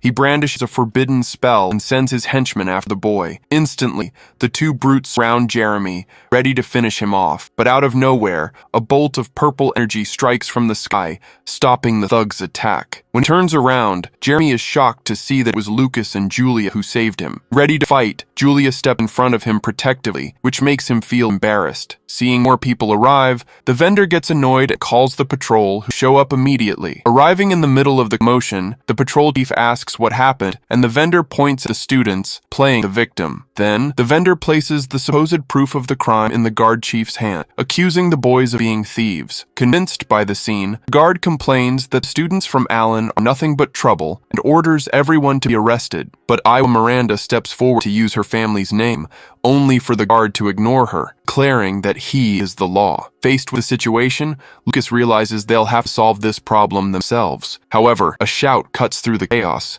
telling everyone to stop, and the crowd immediately parts. Turning in surprise, the guard chief stares at the two approaching figures. With an imposing presence, Iwa's parents arrive and question the guard's audacity for trying to arrest their children. Storming in, Iwa's father accuses the vendor of scamming students and orders everyone arrested, even the patrol. Trying to explain, the vendor begs for mercy, claiming he was just following the rules. But Iwa's father isn't hearing any of it. Just then, Iwa approaches and pulls father aside to talk. Confused by the situation, she asks why he doesn't just shut down the black market for good. He places a hand on her shoulder, gesturing for her to be calm. He then explains that it's more complicated than that, and fighting the market is an endless battle. Soon after, her mother arrives to calm things down, assuring them that as long as she's around, no one will lay a hand on them. Seeing the family reunited, Julia breaks into a huge ear-to-ear grin. Running to hug her mother, she gets praised for the incredible spell she used earlier. Overjoyed by the affection, she doesn't even notice Jeremy looking downcast in the background, but her mother notices the boy's condition, and her expression changes instantly. Worried, she walks over and asks if he got hurt during the commotion. Clutching his arm, he tries to hide the pain and says he's fine. Suddenly,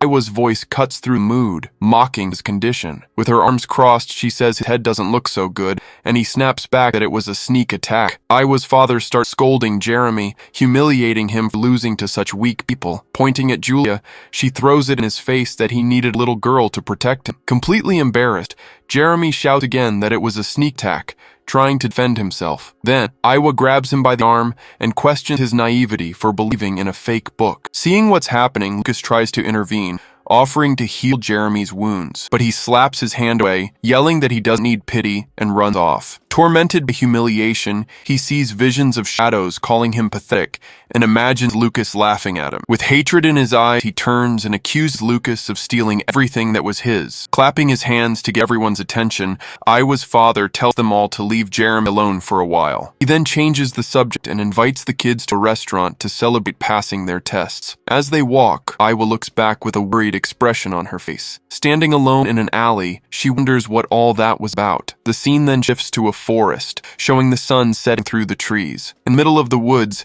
Jeremy unleashes all his anger, punching a tree and screaming Lucas's name. With tears in his eyes, he laments that everyone is mocking him, and worst of all, that he was saved by Julia. Suddenly, a shadow appears and taunts Jeremy for being a failed noble who gets beaten by a magicless nobody. Startled, he asks who's there, and the shadow replies that it was sent by his mother to deliver a little something. The shadow then reveals itself as a mysterious woman, explaining that his mother sought her out because of his problems at school. Offering him an object of power, she promises that with it, he'll become stronger and reclaim all the dignity that was stolen from him. Cutting to a new scene, Jeremy's mother knocks some object to the floor and furiously calls out Lucas's name. With a look of hatred, she swears she'll make whoever mistreated her dear Jeremy pay dearly. But in the midst of her rage, a strange hand plucks fruit from her bowl, and a voice remarks that her anger is delicious. Revealing her presence, the same woman from the forest appears in the room, calmly tasting the fruit. Seeing the apparition, his mother desperately screams for no one to enter the room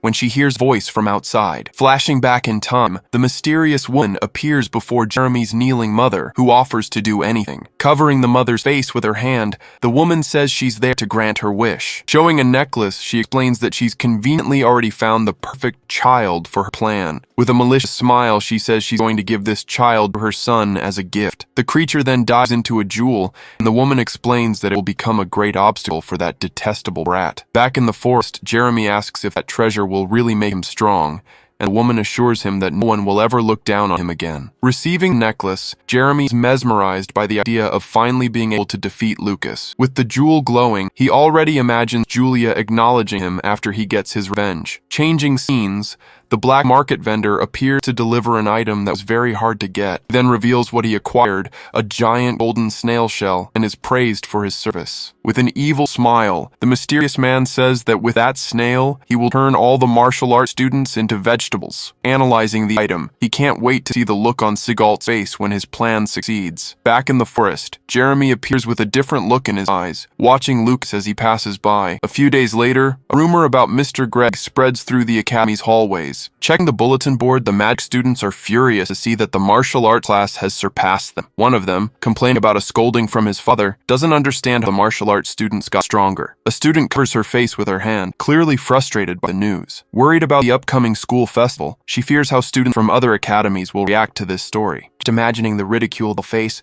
the girl already wants to run and hide in shame. At that moment, a voice comes out of nowhere, telling her not to worry about it. Then Mr. Greg appears and tells them to let the martial arts students enjoy their moment of glory for now. With vengeful look, he reveals his plan to personally correct the mistake and finish off Sigalt's class once and for all. Meanwhile, Lucas is outside the academy, practicing his sword movement. Clenching his fist, he fully concentrates on his training. Soon after, he lunges a sparring partner and prepares a direct strike. Caught by surprise, his opponent's eyes widen at the speed of the attack. With no chance to defend, Lucas lands a clean hit right on his opponent's face. But with a smile on his face and his body covered in cracks, his partner reveals a heroic avatar ability. With a smirk, Lucas compliments his partner's ability, unimpressed. From a distance, he watches two other students sparring, trading blows. With a glowing fist, one of them attacks with full force, while the other counters with a swift and precise strike. Watching the fight, two students comment that all of them, including Lucas, have gotten stronger since the tower trial. From inside the room, Sigalt proudly watches his students training even after class. Inside the classroom, a student sweeping the floor comments that this is a good thing, but she notices something strange under the teacher's desk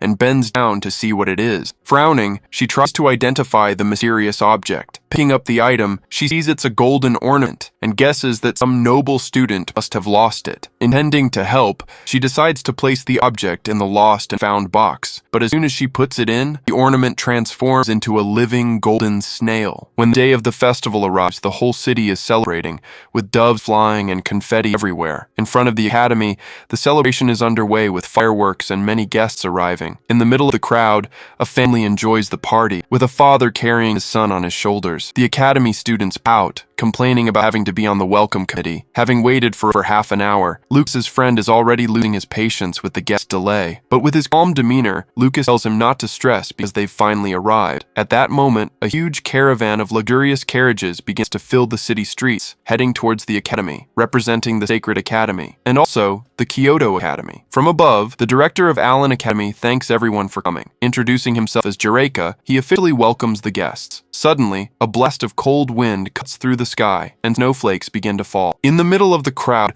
a girl notices the weather has suddenly turned cold. A moment later, a gigantic ice dragon appears in the sky, frightening everyone on the street. Riding the beast, the top rookie from Kyoto Academy makes a grand entrance. Watching the scene, the director asks Theodore what he thought of the whole display. With a smirk, Theodore simply replies that it was a very flashy entrance. Hiding his face with a fan, he adds that it will only attract unwanted attention. Suddenly, a new rookie appears, holding a golden object with a mocking smile. A moment later, a surge of energy rushes forward and completely disintegrates the ice dragon in midair. At the same instant, the hot energy continues advancing toward the Kyoto rookie. Completely engulfed by an energy phoenix, he takes the direct hit, but emerging unharmed from the explosion, he faces his new opponent and asks who she is. Coming from a flaming carriage, a female voice calls him the top rookie of Kyoto. Then the top rookie of the Sacred Academy reveals herself, teasing him for liking to attract attention. Undeterred, the Kyoto rookie summons his ice dragon again for a counterattack. Then the Sacred Academy rookie uses her energy fan to start the fight. A moment later, her phoenix charges forward, preparing for combat. Meanwhile, the crowd watching the brawl is amazed, thinking it's a fireworks show. In the sky, the phoenix unleashes a shower of energy meteors on the ice dragon. With a look of contempt, the Kyoto rookie accuses his rival of trying to steal the spotlight. In that instant, two creatures clash in an explosion of ice and energy. But the energy phoenix easily cuts through the dragon's attack. Hit squarely, the ice dragon begins to break apart, but with a new ability, he manages to trap the phoenix in a sphere of ice. Seizing the opportunity, the Sacred Academy rookie leaps from her carriage for a direct attack. With a challenging look, she asks if he really wants to take this fight seriously. Then, with a confident smile, she prepares a concentrated energy blast and warns him not to regret it later. A moment later, the attack explodes in the air, creating a shockwave that impresses everyone. From a distance, Lucas observes their power and acknowledges that they truly deserve the title of geniuses. With one last effort, the phoenix breaks free from its ice prison, shattering everything. Then, it charges at a smaller version of the dragon, but the Kyoto rookie protects himself with a barrier, remaining completely unharmed. With a confident look, he doubts she can break his ice defense. Just then, purple energy bolts appear in the middle of the fight, separating the two creatures. With the interference, they both stare at each other, trying to understand what happened. Then, with her staff in hand, Julia prepares to join their fight. With an excited smile, she shouts and launches her own attack with full force. From the sky, purple energy angels descend amidst a storm of lightning. The attack lights up the sky, creating a rainbow that amazes everyone. Seeing the spectacle in the sky, the crowd praises the three, calling them the hope of the Empire. With a smile, the sacred rookie compliments the beauty of her rival's attack. All excited, Julia asks to join the fight too. From a distance, the people from Allen Academy are shocked to see such a fight before the event has even begun. And in the middle of the crowd, Cyan Miranda watches everything with a satisfied smile. Observing the scene, the director of Sacred Academy, Sylvan Tannen, comments that this year is going to be a lot of fun. Elsewhere, the student council president analyzes the new opponents, finding them young but very capable. But before he could continue, a silence spell shuts everyone up. With a simple gesture, a new figure imposes total silence in the square. Then, Atticus Rosso, the director of Kyoto Academy, finally reveals himself. At that moment, golden feathers begin to fall from the sky, enchanting everyone. One of the Allen Academy students doesn't understand what's happening. A moment later, the feathers gather and begin to form an intense light. With a blinding glow, the light illuminates the entire city, and the feathers fly everywhere. From the middle of the light, huge white wings begin to emerge, leaving everyone speechless. In awe, the Academy directors recognize the legendary sacred magic. Floating in the air, a mysterious masked woman appears with her angel wings. Seeing that figure, the Kyoto rookie gets excited at the chance to challenge her if he wins the tournament. Hiding behind her fan, the Sacred Academy rookie can hardly believe what she is seeing. Landing softly on the ground, the mysterious woman makes flowers bloom where she steps. The gesture of respect, Cyan Miranda bows before the mysterious woman. Turning to the audience, she begins to deliver her opening speech for the festival. Finishing her words, she faces the crowd with an enigmatic look from behind her mask. Soon after, an official appears and asks the students to go to the banquet hall bell and spectators to disperse. As they walk, Lucas's friend comments in shock that even Cyan bowed to her. Noticing the new competitors, the mysterious woman just gives a satisfied smile from under her mask. In the cafeteria, the feast is in full swing, with a table laden with food and all the students having a good time. But the Kyoto freshman prefers to be alone, walking through the hall with his tough guy act. Watching from a distance, the Allen students comment that he's pretty antisocial, since not even his own classmates get near him. Meanwhile, the freshman from the Sacred Academy proves to be much friendlier, striking up a conversation with the Allen students. With a smile, she says she wants to be Julia's friend and asks what she likes. Completely flustered by the question, the two students turn red, unsure of what to say. But suddenly, their expressions change, and one of them simply replies that he doesn't know. Rudely turning his back on her, he dismisses the conversation and walks away. Narrowing her eyes, the freshman gets suspicious, thinking he was being controlled. Elsewhere, a student asks her classmate to find out everything he can about a certain girl. At that moment, Miranda walks past the two students, who watch her with interest. Then, her eyes glow with a red light, revealing that she's the one controlling the boy. Due to the manipulation, the two students stand there, completely confused, as she walks away. Sitting at the main table, the sacred headmistress recognizes Miranda's daughter, Aiwa. With a glass in her hand, she praises the girl's mental magic, but laments that such a talent is being wasted. Commenting on the party, the sacred headmistress says it was supposed to be a moment of relaxation, but the battle has already begun. With a smug grin, the Kyoto headmaster says victory is already theirs again, and the others can just fight for second place. Outraged by the taunt, the sacred headmistress reminds him they almost won last year. Trying to calm things down, the Allen headmaster says each school has its strengths, but is quickly reminded that his school came in last. Changing the subject, the sacred headmistress asks about the finals, mentioning a rumor about problems in the mountains. It's then revealed that the final round usually takes place in a forest protected by magic circles. The Allen headmaster assures them the problem has been solved, and the finals will be held in the illusory forest, as planned. With everything settled, all that's left is to draw the brackets for the preliminary fights. Raising their glasses, the three headmasters toast to the success of the festival. Next day, the preliminaries begin in the academy's main arena. The council president explains that each school has 10 participants, but Kyoto, the champion, has 11. In the crowd, a student yawns from boredom, while her friend scolds her for not paying attention. On the other side, Lucas's group is also complaining about being tired, with one of them getting pinched to wake up. Then the first match is announced, and Dian Aslan from Kyoto Academy is called to the arena. On the battlefield, the first two competitors face each other, ready for the tournament to begin, and his opponent is Derek Ignis from Allen Academy. In the audience, the Allen students lament Derek's bad luck in facing the top student right off the bat, but Lucas reminds them that his fire magic has an advantage. Confident in his advantage, Derek summons a wall of flames toward his opponent. With his eyes glowing, he knows it won't be that easy. He then launches a giant fire statue to attack with full force. But the Kyoto freshman isn't fazed at all, saying an advantage means nothing against absolute power. Without moving,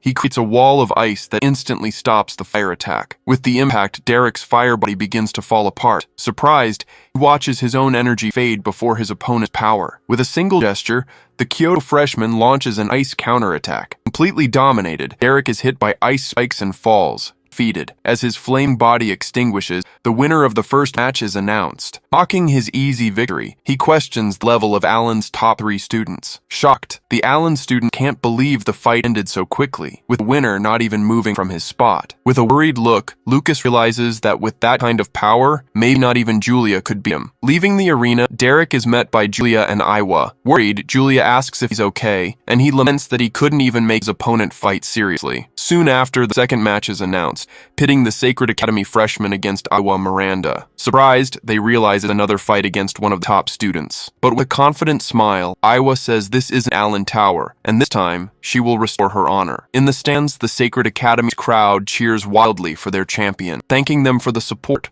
Aurora Phoenix promises she will win again with elegance. With a wink, she asks everyone to cheer loudly for her. In the arena, she unleashes an absurd amount of power, engulfing herself in flames. Facing her opponent, Aiwa acknowledges that she finally has a worthy opponent and vows to prove her strength. As the second match begins, the arena falls silent for the start of the fight. With a smirk, Aiwa taunts her opponent, telling her to stop acting cute and bring it on. Wasting no time, Aurora charges forward forward and attacks with her energy fan. She then summons a phoenix wing to continue the assault, but the attack is blocked, and Aurora calls her opponent rude. With a focused gaze, she prepares for her next move. Noticing the defense, Aurora is surprised to see that Aiwa has transformed her mental strength into a barrier. With a sly smile, she says this would be a fun way to pass the time. She then launches a powerful attack that destroys part of the arena. With her eyes glowing red, Aiwa prepares for a counterattack. As Aiwa's barrier shatters, she launches an energy attack that throws her back. Floating on a fire phoenix, Aurora taunts her opponent for being too busy defending to attack. Then,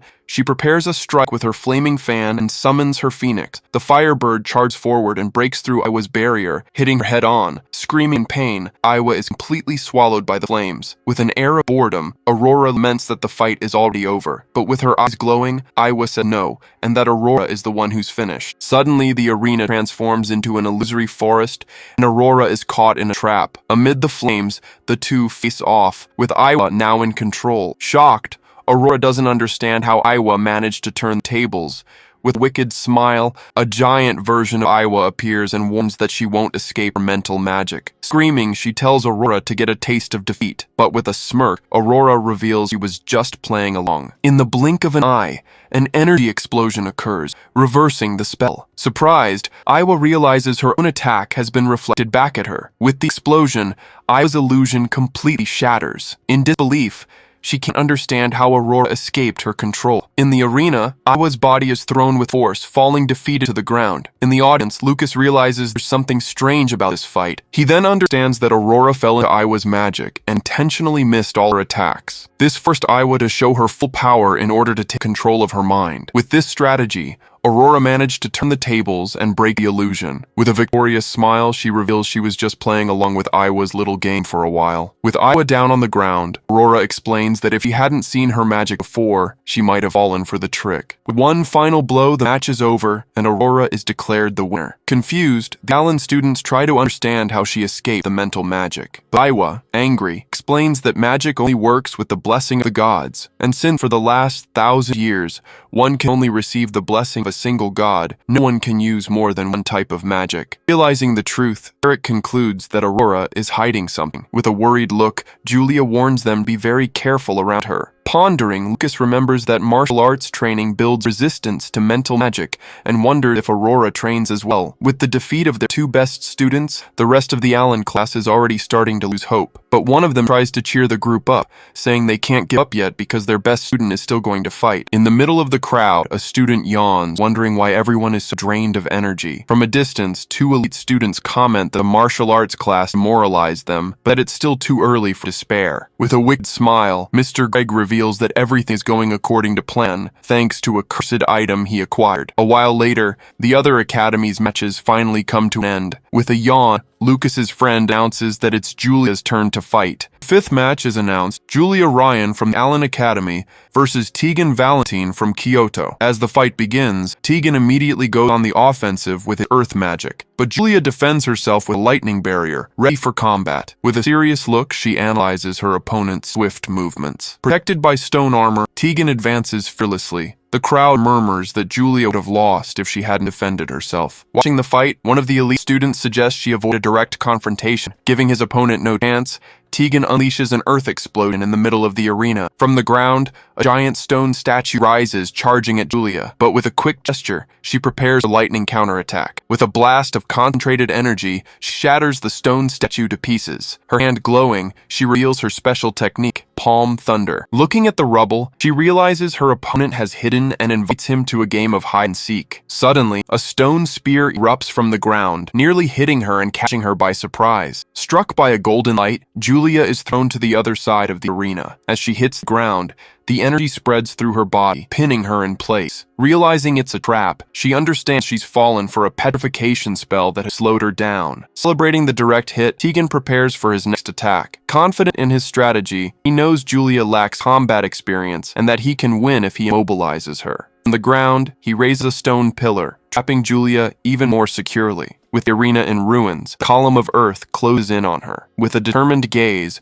Julia faces the stone prison forming around her. Refusing to give up, She uses her staff to try and break free, but the stone seals completely. Falling to the ground, her staff is the only thing left on the outside, trapping her in a giant stone hand. Tegan leaves her completely immobilized. His armor cracked. He prepares the final blow, knowing this could be his academy's third consecutive loss. With a focused gaze, he concentrates on ending the fight. But suddenly, one of the Allen students points to the sky, shocked by what he sees. With a wicked smile, Julia emerges from the darkness, warning, "Ready or not, here I come." Emerging from the stone prison, Julia forms a sphere of energy and says, "I'll start looking now." Desperate, Tegan yells that it's impossible for her to use magic in that state, but the energy sphere flies forward and shatters the stone hand to pieces. With a determined look, she prepares for the final blow. Then, a beam of energy tears across the arena, hitting everything in its path. The energy completely obliterates Tegan's stone defenses. "Hit head on!" he screams in pain,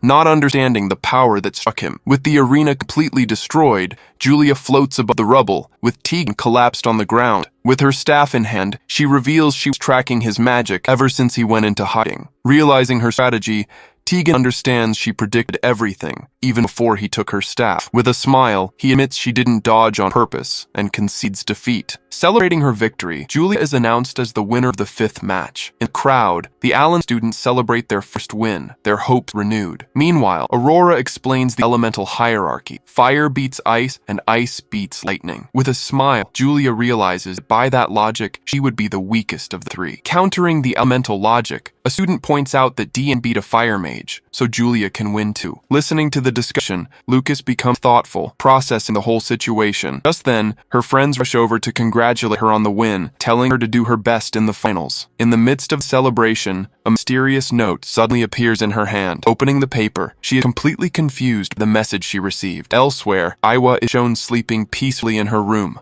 Apologizing for being late, Julia explains that Iwa took a while to fall asleep and asks why he called her there. All excited, she wonders if he called her over to praise her, already bragging that she won without needing his candy. Then he says her name, and she responds with a wink, expecting praise. But shattering her expectations, he looks at her seriously and asks if she wants to win the final match. Standing in the forest, the two siblings talk under the moonlight. With her hand on her chest, she answers with conviction that yes, she wants to win. Patting her head, he smiles and says that's his sister, but right after, he faces her and says that if she fought them now, her chances would be 0. Explaining the situation, he admits that they both surpass her in magic level and battle experience. With a deeper analysis, he reveals that Dian's magic resistance makes him an almost impossible opponent for her. Desperate, she asks if he knows a way to win, and he confirms, but warns that the method is pretty harsh. With a determined look, she says she doesn't care and will endure any pain to win. Satisfied with her answer, he just confirms that she gave her word. Then, with a snap of his fingers, he announces that hellish training is about to begin. Suddenly, a white creature appears and attacks her, knocking her to the ground. Getting up, startled, she yells at the creature, which seems to be her pet. But when she looks ahead, she's shocked by what she sees. A mysterious girl appears, summoning an ice barrier with an overwhelming presence. Hugging the creature, Luca explains that just like a lion, she'll get stronger in a hostile environment. Riding giant wolf, Lucas warns that he won't go easy on her in training. With a challenging smile, he extends his hand and tells Julia to overcome the challenge. Then he launches an energy attack that creates a field of ice in the forest. In the midst of battle, 2 Julias appear, fighting against ice clones. Trapped in ice crystals, she screams in surprise, asking how her brother can use magic. With a gesture, he shows a miniature version of her and explains it's because he made a contract with Uru. Then, it's revealed that by making contract with a magical beast, one can get beast pills, and as long as you're touching the beast, you can freely use its power. Combining Uru's ice magic with his skills, his power multiplies several times over. From the ice, a giant ice dragon emerges, charging at Julia. With a powerful attack, he traps her in a prison of ice crystals. Worried, Uru asks her master to go easier on her, but he says he's already holding back. Surrounded by ice, he warned that if she doesn't learn to break the ice and build resistance, she'll freeze to death. Angrily, she yells not to be underestimated and that she'll show what she's made of. Then, she unleashes a blast of energy that completely shatters the ice prison. Celebrating her victory, she boasts out how amazing she is, staff in hand. But suddenly, the forest turns into an ice maze, and she's left completely confused. From a distance, Lucas announces he's starting the next attack, making her desperate. With his hand on his chest, he prepares for the next challenge. Riding Uru, he warns that if he doesn't get out of there fast, she'll die. With gesture, he summons a new wave of ice creatures at her. Unintimidated, she charges at the creatures, unleashing energy strikes. The bolts spread out, hitting everything in their path, including the trees. As she fights, Uru charges forward and hits her with a paw swipe, sending her flying. With a smirk, she takes advantage of the distraction and hits Uru with a shock. The bolts hit Uru, who runs away screaming in pain. Exhausted, Julia and her little pet fall to the ground, finally thinking the training's over. But with puffed cheeks, they both realize the nightmare isn't over yet. With an evil smile, Lucas says the hellish training is just beginning and throws them a recovery potion. Desperate, Julia screams, calling her brother a demon, while Uru cries for help. A few hours later, day breaks at Allen Academy. Worried, Aiwa notices Julia in her room and wonders where she's gone. Suddenly, the door opens and tired footsteps enter the room. Her body completely worn out, Julia leans on her staff and says good morning to Aiwa. Startled by her condition, Aiwa catches her before she falls to the floor. With a tired smile, Julia gives a thumbs up and says she was just training for the finals. Carrying her friend on her back, Aiwa complains about how Lucas could do that with the finals being the next day. But with a confident look, Julia assures her it's fine, because she will definitely win tomorrow. With the preliminaries over, Sagrada and Kyoto lead with 2 points, and Allen has 1. In the illusory forest, a barrier is created to protect the battle area. Inside the barrier, the representatives from each school prepare for the final fight. The Allen director gives the final instructions, telling everyone to enter the arena through the magic circle. But the freshman from Kyoto dismisses the prep, guaranteeing he'll win with his overwhelming strength. With a provocative smile, the freshman from Sagrada says his arrogance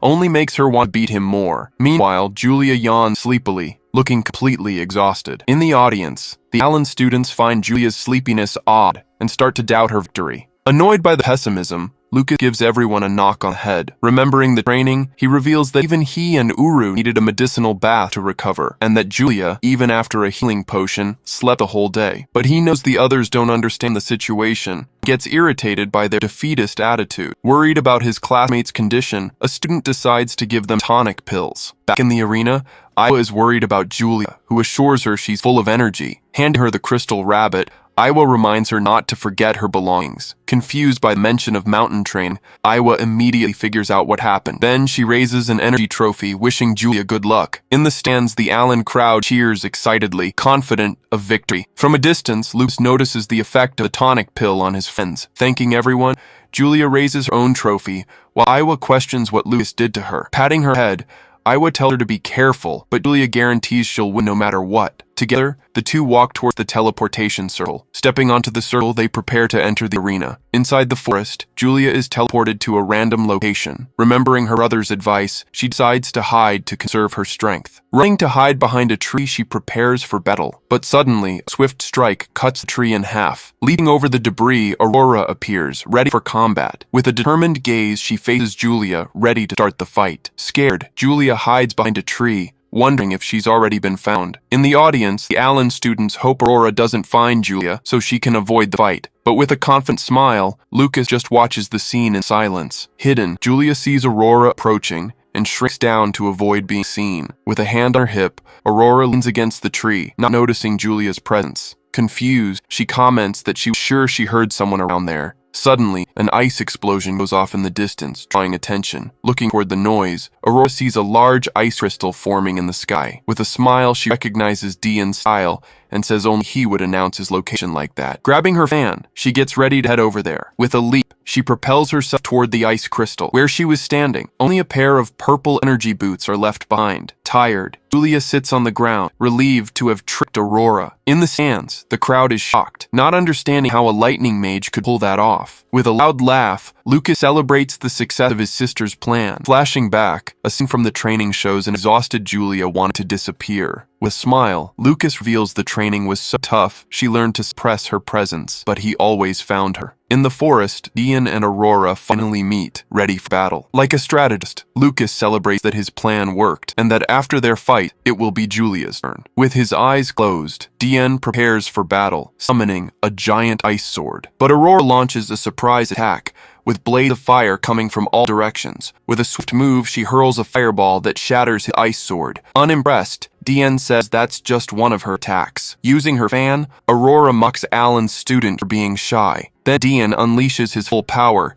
saying he wanted to defeat them both at once, but now he'll end this quickly. With a confident smile, Aurora says she'll be the one to break his invincibility. In a quick motion, she sends a fiery phoenix tail at him, but Dian counters with an energy blast, defending himself from the attack. The two face each other up close, their energies clashing in a stalemate. With an explosion of power, both attacks cancel each other out, showing the balance of strength between them. In the crowd, the students are shocked by their true power, realizing how much they were holding back before. Watching the fight, an elite student comments that Dian's fighting style looks like a martial artist's. It's then revealed that Dian trains both magic and martial arts to become stronger. With a thoughtful look, Lucas praises Dian's mindset, saying that if everyone were like him, martial artists wouldn't be so looked down upon. Analyzing the fight, Lucas and his friend discuss who has a better chance of winning, with Lucas betting on Dian's raw power. But a voice disagrees, saying that's not quite right. Appearing out of nowhere, Iowa startles Lucas's friend and says that Aurora probably has an ace up her sleeve. Suddenly, a student shouts that the fight had already been decided. Scoffing, Lucas's friend turns to Iowa, making fun of her prediction. With a hand on his chest, Dian boasts that even the famous heiress Miranda can get her predictions wrong. With a firm stomp, he shatters the ice on the ground, showcasing his victory. Facing Julia, he says she's late and the fight is already over. In disbelief, she asks if he really defeated Aurora. With an air of superiority,